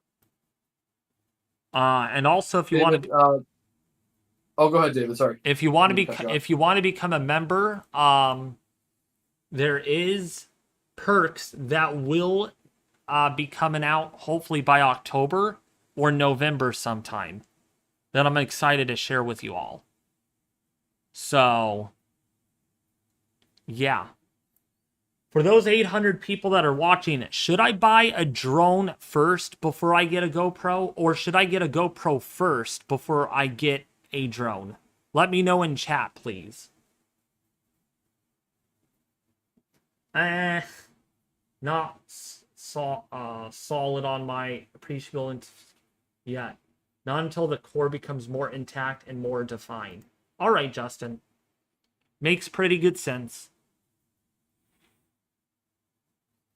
A drone, someone was saying. GoPro. Actually, let me put a vote. Since we have like 800 people watching, let's see.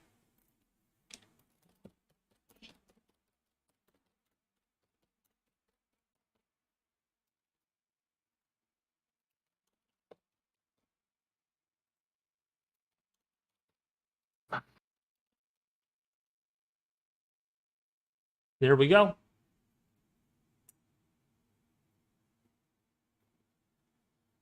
Go ahead and hit the vote button. Please vote. Please vote. I know what you guys will say in chat anyways, but just vote. That helps a lot. New burst of deep convection going on right now. Negative 121 Fahrenheit temperatures.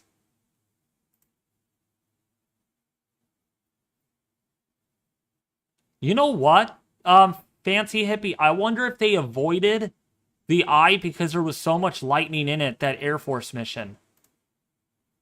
That could be, maybe. I mean, I still think that I don't know if I would really put all my investment into that idea because I mean I think the cross sections that it did, I think it was more than enough data collection. Um, I mean, how many of those cross sections can you really do? I think they did quite a few of those in this latest fly through. Um, just wanted to mention though, David, I am going to be heading off for the night. Thank you for Oh having me no, on. really quick before you go though, remember the prestige weather thing you wanted to share? Yes. Very quickly, guys, just wanted to let you know that I am with a company called Prestige Weather. We do weather consulting, so one on one. If you're looking for more in depth consulting about your local areas, especially as we get into the winter weather season, you can hit us up, prestigeweather.com. Again, we provide one on one weather consulting directly to you. Wanted to get that little tidbit in there before I head out. David, if you can, put in the chat, prestigeweather.com for more information. Can But you put other it than there? that, Because I don't think I have the link. I thought I did. Oh yeah, I do. Yep, I got prestigeweather.com. it Weather.com. right there. And yeah, like I said, we're a weather consulting company. And if you're looking for one on one consults, it's $5 a month. You can get more information on that link that David provided. But otherwise, David, thank you so much for having me on the stream. I greatly appreciate it. You've done a fantastic job. Chat, you guys have been amazing. Thanks for having me on. And I hope to do more live streams. This has been a great time, David. Yep, you're very welcome. All right. Take care, guys. Have a great night. All right, what do you want me to buy first? Drone for weather. For a drone for weather. Okay. A GoPro for weather time lapsing. For weather time lapse. Okay, so this is the poll. I had to redo it because there was a couple of questions. What will you be doing it for? So a drone for weather filming, and sunsets. Okay. And then the other one. Oops. For a drone for weather filming, a GoPro for weather time lapses. Here we go. So do the vote if you haven't already. Sorry about the redo, I know, but that hopefully will clarify things a little bit more. And it looks like it already is working. So if you haven't voted yet, please do please revote if you can. Thank you. So we still have Category 3 force winds that are being focused on the northern side of the system. That's what we have going on at the moment. That's according to latest Recon data, and the pressure has fallen about a millibar or two. Are you serious? Are they going back in again? They're going back in. They're going back into the center again. This is crazy. This is crazy. They're going back into the center to getting the air pressure.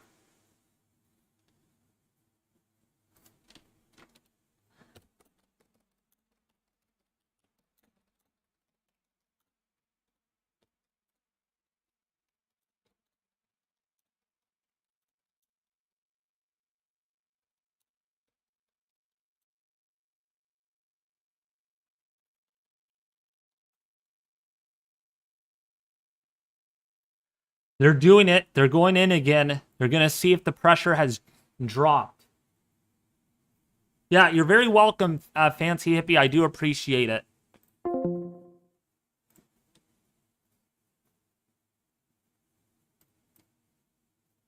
So again, we are watching for new Recon to see what they get.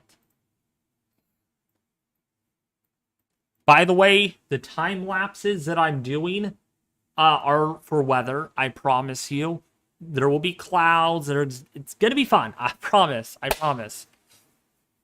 Also some sunset stuff, but this is only for members only. It's not for the public. It's literally perks for members only.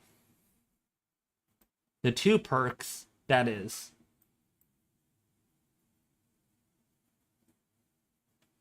Hey, David, do you know there was an earthquake a few days ago? It came past Patterson where I live. Oh, no. I did not know that. I did not feel it where I'm at.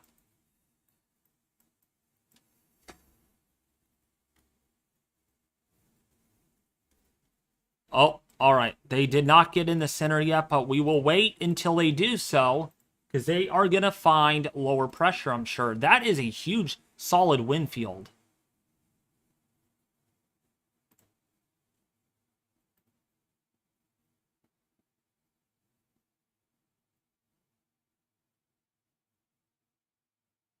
That CDO is expanding, though, eastward. That is expanding. Most definitely. I was told 5.0 earthquake in Northern California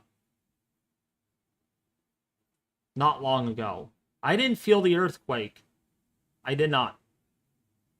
Have the storm size increased? Not worry about intensity. It looks like it has expanded a little bit. Yes. Because we have hurricane force winds nearly 100 miles out from the center.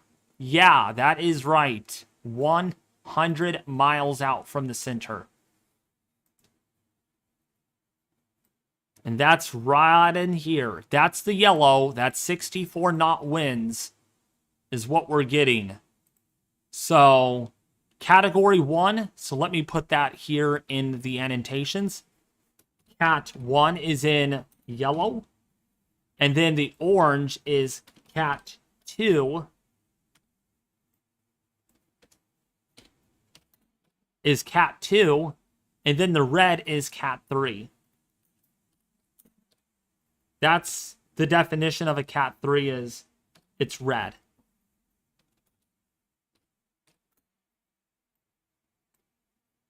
And so you're getting your wind field that is doing like this. It's going around, it's orbiting around the center like this. But it's still asymmetrical because of that shear. And there's still some shear coming in out of the southerly direction. That's kind of tilting that vortex kind of northward. But there is some early indications that CDO is expanding. So if you guys haven't voted yet, please vote. Please vote. The more votes, the better. The more solid decision I get. I don't try to beg you, but it is important.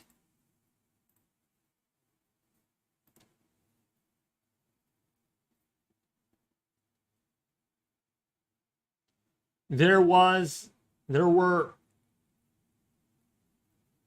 earthquake in California too. Yeah, I know. How's everybody liking the stream? If you all are liking it, please subscribe. It really means a lot. It really does. Again, the latest NHC forecast calls for 140 miles an hour at days 2.5 to days 4. So they do expect this to re-intensify from a Category 2 potentially tomorrow night to a Category 4 in a few days or so. But given the fact that we have the CDO structure, a very well-defined one, it is really worth watching what all happens.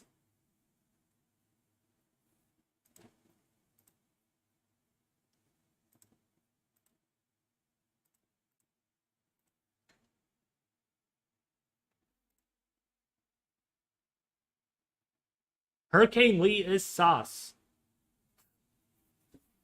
It's funny. I'm glad you're enjoying it, Rainbow Obsidian. Any updates on the track to the northeast? Sure. Since you just joined, let's use Weather Nerds. So if we take a look at the northeast on the ensemble, this is a Euro.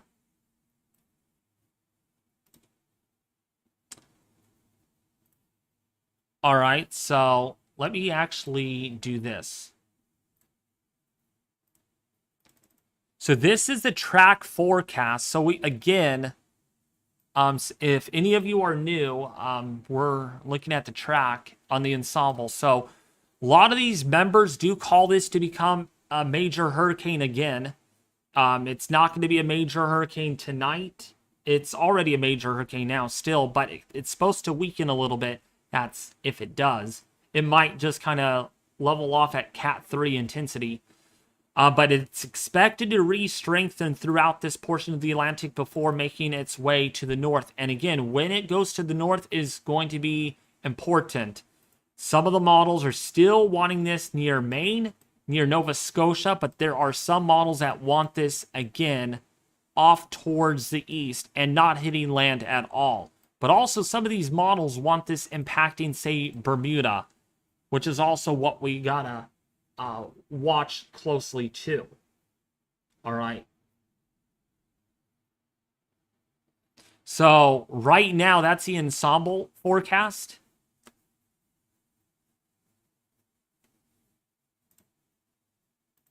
And there's a lot of potential outcomes. So the air pressure has not dropped anymore. It has not dropped. 961.6 millibars is the lowest the pressure has gotten. 961.0-ish. So the system is not re-intensifying right now. It's definitely level. It's not any stronger or any weaker. And so that's a good thing. That it's not strengthening, but it's not good that it's not weakening either. It's just kind of maintaining its intensity right now at the moment. But that's the ensemble forecast.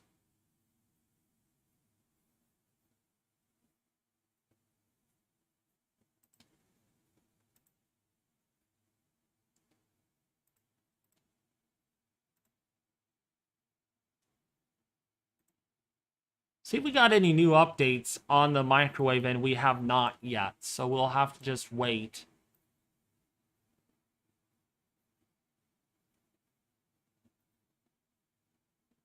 That is some deep convection right here, though. Really deep. Almost negative 90 Celsius again. Right in there. Right in that center.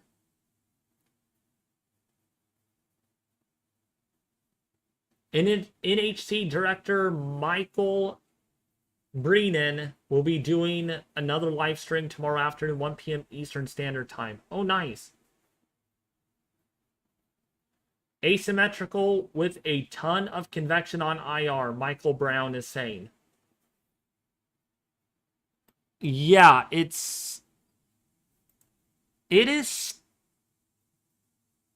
is definitely looking more symmetrical, though. This center, or the cloud field here, has really expanded outward.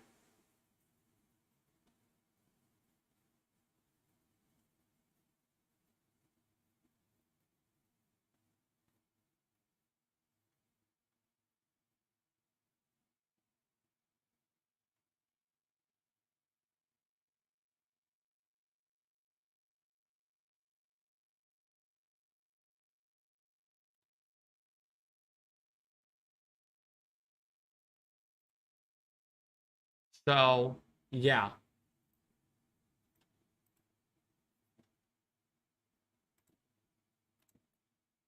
Think their recon missions are done.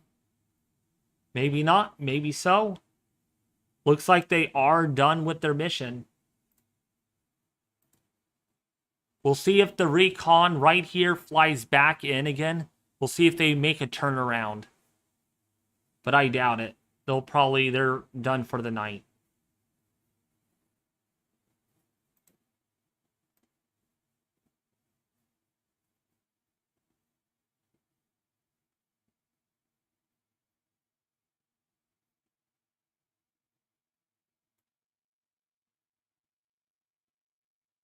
Are there buoys?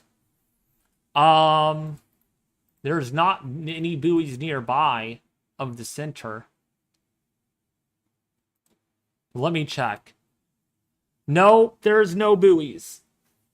Leslie Martin, thank you for becoming a Tropical Storm member. I do appreciate it. I do appreciate it. That means you'll be a Discord member a week from today. We're opening up the server for members only. Yes, that's right, for members only for the Discord server. And also for those members, there's some perks coming. What time am I going to be live tomorrow? I might be live. I will have to... Oh, wait, no. I'm off at 1:45, am I?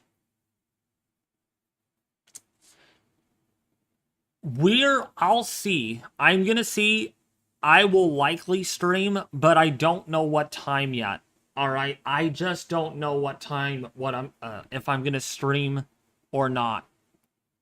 Because I'm off. I get home at about 2 o'clock or 2:15 in the afternoon. The stream is probably going to be a little later, but I don't know if Recon is going to be out in the storm tomorrow. Let me see. They're only going to do 3 flights tomorrow. So 1 day, 4 hours, and 59 minutes from now will be a tail Doppler radar mission. So actually, I will probably live stream tomorrow. Oh, wait, no. They are... Okay, there will be another full mission tomorrow. Because 1 day... 0 hours and 59 minutes from now. But that's going to be a late night mission. That's going to be a really late night mission. But let me see. Okay, we're good for tomorrow. We are good for tomorrow. So they are going to do 3 missions tomorrow night. 3 missions. So they're going to fly... Not tomorrow morning. I don't see anything tomorrow. Oh, wait, no, they are. They're going to do tomorrow morning. But I'll be asleep. I'm not waking up at like 2 or 3 in the morning. You guys could watch it, though, on your own time. And then the outlook for succeeding day is continued 6 hourly fixes on Lee. And then the next day, it's going to be 12 hourly fixes on Lee.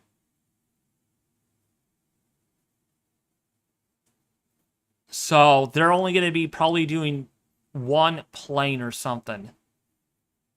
I think that's what they do.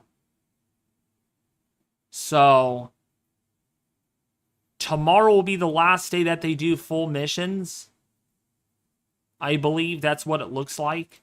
And then after that, now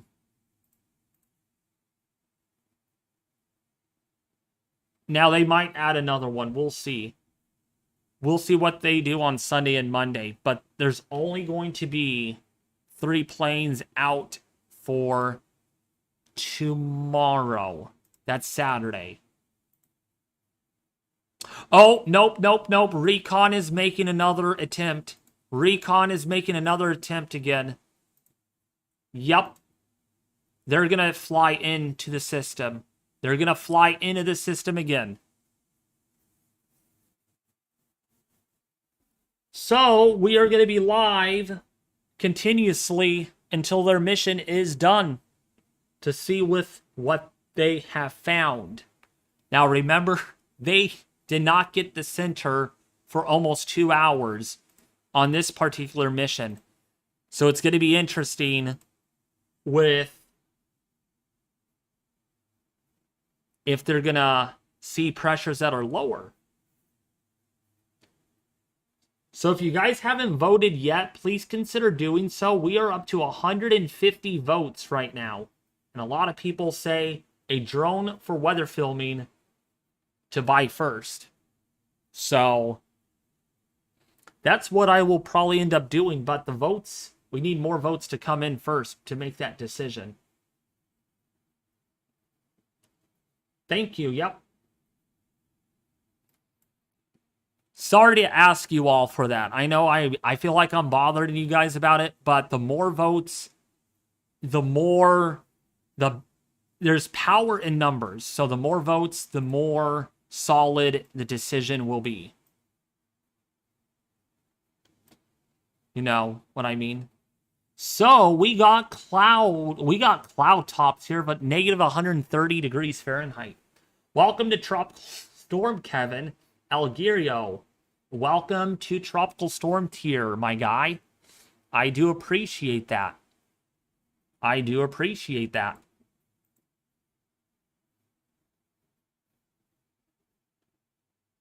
And yeah, I'm not just taking the drone around where I live.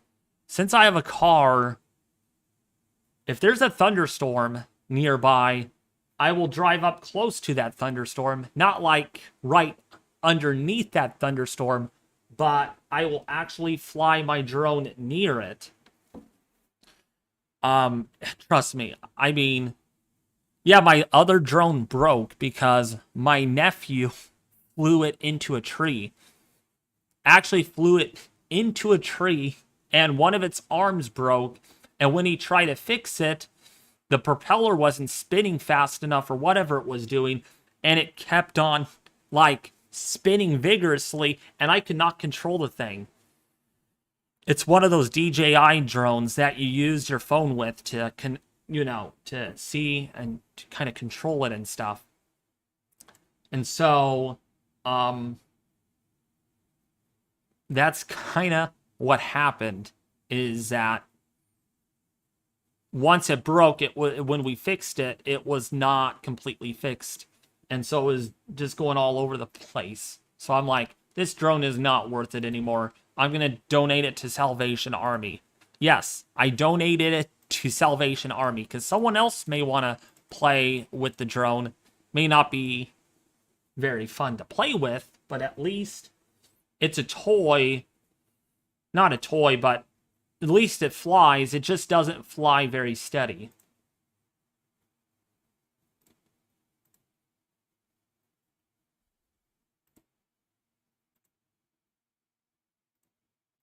So, do another pass. So what Carly's nickname could be? Recon mission. No, I'm just kidding. You know I'm kidding with you, Carly. Because I know you like the weather so much, so I'm like, she could be a recon plane. She's probably like laughing. He's laughing.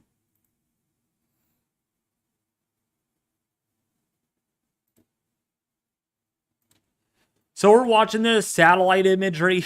We are going to wait for another pass into the center. And they are going to get the southeastern side out, the northwestern side they go. So they're going to fly right in here and do that. And then I think that will be it. Because they would have done 4 quadrants. All quadrants they would have done. And that's kind of what they did. They did this, they did this, they did this, they did this. And that would be the full investigation. That would have been their 3rd pass right there. Then 4th, and then that would be it. What the heck, David? You know who I'm thinking about. Katy Perry, remember Andrew Corona? Katy Perry?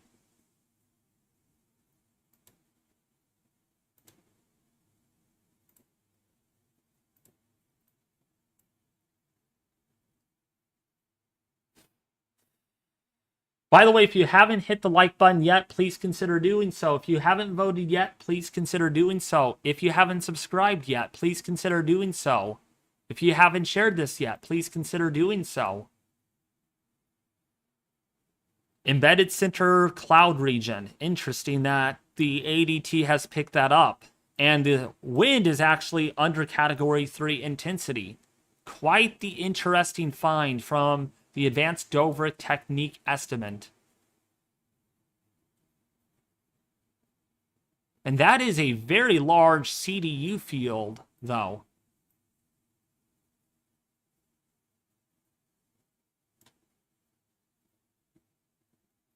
Oh, he actually moved out to the Lathrop? Oh, nice. Mindy, I don't think the eye is forming. Earlier, it looked like it was trying to, but it is not there yet. It is going to take some time for this storm to recover, but the fact that it is so strong right now, it is holding together with that deep convection. This actually means that once that shear backs off, it is going to try to reorganize fairly quickly in a hurry. See how many votes we have, and we are almost up to 200. So thank you all for voting if you haven't already.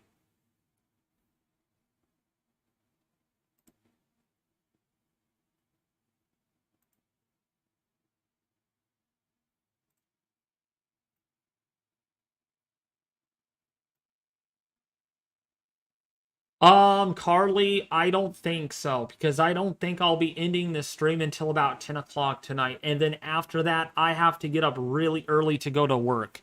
So, I am not going to have time. Probably not for a few more days, at least. I am so sorry. I know you want to talk to me, but I am really busy. I'm a lot has changed. So, because I have to get up at like 7 in the morning for work tomorrow. Yeah, and I haven't even ate dinner yet, so I have to eat after this too, so I just don't have much time. Thank you, JNA Adventures, for the $5 donation. I do appreciate it very, very much. I appreciate all the donations, actually, so thank you all for that, for the work that I do. And trust me, I just don't track hurricanes. I actually do track winter storms in my area. So, and I think I'll do something special for members only with that too. Like maybe a members only live stream of my weather or a big storm hitting us or something. Unless it gets serious enough. If it's big enough, then maybe I'll do a public live stream on that. Because I am very much ready for a very busy winter season for the West. I think it's going to be a bad one, I predict. We're going to have a lot of these winter storms, atmospheric rivers, that could be substantial because of El Nino that's in play. And I think we're going to have a winter as bad as what we had last winter, if not worse, based on some of the climate models, where we might have bigger atmospheric rivers that could bring more problems. So yeah, if you're in California and you're watching this and wondering, does David cover the West or the United States? And the answer to that is yes, I do cover the weather in the United States. I do. And trust me, that's the dedication of this channel, is mainly covering the US, but also when it comes to the tropics, that's what I do too.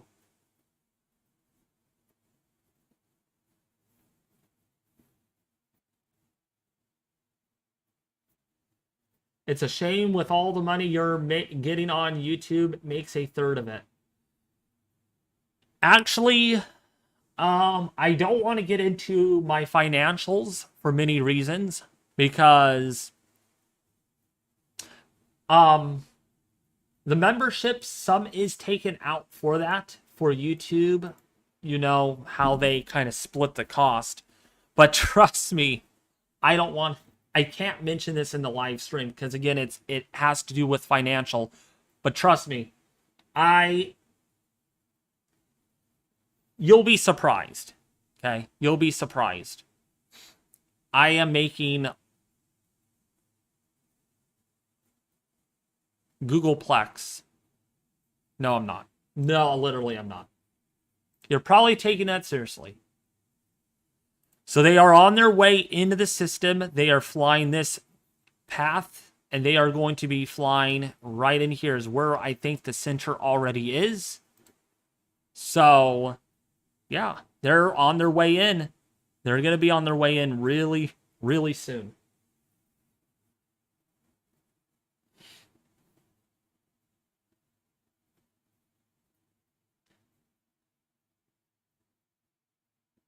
Laughing out loud, Googleplex. Yeah, if I made Googleplex dollars... Oh my, I don't know what I would do with the money. I honestly do not know what I would do.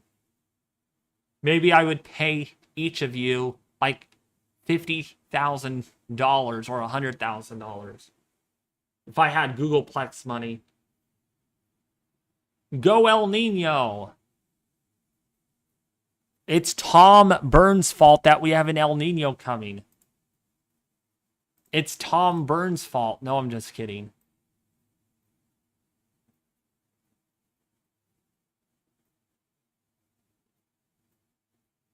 What are your thoughts for El Nino this year, Tom Byrne? I want to hear your prediction. Do you think we're going to have a really bad winter like we had last winter with all the rain and wind? Yeah, I think YouTube, Kevin Galerio, they take, I think, 25% of it out. But when you think about it, when my channel grows and I get more of these donations and everything, it really, you know, it's not really a big problem, you know. YouTube has to get their funding too, you know. So that way, the money that they get on their side note, they could use that money to pay other YouTubers too. That's why the YouTube Partner Program is such a possibility, because of the crowdfunding that Google gets. You probably never thought of that, so I think the only time you make all of your earnings is on Twitch, which I was thinking about doing Twitch, but I don't think I'm going to. Man, this really has expanded. This whole CDO structure really, really has gotten its act together.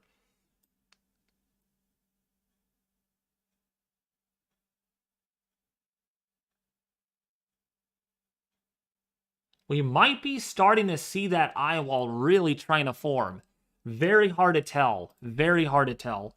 But I think there is off and on again indications that eye or something is really trying to take shape again. A new eye wall formation.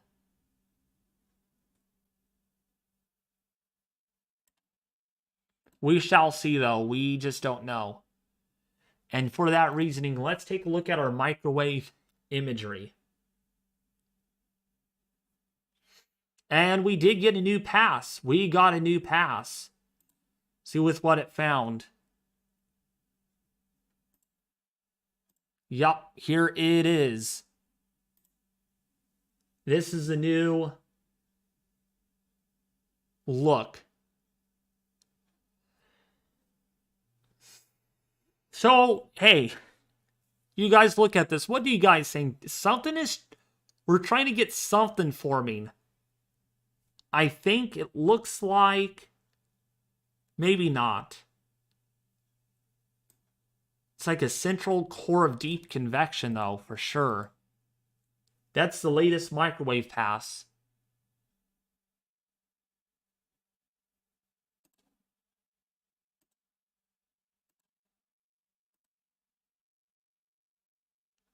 Is that from 22Z? Yeah, but that just came out because it's green, which means it is the latest. 2215Z, which is... That's from about like 3 o'clock this afternoon. 2 o'clock. If you had a website with PayPal, you would do better. I do have a PayPal.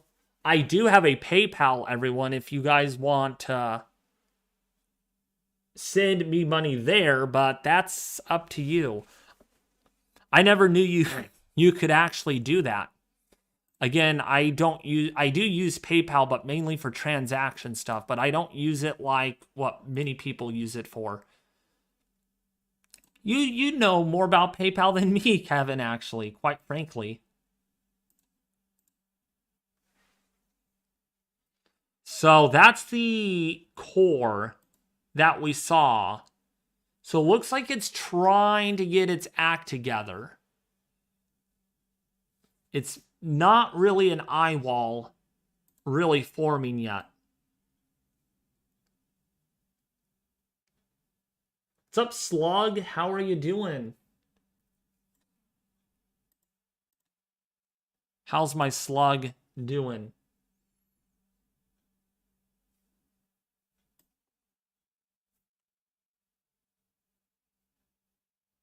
But yeah, this is trying to get better organized. That CDO really expanded. It definitely has expanded. Gonna rain at a college football game. I'm going tomorrow. That's lovely. I must be really tired.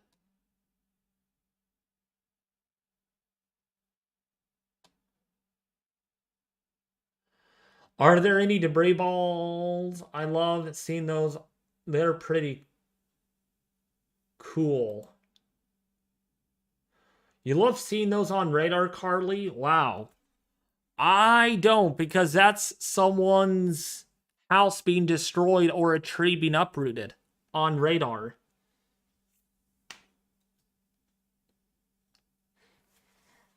Yeah, the CDO has for sure expanded. So it is going to be interesting with what Recon finds.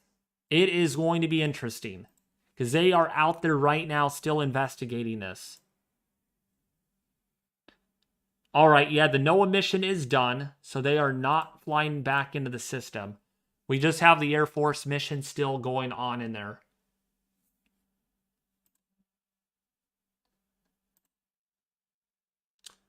Hooray, we got 231 votes. And 70% of that, roughly, want a drone for weather filming. So I think that's going to be the plan once I get my paycheck.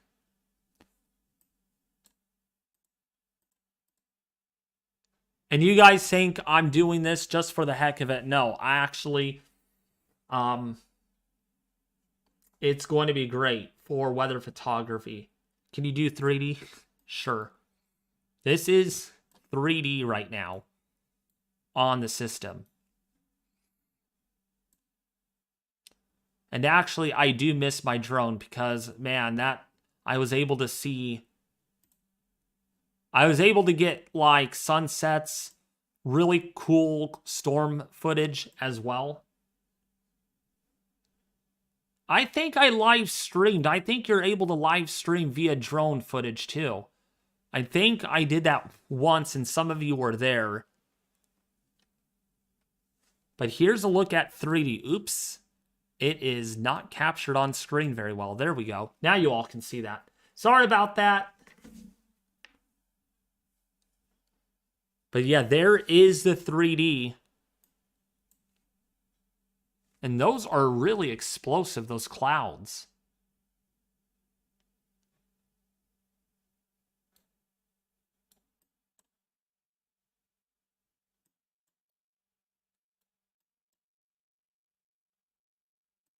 That CDO really expanded, boy. That really has expanded.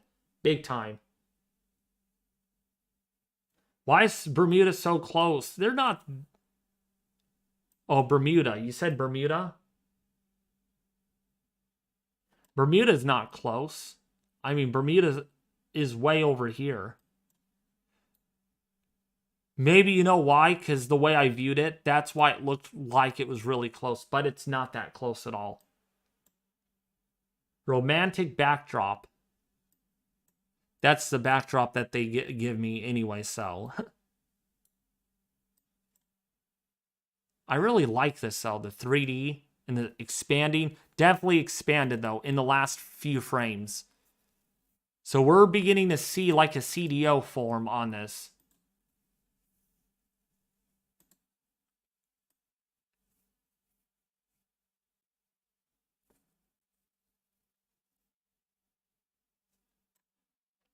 Oh, new frame just came in. Man, that is very explosive, those thunderstorms.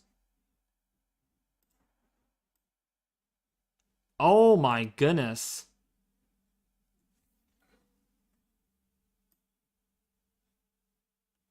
We're at negative 90 Celsius or minus 130 degrees Fahrenheit. It is very interesting. I love the 3D view. Well, you got to thank Radar Omega for that too.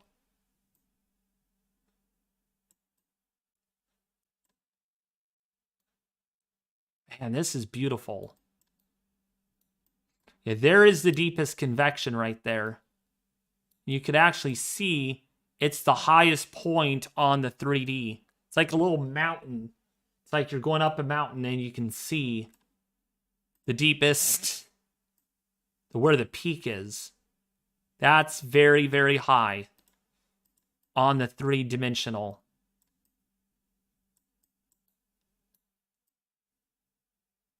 Does the eye of the hurricane...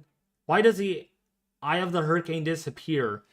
So the reason why the eye disappears within a hurricane is, number one, it's not strong enough. That's one of the reasons. Two, there could be wind shear, which we're seeing here, that's preventing a closed-off eye wall. Okay, and three, the third thing that you need for an eye, or why an eye wall disappears, is an eye wall replacement cycle. That's why that will happen sometimes, is three of those things. And what we're seeing right now is shear that is hitting this storm right now. There's shear coming in like this that is disrupting the structure. So therefore, we are seeing we're seeing like more blobbiness. And the convection does cover it too. It's so intense that it's also covering it. But there is no sign of a eye wall anymore yet, according to the microwave imagery. So, therefore, it's going to be very hard to find one unless, you know,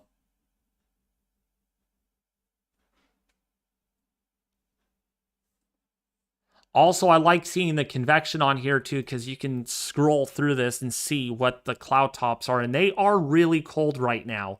Negative 116, negative 115 degrees Fahrenheit. Really, really low cold cloud tops. And this CDO really has expanded. It really has. Different structure than what we had earlier.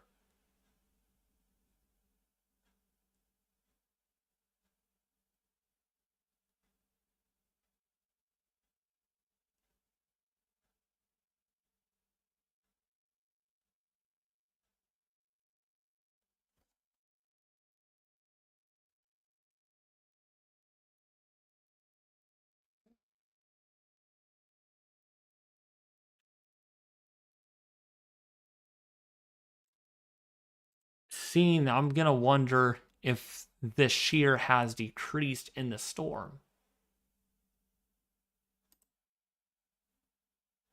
Still not. Still hasn't done much.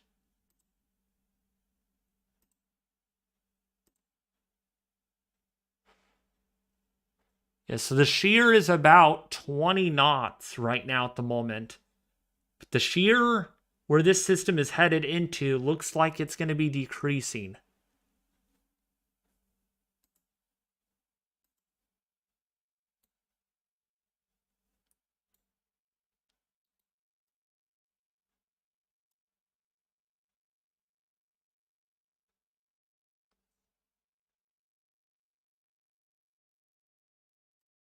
GFS rendering. Oh, yeah, the GFS is rendering. Let's see what it shows.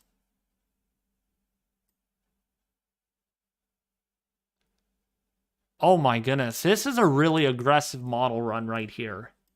It wants the system a little deeper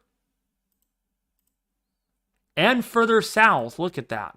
It's further south. Oh wait, no, this is the latest run. Hold on. There we go. That's the latest run.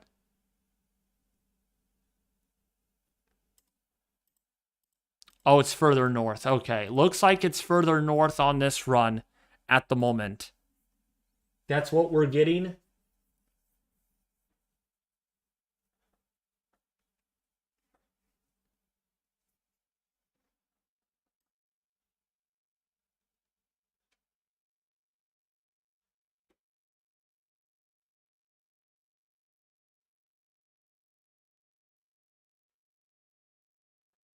But most of the model guidance does indicate that this will strengthen. And it does not look like it's going to go and make a westerly jog anymore.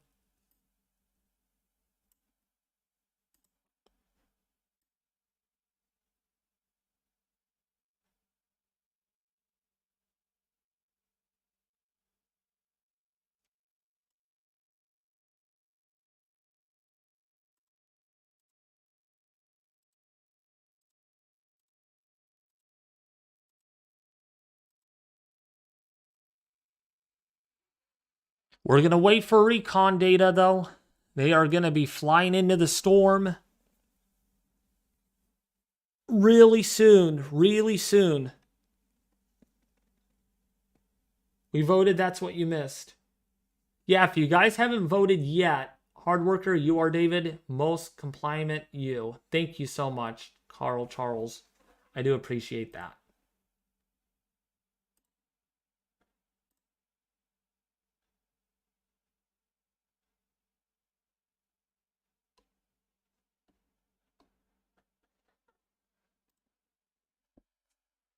Almost at 300 votes, so thank you all for doing that.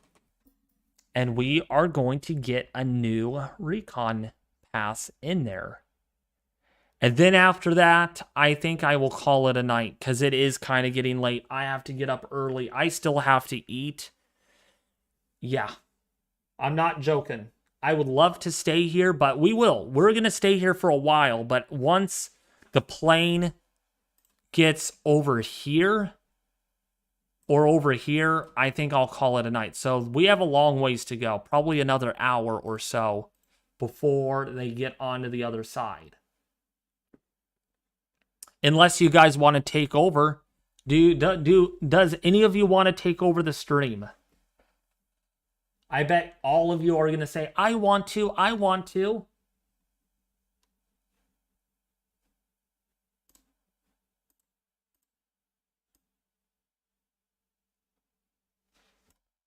Here we go. Here comes all the me.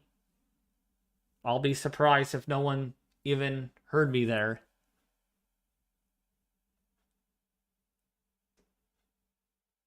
I'm not qualified. Who knows? It's just a chat. Fish storm.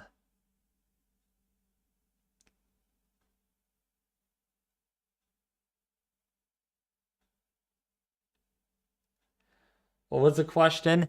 Do you all want to cover me? Then we can keep this on all night.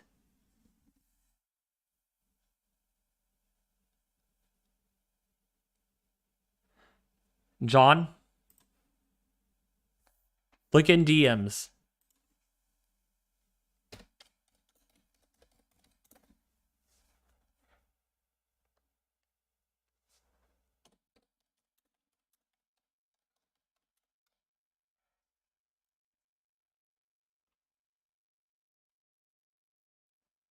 Just kidding.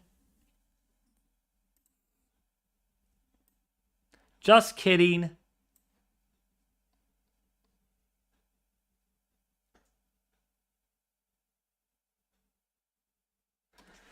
Oh, wait, Michael. Wait, it sounds like you work at the NHC since you are part of the Joint Typhoon Warning Center? If that's correct, Michael Brown, your last name is Brown, and I don't know if that's you that is a forecaster on the NHC. This is Berg. Boy, I swear, if this is the one that works at the NHC, I mean, I gotta give a big round of applause to your forecasting. I'm telling you. Because you're seeing what I see, and that's great. So I don't know if you heard that, Michael Brown. I know. I was just kidding with you all.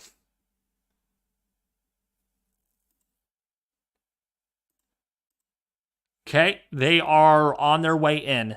They are making their turn into the center right now as we speak.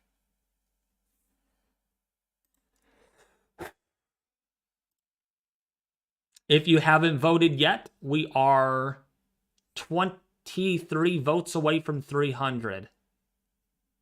And again, the vote is, what do you want me to buy first for members only? So I can provide members only content.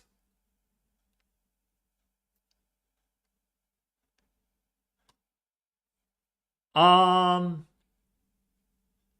what I was saying, Michael Brown, I don't know if you heard this, but do you actually work at the National Hurricane Center? We learned from there we went to Florida State, which sounds like you went to college for meteorology, which is awesome, in physics. So I wanted to just know, oh, darn it, you don't work at the NHC. That would be so cool, because your last name is Brown, and there is a Brown. The last name is Brown that does the forecast too. So that's why I was asking. Darn it.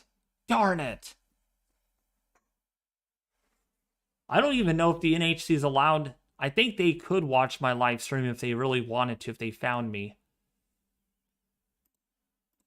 All right, so here's a look at the latest GFS. It is about a bit faster. It's a little faster this run. I took, of course, online with a retired NOAA mission specialist on Dr. Master's website. Oh, okay. And you know Dr. Levi Cowan, you know the Joint Typhoon Warning Center. Wow. You are a very important person when it comes to tropics. And it's an honor that you're here watching my stream. It's really cool that I've gotten some famous people in tonight's stream. That makes me feel good, because that means I'm that great of a person that provides the best live weather information that I can. So when I see people like this, it makes me feel great, because that means I am doing my job. I am doing my job. And just wait until winter season, when I live stream on snowstorms like nor'easters, Colorado Rocky Lows. You know those nor'easters that I've streamed. I think I went live on Elliot. I think I did. Winter Storm Elliot. Or I definitely made a video on Winter Storm Elliott of last year.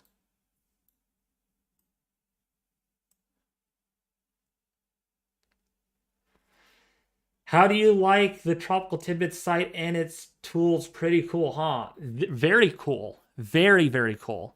Not only that, Michael Brown, I gotta show you a website. It's this right here.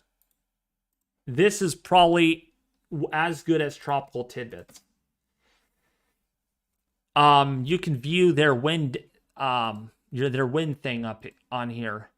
On what the wind field looks like, you can view a lot of information on it. So, I mean, it's really cool. It really is.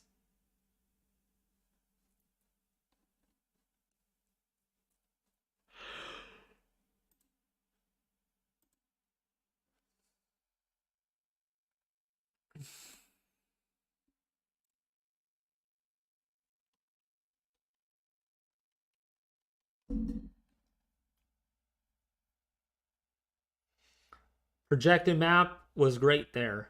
Yeah. Yeah, you can visit the website, Michael Brown. There's a link in the chat where you can find it. Don't worry, Big Brother's probably watching you. Or don't worry, Big Brother, you meant to say. They're probably watching you. Yep, maybe. Maybe the NHC is watching me right now, and I just don't know it. These cloud tops right here, though, are really cold. Very cold. So, as we get new data in and new model data, it's currently rendering. Looks like this is going to hit on this model, on the Tropical Tidbits. Looks like this is going to hit probably Nova Scotia. On this model, that's what it looks like.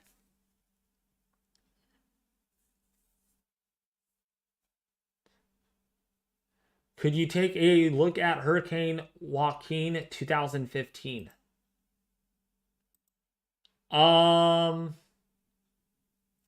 don't know. I think I saved video for that. I think I saved some footage of Hurricane Joaquin. Can't remember. It was on Bermuda, though. That was a Category 3. Category 4.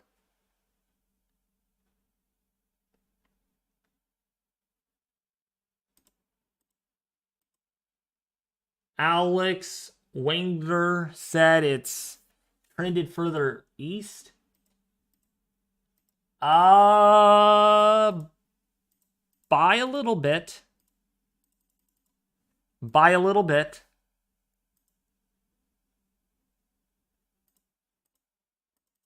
However, this trough, though, now is a little faster. This trough right here up here is a little faster.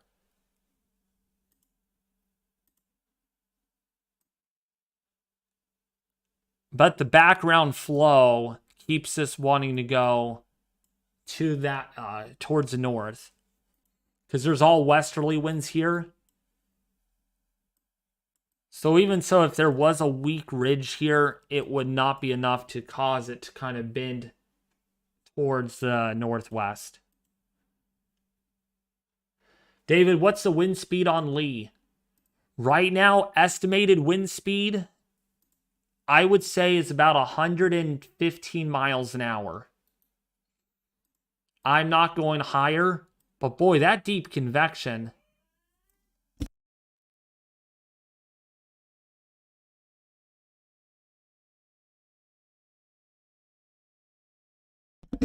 I got some bad news, everybody. I hope Fancy Hippie is on.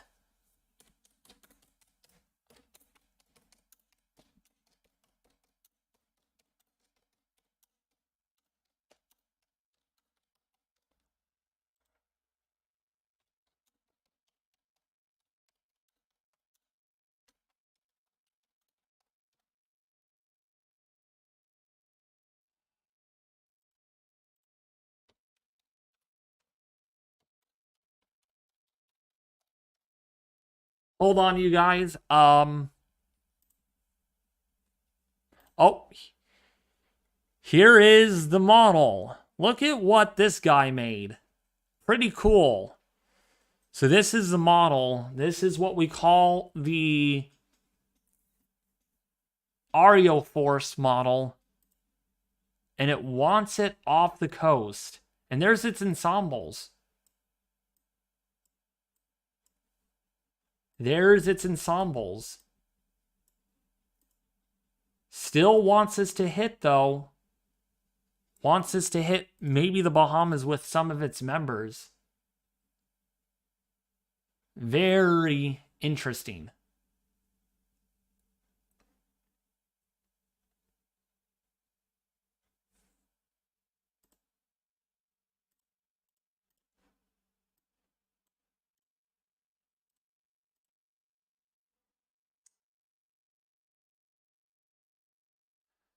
So, I've got some bad news though. I don't want to lose my audience on this because there is no one to back me up here in the stream. Pat's Path is offline.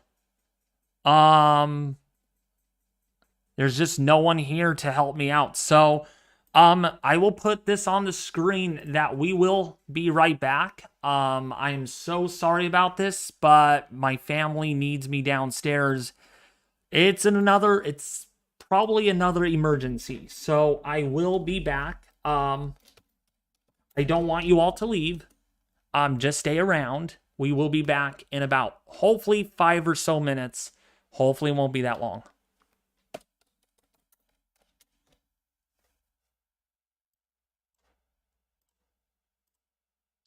And we're going to play some music in the background, at least so that way some of you are not like bored. And I got some good music that you all are going to like.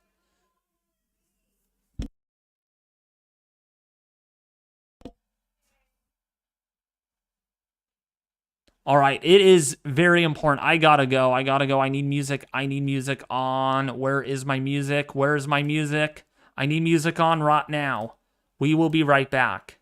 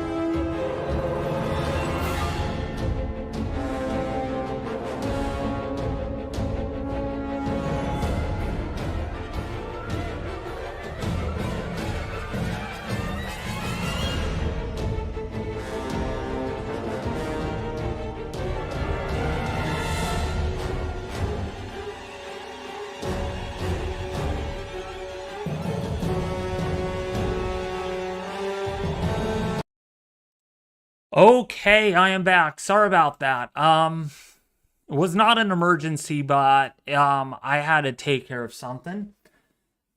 So I am back. Um the music was just so that way it's not dead. But that's my hurricane music. If you guys were wondering about that, that is my hurricane music. My investigation hurricane music. I think I've told you that already. I think a lot of you know that. So that's what that is. Excuse me.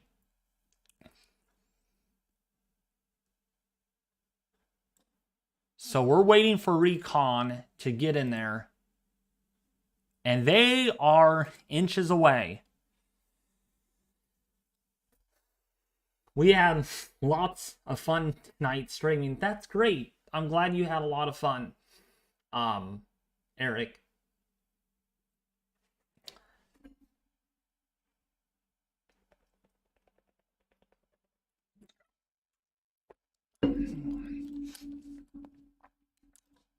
Hey, Pat, I'm going to be headed off here in about maybe 15 or 30 minutes. I'm waiting for the last pass of Recon.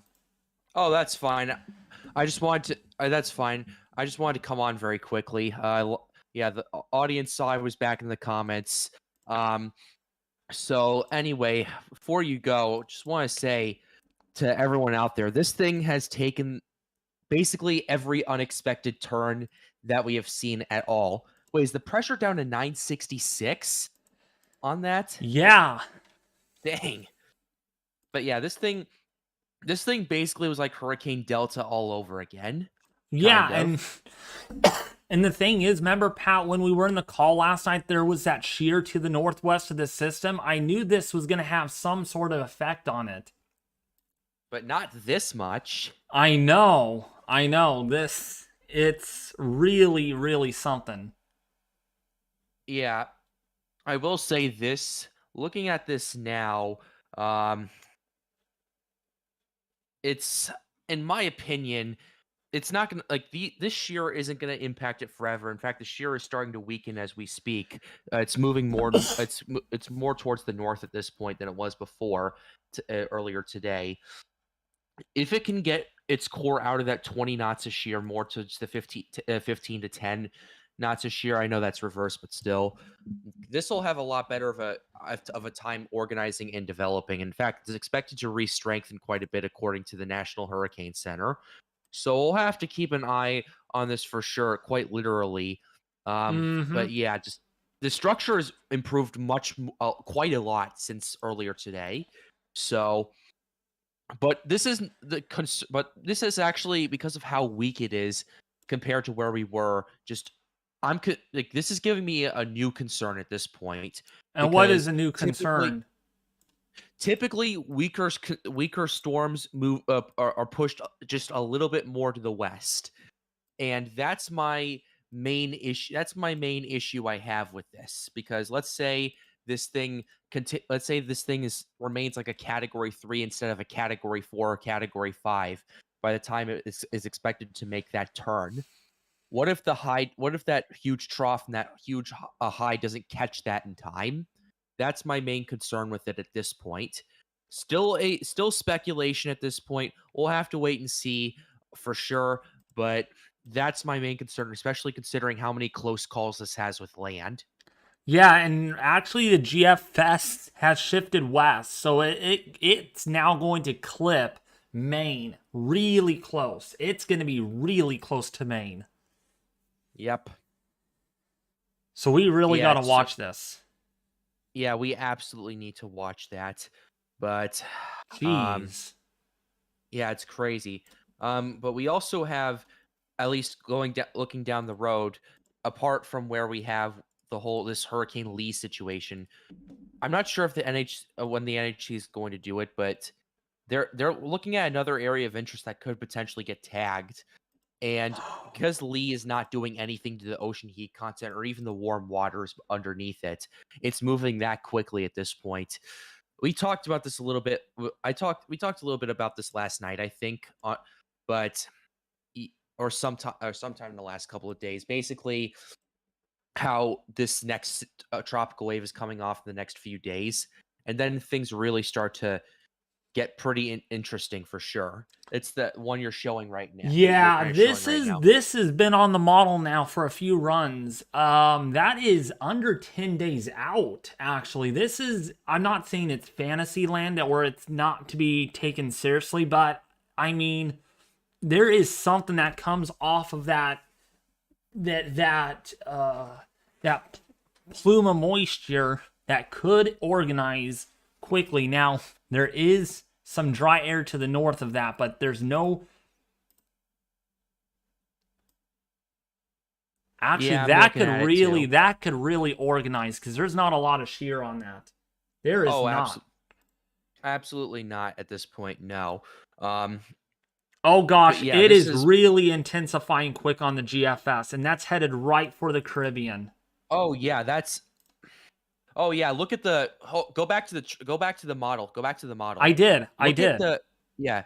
Oh, okay, sorry. Look at the highs that are right there. Look at how strong the western one is as well. Well, the eastern one is around 924. The western one's not... It's not 920, 1024. If it were 924, that'd be a problem. 1020. But that high's building to the north. Yep, that high's building. That's going to be a blocking pattern, unlike what we saw with Lee. And that gives us a more potential impact for the Antilles, at least for the time being as we look at this. Unlike the past storm, this is moving due west at this point. So we'll have to wait and see how this exactly plays out. But what I will say is if this develops, this could be the system that really messes up a lot of the Lesser Antilles, at least this far out. Definitely, we'll have to keep an eye on it, but it's gonna move. It's gonna move due west at that point. This is slower. This is a slower model on this system, but it has the same thing, but it is actually slower. What's the high? Go back to the. What's the high pressures on that from the previous and now? 991. The last one was 991. Okay. No, 591. Sorry, 591 decameters. Let me take a look at the model myself and get a better glimpse of what's going on. This ridge has been here over the last few model runs. So it's pushing due west at this point. Yes. Which means at this point, it's not going to avoid. It may not avoid the Lesser Antilles. If it misses, that's a problem. If it misses, it's going to go like right over here. Okay, latest frame the GFS out. The Western Bermuda high is up to 1022. So this high is strengthening at this point. So that's gonna end up being a blocking pattern. It is hold up from the previous run.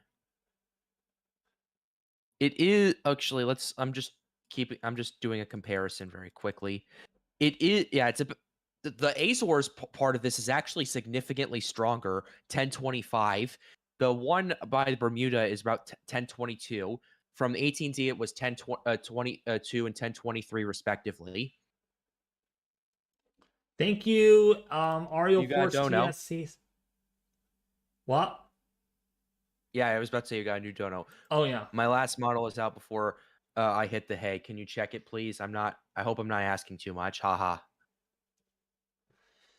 My last model is out. You made another model? Oh yeah, the risk thing. Yeah, sure. Okay. Warning, this is not by a professional. Please check official pages for more accurate data. Okay.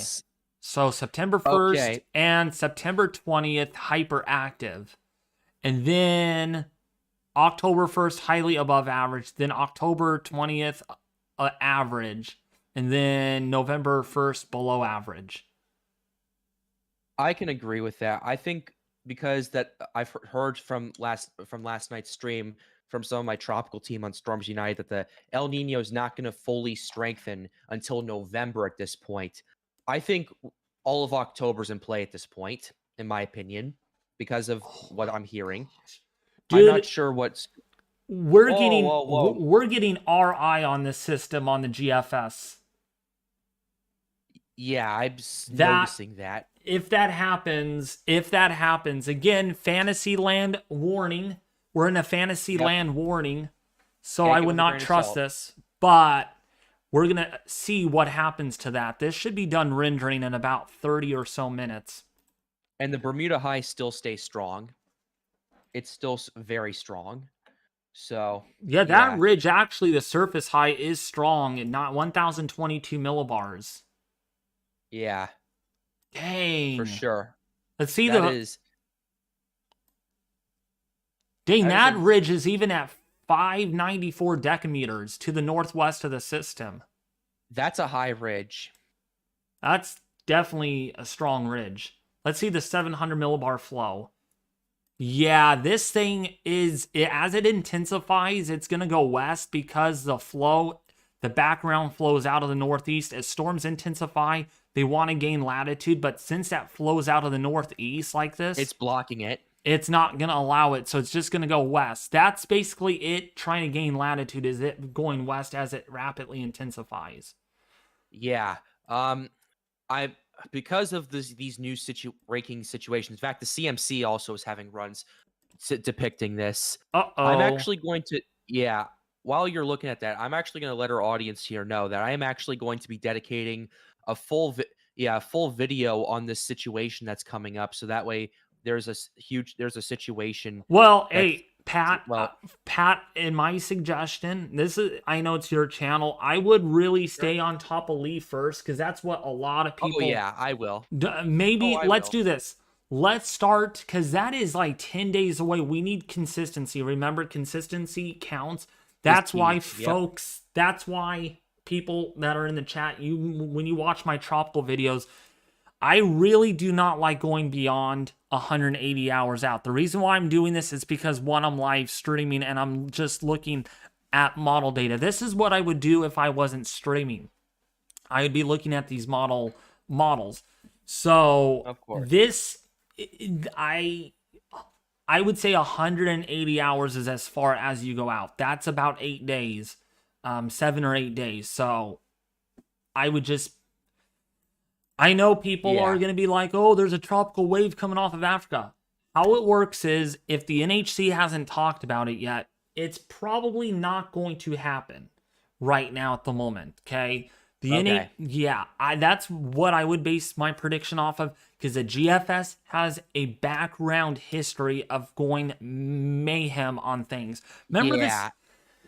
Here's a good one on Pat's Path. Remember the system that the GFS was predicting? I think it was like in early or mid-May that was going to hit the Gulf Coast. That never happened. Yep. Yeah. So we just cannot be like, oh, it's a hurricane. Oh my gosh, we got to make a video on it. Let's just wait. Yeah, I know. Let's just wait for at least, I would say if this is in the forecast for the next 5 days of model run data or 4 days, then I would be like, yeah, this is going to probably end up happening. Or if the NHC starts talking about it.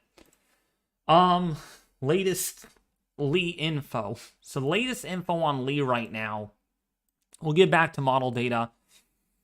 This is really not looking, I mean, it's a CDO, but it looks like the CDO is expanding directly out from the center. It's not swirling outward, which means this is probably a little weaker. We'll see with what Recon finds. We're waiting for new updates from them.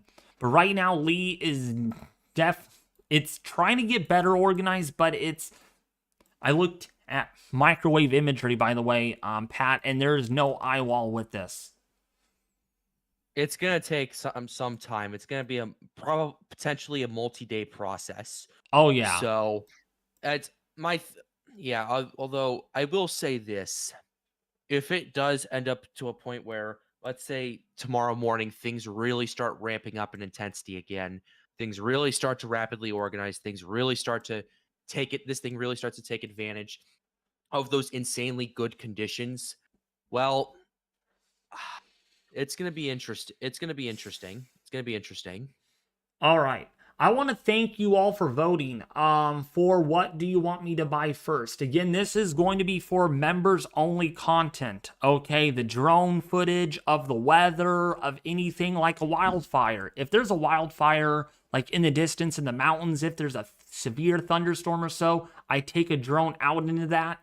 That's what this is going to be for, and it's for members only content. Also, along to go with the GoPro, which 70% of you want me to get a drone first, and 30% of you want me to get a GoPro last, which actually might be the best idea since a drone will likely cost a lot more than a GoPro. So, if you haven't voted yet, I would highly recommend doing so. We're almost at 400 votes. Again, larger in numbers. That's a more solidified decision for me. If we, if you all can vote for that. Even if you're not a member, still vote.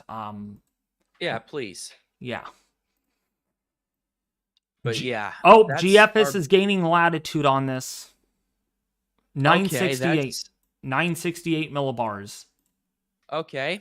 So it looks like, yeah, looks like once you get up to, we'll have to wait and see what's going on. So, yeah. Yeah, it makes a hard turn. It's going to take the exact same track that Lee did. That turn is not nearly as significant as Lee was.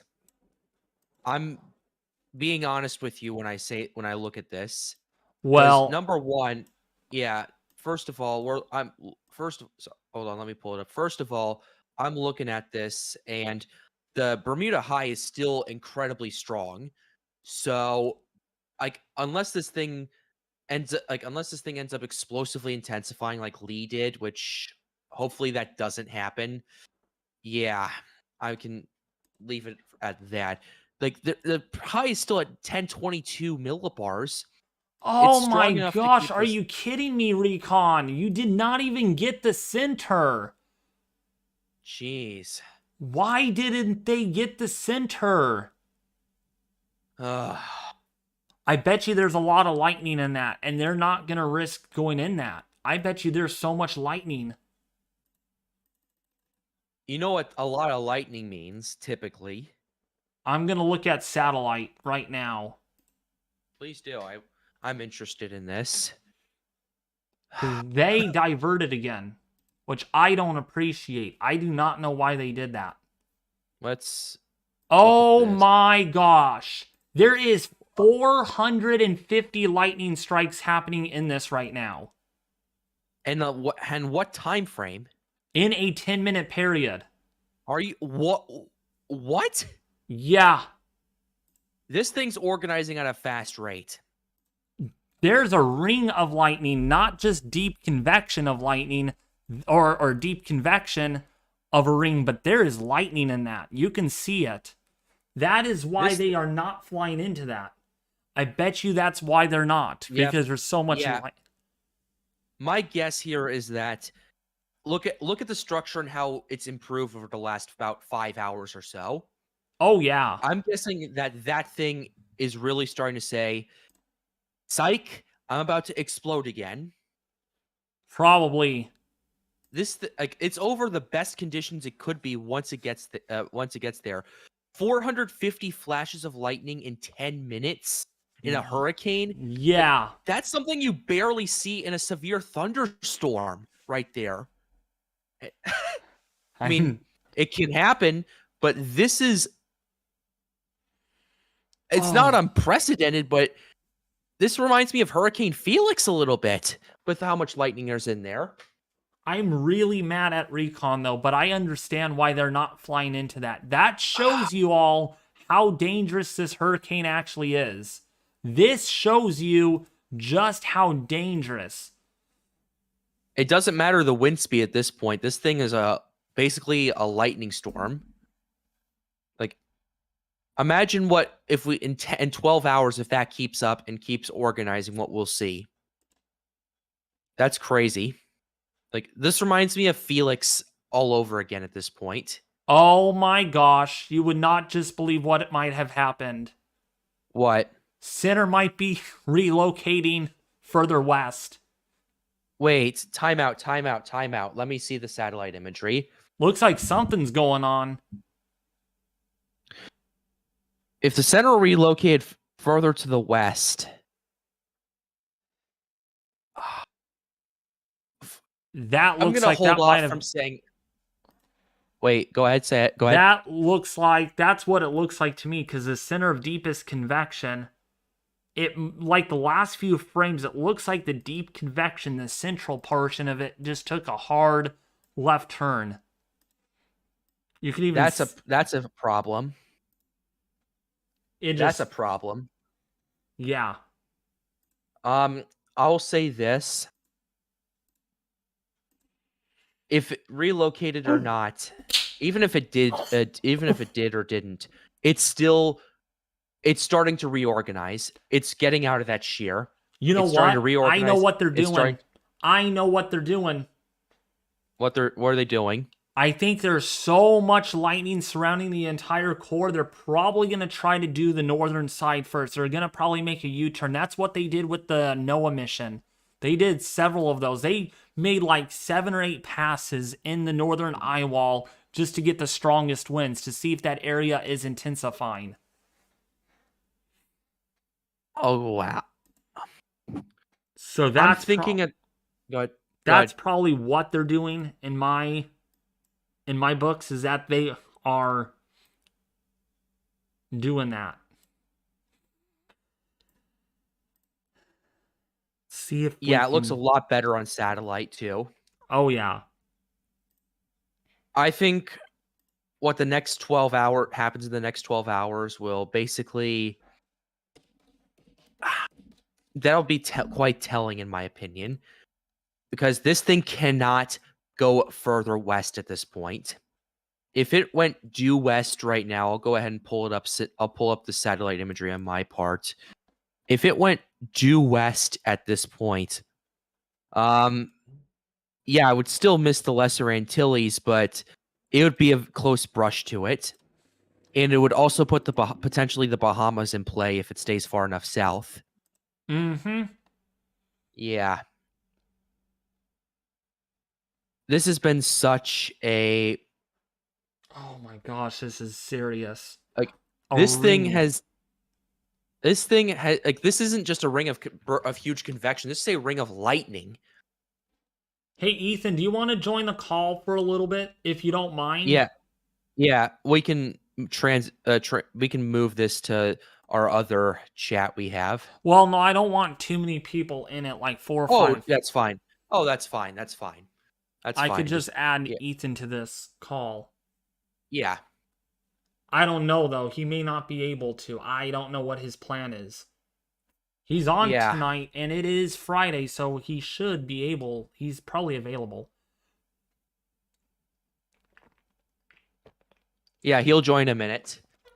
Okay. So let's get him in soon. Actually, yeah, let's get him in soon. Lightning so that way doesn't we can affect a Hurricane Hunter plane. Then what's the deal about them not flying through the center then? There's something else going on. I think the fact that there's so much lightning going on that it's like one lightning strike, yeah, no big deal. But there's 450 going on in that eye wall. Imagine if they get struck multiple times. Yeah. That's what I'm thinking. Man, that CDO, wow, that thing is just blown the heck up. I mean, really in the last 6 hours. That just has, man, I just don't know how to better explain it. Okay, it's asking what does an eye relocation mean long term? Well, in this case, if it did relocate to the west and it starts moving pretty much more west than north at this point, that gives the Lesser Antilles a bigger chance of impact. Not landfall, of course, it's too far north for that, but maybe tropical storm force winds, maybe some thunderstorms. And then that could potentially put the Bahamas in play if it stays south enough. Yeah. So, yeah. Hopefully we get Ethan in here soon because we need some... I drew a magnet. Look at that. I just drew a magnet of lightning. Yeah. Okay, Ethan is ready to go. Okay, let me get him in here. All right. Alrighty. So I'm going to add him to this call so we just don't have so many people that join Oh, and that's fine. flood the thing. That's fine. That's fine. All right, there we go. Okay, Ethan B just joined. Hey, Ethan. Yeah, as soon as he unmutes, we'll be good to go. Okay, there we go. Ethan, can you hear us? Oh, never. Okay. Oh, we got confirmation that the eye is reforming. Oh, seriously? That's what Ario Force TSC says. Latest Latest IR infrared on on Omega. shows a dip. Did it relocate further to the west? Okay, Ethan's going to rejoin it. Ethan, can you hear us? Okay. You got me? Yeah, we got you. Yep. Okay, good evening, gentlemen. Thank you.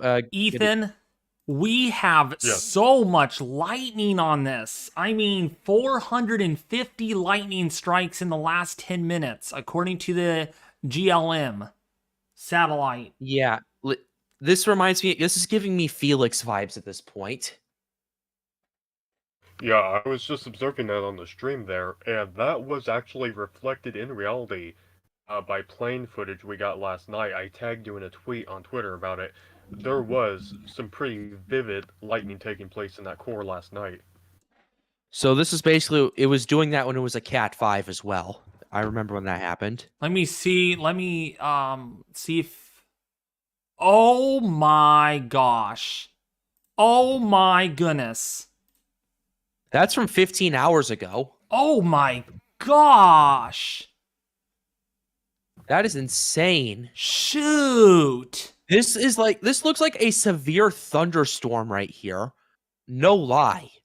That's how much lightning's going on. That is an absolutely insane view. Seeing that clear eye and that lightning and the eye wall convection. Yeah. Hail, intense turbulence, shear, all stuff pilots don't want to face. Interestingly enough, hail does not really appear in hurricanes unless they're like incredibly powerful. Hurricane Felix, for example, in 2007, it actually had grapple and hail in its northeastern eyewall because of how strong it was. Just giving you an idea of that. Oh, it was this morning. It was this morning. Not last night. I just said that. It was this morning. Yeah. That is absolutely sick. Yeah. Now, yeah, it looks like the center relocated more towards the west. So let's hope this doesn't change its trajectory too much. Because if it does, that's going to cause problems down the road. And considering it's going to be in the best conditions it'll ever be, yeah, this could definitely start. Okay, the latest scan just came in. David, if you want to show that to your audience from Tropical Tidbits, looks like I want your take on this. Yeah. They're done. They're not going to fly in. I think there's just so much lightning going on. Yeah. I don't know, but that's what I'm thinking. Yeah. Anyway, David, go back to satellite infrared. Yeah. That's not the eye though. That is not the eye.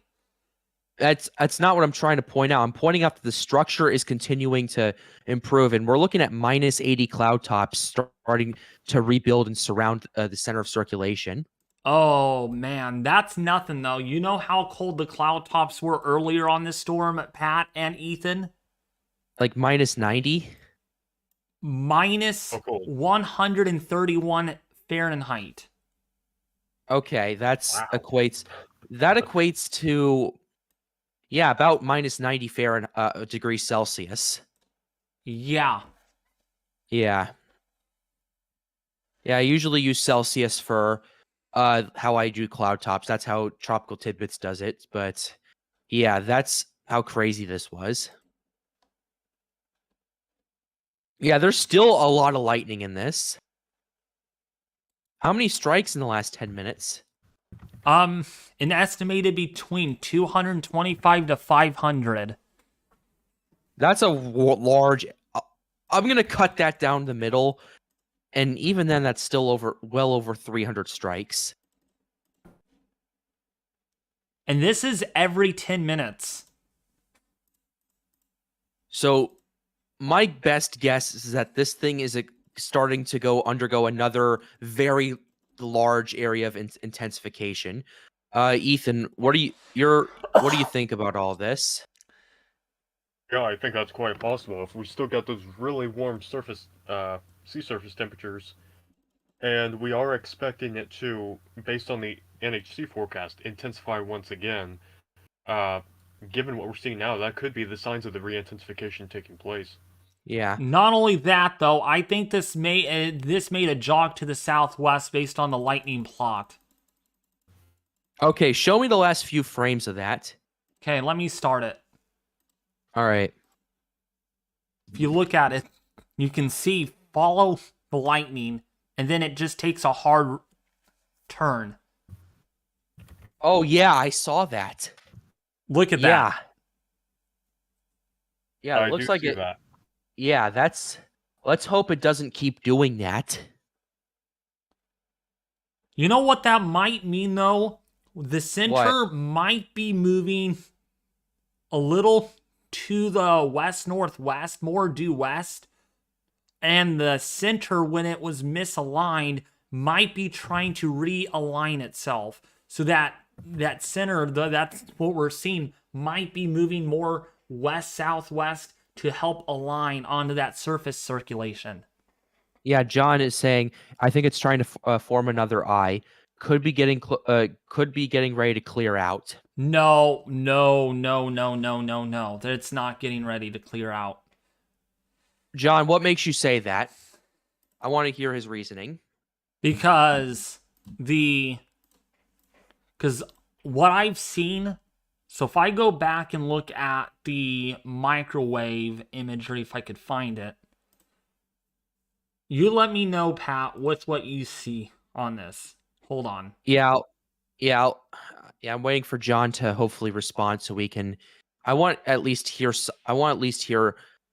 kind of like his reasoning behind it, just in case, because we've seen eyes clear out at a very alarming rate before. Oh yeah, remember? Yeah, that other one. Remember yesterday? It cleared out quickly. Yeah, so I think that's might be what he's saying at this point. We'll just have to wait and see. Hopefully, he can either message us on Discord or give us a quick, brief chat on the thing. But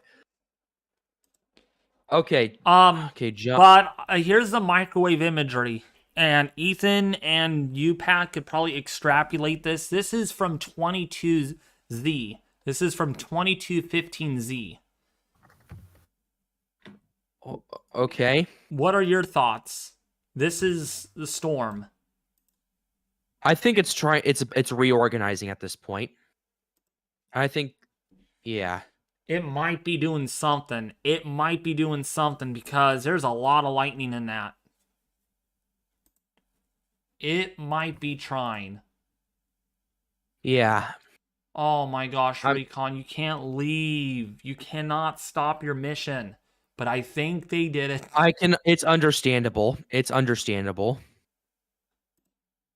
I'm sad too, but they have there are people too. They have to keep each other safe. But I will say this. I think the next 6 hours are going to be very telling on what this does. The next 24 hours, in my opinion, are going to make or break what this thing does. And what are your thoughts, Ethan, on this? Do you think the shear is beginning to back out? Because we've seen that the low-level cirrus clouds are undercutting the cirrus outflow from the hurricanes. So I want to hear your thoughts. If we are still seeing the shear, but the outflow, I mean, it's telling me it's intensifying, but it's telling me that it might not be. I want to hear your input. Yeah, it doesn't look like there's a lot of shear working on it right now. That upper level outflow is expanding a little more compared to, what we saw last night. So I do think that that is indicating, at least in those aspects, that it could be heading toward a period of intensification that would be consistent with the guidance that we are expecting. I do also want to point out that we had a question from Hunter Cabanera saying, should I be worried in New York? Too early to tell. Too early. Simple as that. Oh my gosh. That hurricane on the GFS is not, it's not close to the islands, but it is really intensifying quickly. Let me see this. 318 hours out. Can't trust it, though. Okay, that's interesting. That's, I mean, at this point, it's forecasting the high to basically move to the Azores again, similar to what happened with Lee, but it's, I'm not confident at this point. No, that's too far out. I mean, anything right now. This has a 1% chance of doing anything. I mean, Yeah, for sure. And everyone's probably going to ask me in the questions, oh, is that going to actually develop? No. We don't know. We don't know. And let's not worry about that. I just took a sneak peek at the models just to get more frames in. All right. But at this point, it may be too early, but I think we can say that it's trying to do another intensification phase. Now, the question is, will it be as explosive as it was previously? We don't know. It's clearly in the conditions where it can be. Oh. However, that shear is still persistent to some extent.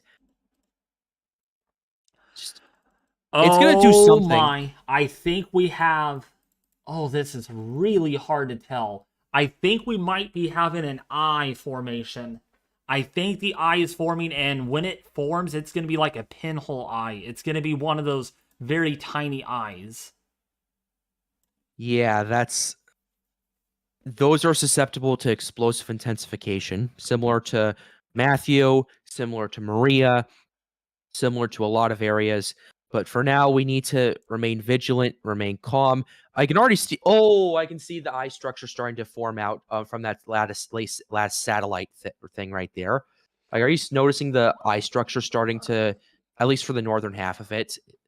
I don't notice anything much. Well, no, that dark piece right there is probably some slightly... Where I'm looking for the eye is probably going to be right in here. No, not that. It's... Yeah, exactly that. Do you see how those cloud tops are starting to, like, you see that that kind of go back to the last frame and keep it there for a second. Do you see how it's starting to potentially form a bit of a ring over the last frame? Yeah. Over there. Okay. I think that's going to be our structure that we're looking for. This really has made a jog to the southwest, towards the west-southwest. That really, I think that vortex has realigned a little bit. It's not tilted as much. Yeah. Nope, they're done. Their mission is done. They're not flying. They're not flying it. Understandable too, to be honest. We'll have to wait till the next run to go in and see what the hell's going on with it. Yeah. Oh, by the way, Ethan, I wanted to let you know the Euro still thinks in about 4 or 5 days this could get down to 911 millibars on the European model. Could get down to what? The latest Euro model, the 12Z output, wants this down to 911 millibars in about 114 hours. Oh, okay. That's a problem.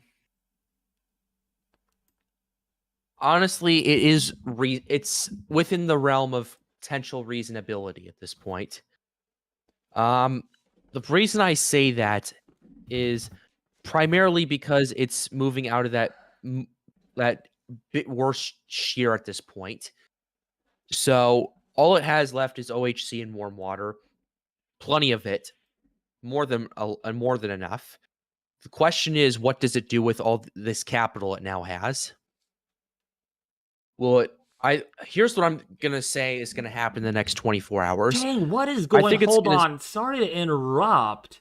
This is going south. It's doing something. It is just like it's wobbling or doing something because it was going like this and now it's like dipping. Let me see real quickly. Okay. It's definitely a wobble of some sort. It's Oh definitely. yeah, I see that. It basically made a 90-degree turn towards the southwest. I hope that only lasts an hour. Not even that. Yeah. That is interesting. Yeah. That CDO has expanded big time, though. That is not a sheared cyclone like we were seeing earlier. Yep, and the ADT is even saying a uniform CDO pattern. Yeah. Okay, Sugar Rush is asking, will you be storm chasing the storm? No, it's out in the middle of the Atlantic. We're not doing that. Appreciate the question, though. Yeah, there's no way. Yeah, we appreciate the question, And welcome though. back, Sugar. Welcome back, Sugar Rush. By the way, he has 120,000 subs, Pat. Yeah, I saw that. I saw that. He's verified. Yep. I can't wait to Congrats, bud. I cannot wait to get verified myself. We still have a long way to go, David. Both of us do. But yeah, it's going to be interesting when that happens. I'm just mainly focused on what's going on right now with Lee. It's clearly starting to show an eyewall structure, at least in my opinion. Oh, If satellite's not saying it, I got bad news. You there? what? Yeah, I'm there. What's going on? I think the University of Wisconsin, you know how the shear was predicted to be low and this shear bit was kind of unexpected. Now I'm wondering if it's doing that again, but on the opposite, that all of a sudden the shear up here is weakening right to the northwest of the system. It is really beginning to weaken. And so I'm wondering if we are starting to see. That's why the CDO is rapidly expanding, and we are. Yep. This is definitely more organized, definitely, than it was like 7 or 8 hours ago.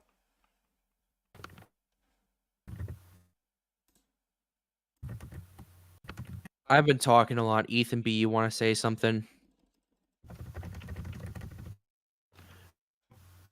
Well, I would just say, with what you were looking at, David, I do think that is indicative of weakening shear, at least through some layer, that we are seeing that expansion of the CDO, that upper level cirrus outflow is going further.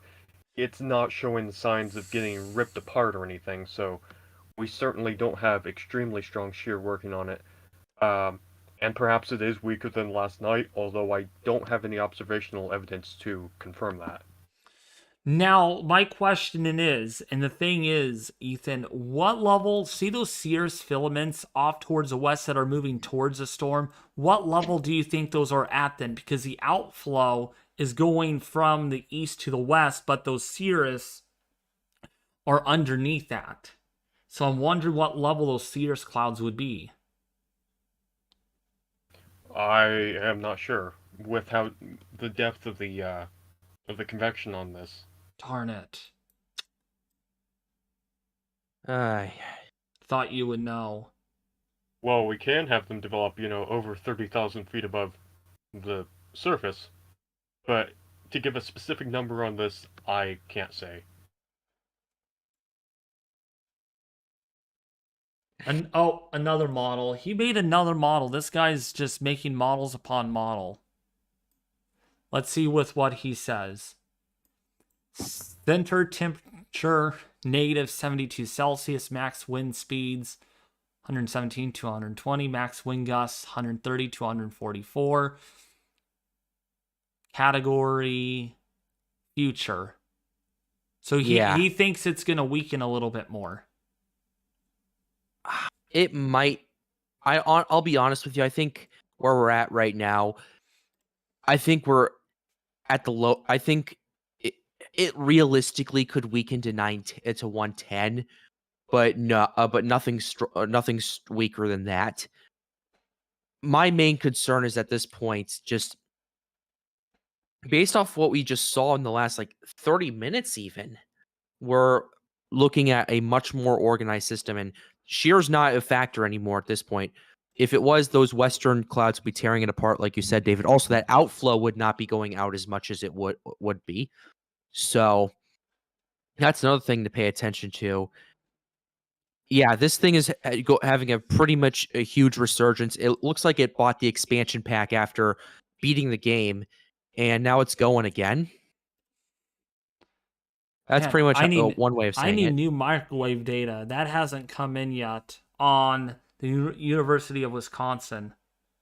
So it's very Yeah, hard it's very hard to say if there's an eye forming on it or not. I'd argue that there is. There has At least to be. underneath of There it. has to be. Yeah, I'd argue that there is. And it's experiencing that intense convection encircling it. Yep. When the eye is clearly not clearly formed, is that a sign of strengthening or weakening? Typically weakening, but it is starting to reform, so that's typically a sign of strengthening. So See the latest lightning plot. And we have not gotten a new lightning plot yet. either way, it's still intense. Oh, yeah. I wonder if the University of Wisconsin has updated their shear thingy. Did they? Shoot. No, they haven't. No, they haven't. So we don't know yet if the shear has backed off. I'm going to stretch this until about 10:30, and then I'm going to be off to bed. But stay here until then. I do need to get to bed. I still need to eat. I haven't ate all day. You should probably take care of yourself, honestly. Yeah, but I'm Absolutely. gonna finish this stream though. All right. Also, John asks, where do you get the microwave maps from, David? Microwave University of Wisconsin. Oh shoot, I just closed the webpage. It's a Control-Shift-T. Control-Shift-T? Yep. Control-Shift-T. Oh! Oh! Yep. I never knew that. I didn't know about that till last year. All right, so this is where you get it from. John, let me send it on Discord. Yeah. So Anyway. So the question is, John is trying to intensify. Okay, Justin G has returned finally. Yay! Our hurricane specialist on the or in the stream, or well, in the chat. Justin, Recon turned away from the hurricane. We were hoping to get another pass in the center. 2 of the aircraft have turned away because of how strong this is, including a ring of intense lightning activity with over 400 lightning strikes being observed in the system. Over 400 lightning strikes in a 10-minute period. Like, I mean, look at this image right here. You got to be telling me that is not an eye. Yeah, Justin, I want your take on this. Do you think this thing's starting to organize once again? And if so, when do you think we could see intensification? Just thought I'd ask you that, hoping to get the benefit. Organize, yes, yeah, this thing's definitely reorganizing. Restrengthen, meh.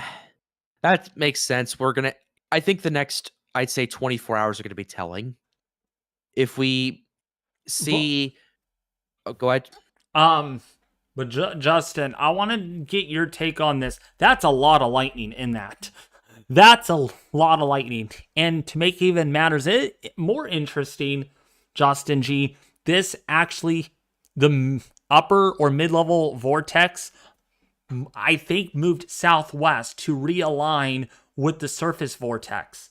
So I think we're seeing it realign. Tell me what you think. Let me play this through to see what you think. Watch the deep convection and look at how it does that hard west, even southwesterly turn. I mean, what are your thoughts, Justin, on this? That took a bit of a westerly turn.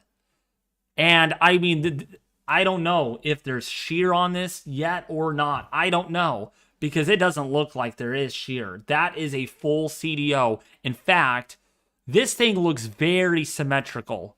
I mean, the whole entire thing. I mean, one could even argue that there is no shear at all because of where that deep area of convection is. Right in the middle of that CDO.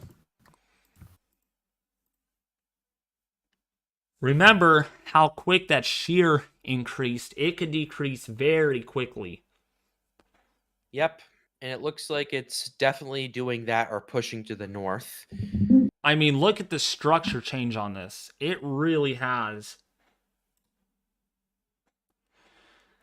Probably in the process of realigning and reconstructing its core, still highly unstable and very prone to shear. Are you... Come on, Justin. Come on.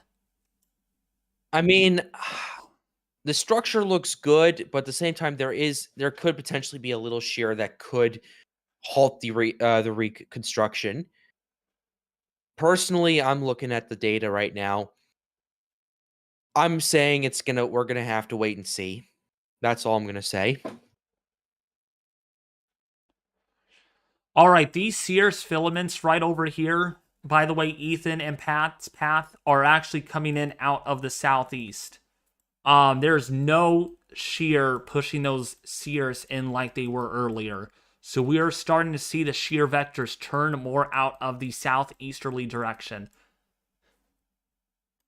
Which makes sense. That's why this CDO really has expanded. Okay, it looks like the shear is becoming a little bit more southerly. All right, Which let me see which with what. Let's see with what Justin. I want to read this. There's still shear. What it looks like is the shear has become more southerly, which makes sense. Southerly shear is less problematic for storms like this, which explains the organization. IR, okay. Southerly shear makes more sense given the vector. All right. Yeah, you know what? That makes perfect sense because look at the shears now. They are coming in out of the south. Oh, Ethan WX is here. Hey, Ethan. Yeah. Hold on. Just give me a second to set up something real quick. Stand by, everybody. All right. I want to hear Ethan WX's input of this. Yeah, now we're going to confuse you, chat. We've got two Ethans on stream. Or we're going to. I have no doubt that this will strengthen more, expand it wind field much more over time due to the time it has over warm water and an Iowa replacement cycle. That's what you think, Michael? Well, it has recovered pretty quickly. So this is worth watching right now.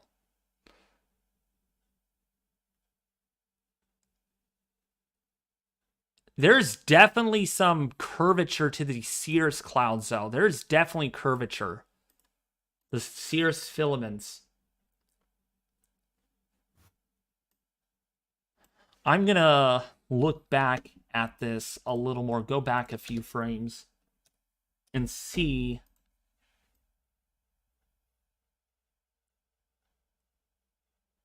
Yeah, see how strong this shear was yesterday?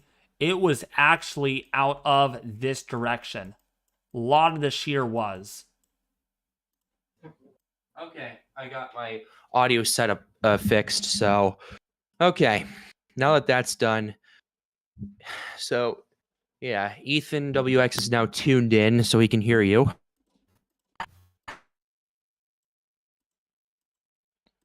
Ethan WX?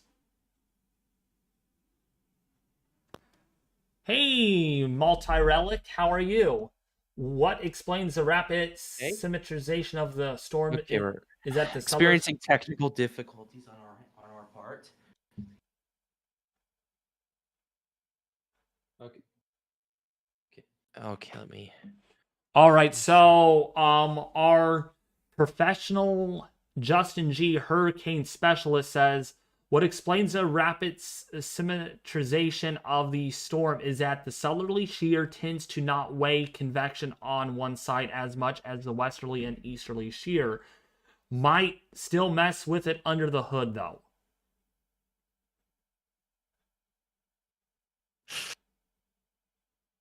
What do you mean by not professional, Justin G? Just Oh, because I called him professional. Dude, you know your stuff. You know your stuff. I mean... yeah, look. Yeah. I mean, I'm not even a professional and I'm doing this.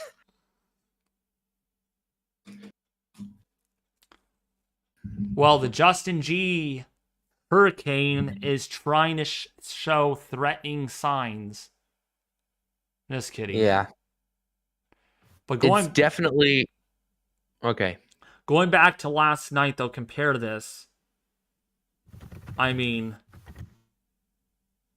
It definitely is dealing with some shear, I think.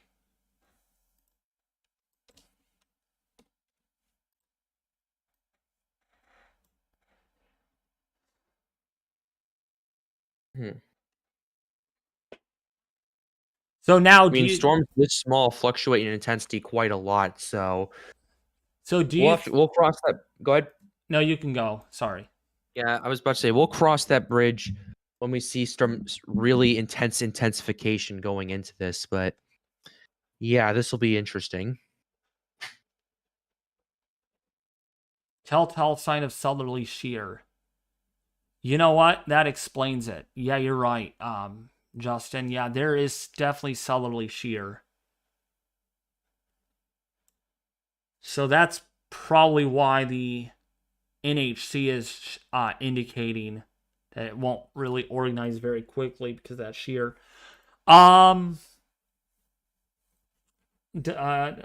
Justin is Dr. Rick Nabs of David's channel. You're funny, Sean. You're funny. John 54-2E Hurricane. He is looking, that John Storm is looking threatening. All right, Ethan WX, you there? Ethan? Yeah. So, what do you think this hurricane is doing? I talked to Justin G, and he said there is certainly some southerly shear that is impacting it. But what is your take? What are we seeing here, do you think? It got hit pretty hard by the shear, through most of today. The shear is fortunately weakened a little. It was like 35 knots earlier. Now we're down to like 25. And now it's turned southerly as well. So yeah, it's trying to rebuild, but the shear was really the thing that brought it down, that stopped it from intensifying. I mean, that stuff further. typically happens when it comes to like storms of this small size. It was a bit unexpected this year. I genuinely thought it was going to intensify to 150 knots plus, but then the shear kicked in, and if that hadn't happened, it would have got there. But it just it kind of got torn apart, and it went down to Cat 3. I think it will overnight. Oh no! Oh my gosh! What's up? Kyrmia in the chat says latest HAFS wants this at almost 170 knots again. What the heck? I mean, to be honest with you at this point, I'm not that surprised. Let me see this. Okay, so this is the new model. Okay. Boy, that is really intense. That is larger too. There is a lot of confidence that that's only 140 knots, maybe on the halves B. Let me see the halves B. Hold up. Keep going. It was at 75 hours, but halves B. This might be what he's talking about. 914 millibars. 914 millibars on this. 914. Oh. That seems very possible. 170 knots. I think it's got to be like 170 miles an hour. Let me see this. No, he's looking at knots. 850 millibar winds, 174 knots. Yeah, that's at 850 though. So you know what? take it. Given the fact that we have seen a huge uptrend in this, I think this system could really start recovering by tomorrow afternoon. That's been the consensus. So I think the next 24 hours, the next 18, 20 hours will be very anemic to the storm. Kind of threatening in a way, but it might not do much. However, that's if we base it off of halves A and B. Then this system really gets going. It really re-intensifies to a Category 5 hurricane. And I mean well into Category 5 intensity. That's 140, 150 knot winds potentially that this thing could potentially have. And there has been a trend for a stronger storm on the last couple of runs on the halves B. On the HMON, the HMON does not want this any stronger.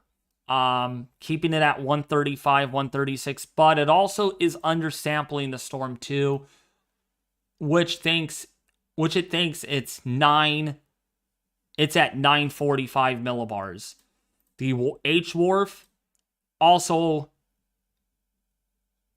actually Let's see the H-Wharf. The H-Wharf seems more on par. But it also does not indicate that it's going to strengthen anymore as far as this goes. The halves A model, the halves A is probably in the books of being a little bit more accurate than the HMON, and it may want it a little stronger. Actually, the halves B is most accurate, assuming that it's right now at 160 or 960 millibars. That's what we have observed tonight. It seems to handle that really well. And if that's the case, you know what? You know what I think might be happening? A very tight, very, very, very, very, very, very tight inner core might be forming on this. So tight that the eye is like a mile in diameter. So small that it's not popping through IR. Because this would make sense with how intense that convection is, the symmetrical look on satellite. Yeah, this makes really good sense. Look at how this matches up. This is probably what we are seeing on the halves B run, where it is developing that inner core, and then maybe an ERC happens. But once that happens in 24 hours is when I think we're going to have a very intense hurricane on the other side. So we might be seeing an ERC and some shear impacting the system is what I think might be happening. Yeah. Could be. Yeah, I'm going to say this right now. There's not enough evidence to support a 1 mile nautical mile I'm sure there's an eye in there. It's just so small that there's an eye of every storm. Did you know that? I know. Just keep this in mind, though. Based off of the structure and also the fact that this thing is rebuilding its core, it may not be a mile wide. I mean, it may be right now, but it's going to take time to rebuild and redevelop the core. Oh, I know. I understand what you're saying. Yeah, that's fine. I'm just making sure that everyone gets what's going on. Like, if it was a 1 mile nautical mile eye, this would be a much smaller storm, number one.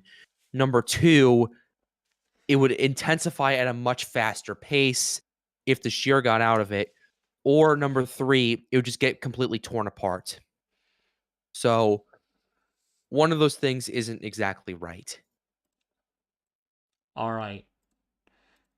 I'm going to guess that this thing, I can't guess eyes. I don't have the microwave imagery on me. There is definitely a ring of convection, though. I mean, you can't miss it. It's like right here. There's something going on in it. Absolutely. I think the vortex has definitely realigned in some degree, but I think it's recovering from the shear earlier, and it's gonna remain really bobulated, where it's kind of like what it's like now. So therefore, sure. yeah. I will be right back, though. I'm gonna have to eat something, but I'll be right back. I'm gonna probably bring up my food up here. Okay. Okay, well, if that's the case, then we'll go ahead and keep this thing going. I'm Yes. Pat's Path Predictor. Ethan B is the co-host. We'll keep this situation as time continues to go on. Right now, we have a very interesting situation going on. Yeah, look how sharp the gradient is. Yeah, pretty interesting to show right here. Okay, John just posted something on here. Okay, anyway,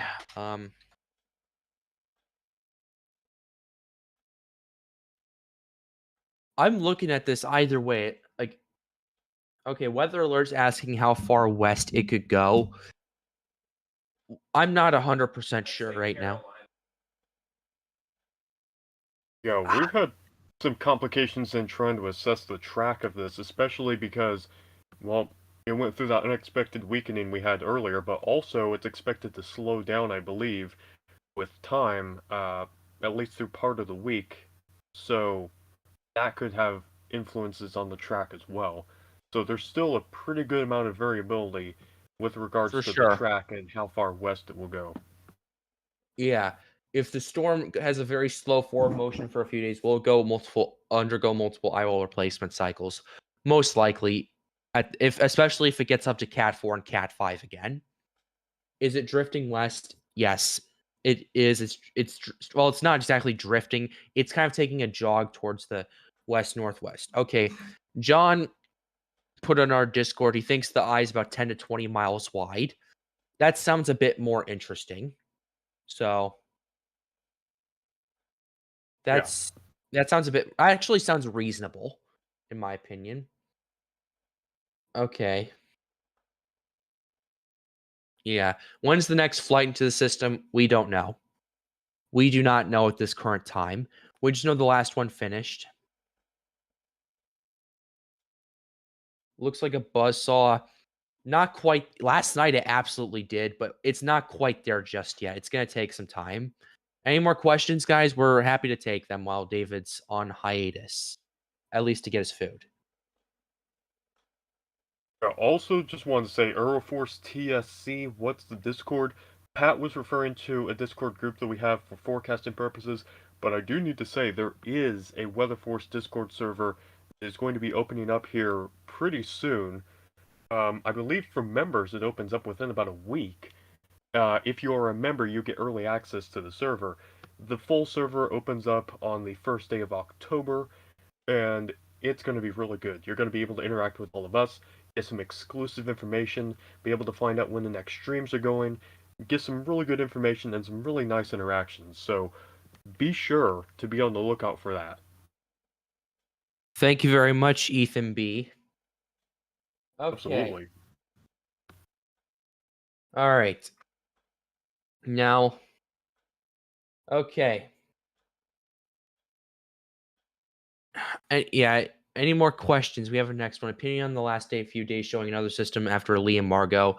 Too early to tell. Too early to tell. We're seeing models that have something happening, but we're going to have to wait and see and cross that bridge once the NHC tags an area of interest. But we're still taking questions. We're still going to take some questions. So, yeah. Yeah, hurricanes do wobble, so we have to watch the progress. Oh, absolutely, we do. So, yeah. How come there's so much of a timing difference between the GFS and Euro as far as a landfall? Mainly due to speed at this point. Mainly due to the speed it's calling for. Quick. What does a weaker storm mean for storms that track? Do you think this could do a Joaquin? All right. As for the second one, I don't know. But for the first one, typically a weaker storm could push it more to the west if there's a huge high pressure system that's built up on top of it. I've just been asking. I've just been answering questions. So Sweet. yeah. I'm going to eat up here because then I'm going to end the stream in like 10 minutes anyways. All right. Because I need to get to bed. I really do. So do I. So do I, to be honest. Also, David, we did have a question about a link for the Discord server that's going to be opening up later. We don't have a link for that yet, do we? I can create one, but it's for members only. I mean, we're not at this time. We do have one, but we're not going to send it out until the 15th.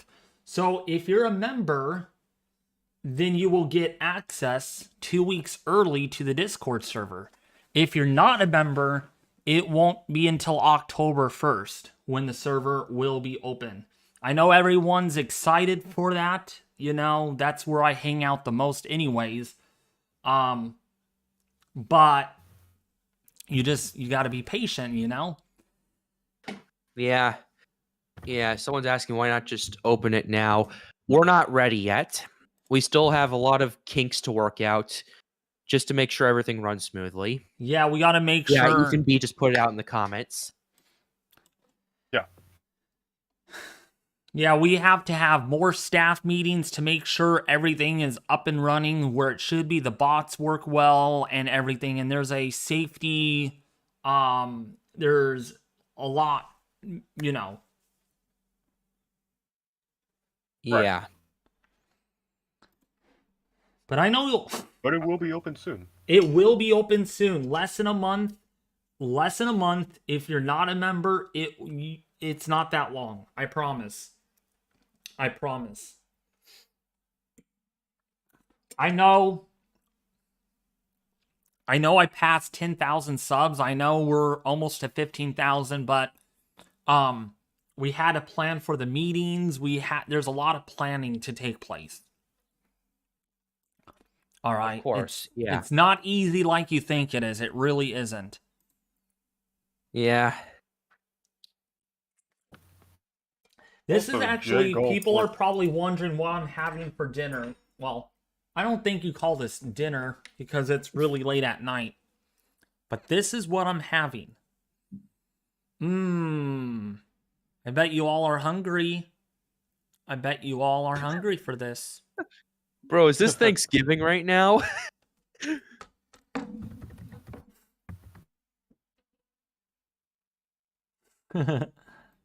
Yeah. Okay. All jokes aside, yeah, this thing's glitching out again, Yep, but still clearly a satellite. jog to the southwest. But there's a lot of lightning going on still within that, within maybe what appears to be an eye wall trying to form. Okay.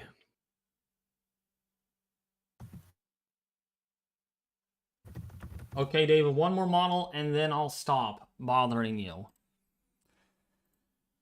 Oh All boy, right. let's see with what he shows. What does this guy want to show me? Eye status likely reforming. Oh. That's what he Hey, says. Justin, what do you think about this? Yeah, I think he's still here. I hope he is. Yeah, if you're still here, dude, what's your thoughts on this?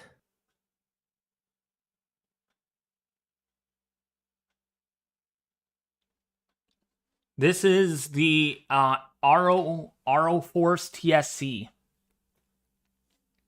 I want to see what you think.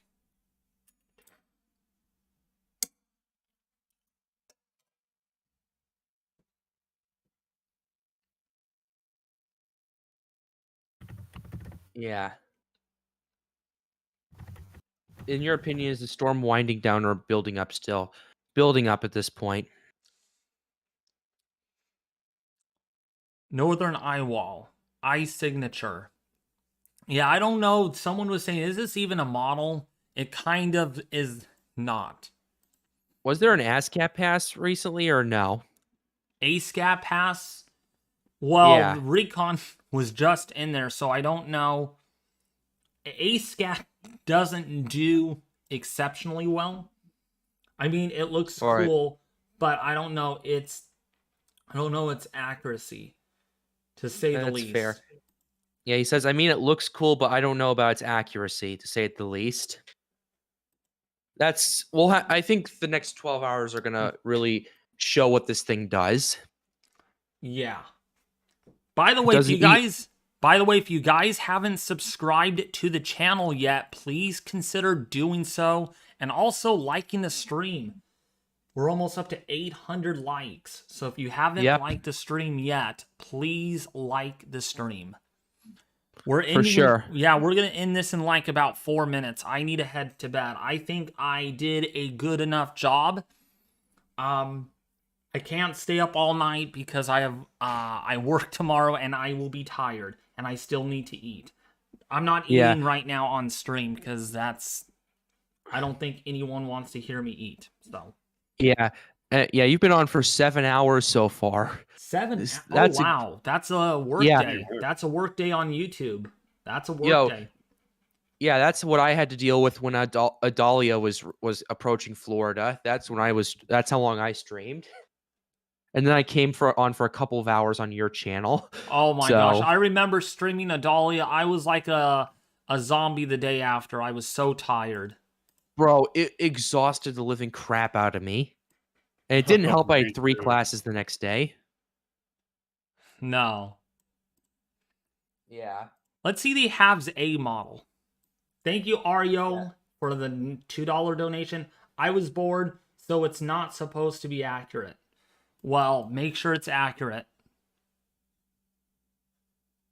Anyway, on the question of its strengthening, again, I'm not solid on that it is. It looks better than it has in a bit, but internally, it has a lot of work to do before appreciable intensification.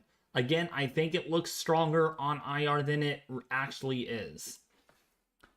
All I can say is it's crawling right now, and you need need to crawl before you can walk. You need to walk. Okay. Winds have come up on the ADT. 102 knots. Where was it before? 98 knots. 98 knots. And the pressure seems to fit very well with what Recon found. 958.3 millibars. It was at 963 at the advisory. Yeah. So this thing is starting to potentially go again. We're not 100% sure, but yeah, it's definitely starting to crawling, and it looks like it's about to walk. And then it might start running. The weakening flag is off. The rapid dissipation flag is off. Dissipation. Rapid dissipation is off. So there's no alert signals from the ADT that this is weakening yet. Or it's not weakening at all. So... well... looks like this thing's about to start round 2. But... we'll have to wait and see as time continues to go on, because we got 30 seconds till until 10:45, so we're gonna have to probably cut it off soon. It's definitely not weakening. That's what Justin G said. All right, before I go, I will open up this live stream to questions over the next 3 or 4 minutes. Do you guys have any questions, including you, Justin G? I definitely tell you. I can definitely tell you if it's strengthening by any appreciable amount without some guidance on its inner structure, like a new microwave pass. Okay, timeout. Before we start answering questions, this thing looks like it looks like an ice is starting to kind of appear on satellite right now. At least the beginning of it. You know what? That might be. Shoot. What do you think? Hold on, let me see. Latest frame. Yeah, what do you think? It's trying to reform 100%. Look at that ring of convection starting to wrap around. That's 100% trying to reform. It's definitely starting to walk at this point, and also notice western edge of it is not as sheer. Yeah, as it that was before. yeah, southerly shear can do that. The satellite estimates have started to jump up again. We went from 98 to 102 and pressure of 963 to 958. 4 overnight into tomorrow. Okay. What did he say? He thinks it might become a Oh, you lagged out really bad. What was it? Cat 4 during the overnight and early morning hours. A Cat 4? Oh, shoot. We'll cross that bridge when we get there. I'm not confident enough personally to say that. Dude, this is moving think- west. This is absolutely moving west right now. This is moving west. Yeah, this thing is definitely moving Look west. at this. Look at this. Ethan WX. I don't know if you can confirm that, but it is something. It's Yeah, it's almost. It's moving kind of west southwest a little bit. I know you. It's Look at that jog. it's basically going due west from what I see. Oh yeah, and let's pull up the bigger implications, the bigger picture. If that would continue due west, then the Antilles are going to get a very close pass. all right. I need to get to questions because I promised. Of course. So timing of the short wave on, let's see. So Lee is not showing us his finger puppet yet. Question: what is likelihood that watches and warnings could be in place? Right now, we don't even know. We just don't even know right now. This is all new to us as far as if this westerly jog happens for the next, say, 7 or 8 hours, then it's going to be a lot closer to those islands because right now, that is, I mean, if it went perfectly west, let's see. Not saying that it will, I highly doubt it. It's not doing that, but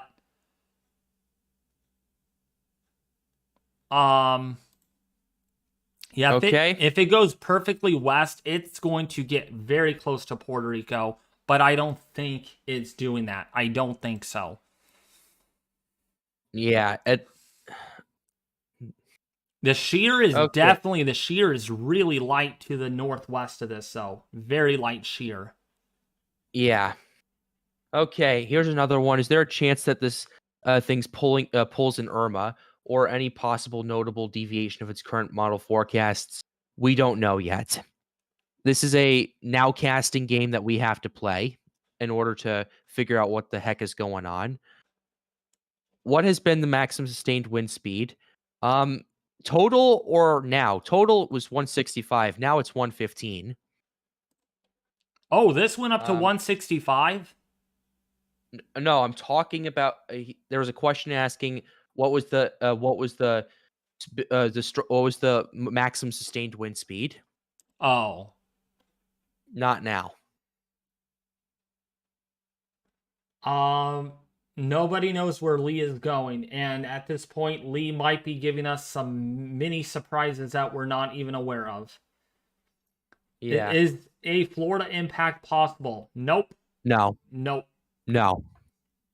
Go to NHC. Okay, before I call it a night, here's the latest NHC forecast. Right now, wind's at 115, and this is the cone of uncertainty right here. All right. Right here, this large cone means where the system might be moving into. So it might end up over here, over here, over here, over here. They say not as strong. Yeah, well, It's 115. it's 115 right now. East Coast. Is East Coast going to get impacted by this? Okay, Chase is Oh, timed oh. out. He's started spamming a bit. Okay. Okay, here's the next one. Has the pressure dropped on that last pass? What? Has the pressure dropped? Well, ADT, I don't know how often it updates. It updates quite often. It's still at the same. It hasn't updated. It's down to 958, so I'd say yeah. It's the Recon found 958s too. So yeah, okay. So the models are kind of not accurate short term because of the significant changes. It's tough. But at this point, this thing has made a lot of unexpected small moves that have basically that things have gotten a lot more interesting because of them. So yeah. All right. Do we want to cut the questions here, or do we want a few more if they continue in the next like 60 seconds or so? Let's see. I don't think anyone has any more questions. You got a huge donation. Thank you, Ariel Force, for the donation. I will say, if it's not an eye about to emerge, that ring is interesting. Laughing out loud. Oh yeah. I think Justin's trying to trick us. I think he's just I don't know. Okay. Anyway. Okay. So all right, I think we're done with questions. Thank you for your generous donation. Yep. If you guys haven't voted yet, if you haven't subscribed, please consider doing so. I would really appreciate that because, again, there are more better things coming to the YouTube channel, including you're gonna likely see more of Pat's Path Predictor on my live streams, that sort of thing. Also, of course, Ethan B too. Just of course, yeah. Absolutely. And Ethan WX, so we will have two Ethans. Don't get too confused. Yep. And of course, just a friendly reminder: the Discord server for members only is opening on the 15th of September. Make sure you check the membership page or the community post where it will say members only. So go to the channel, click on community, and I will have a link to the Discord server here on the 15th. If you're a member, you will get notified. If you're not a member, you won't get notified. I don't think you will see it. So make sure you do become a member if you haven't already, if you want to join the server and get awesome, spectacular perks and that sort of thing. All right, that is it. I will be back tomorrow afternoon with another live stream. I think that's the plan because Recon will be out there again. I think I will be doing live streams probably every single afternoon on this. Maybe with a morning video each and every day, except for Monday. Monday, I will not have anything out on my channel, period. Sunday is still questionable, but tomorrow, I think I will have a stream. But no video in the morning. No video in the morning, just a live stream in the afternoon. All right, well, that's going to do it, folks. Thanks for participating. Thank you for subscribing, sharing, and liking, and voting. I do appreciate that, and I will be back with you more tomorrow afternoon with another live stream. Peace out, folks. Stay safe. Yep, stay safe. Absolutely.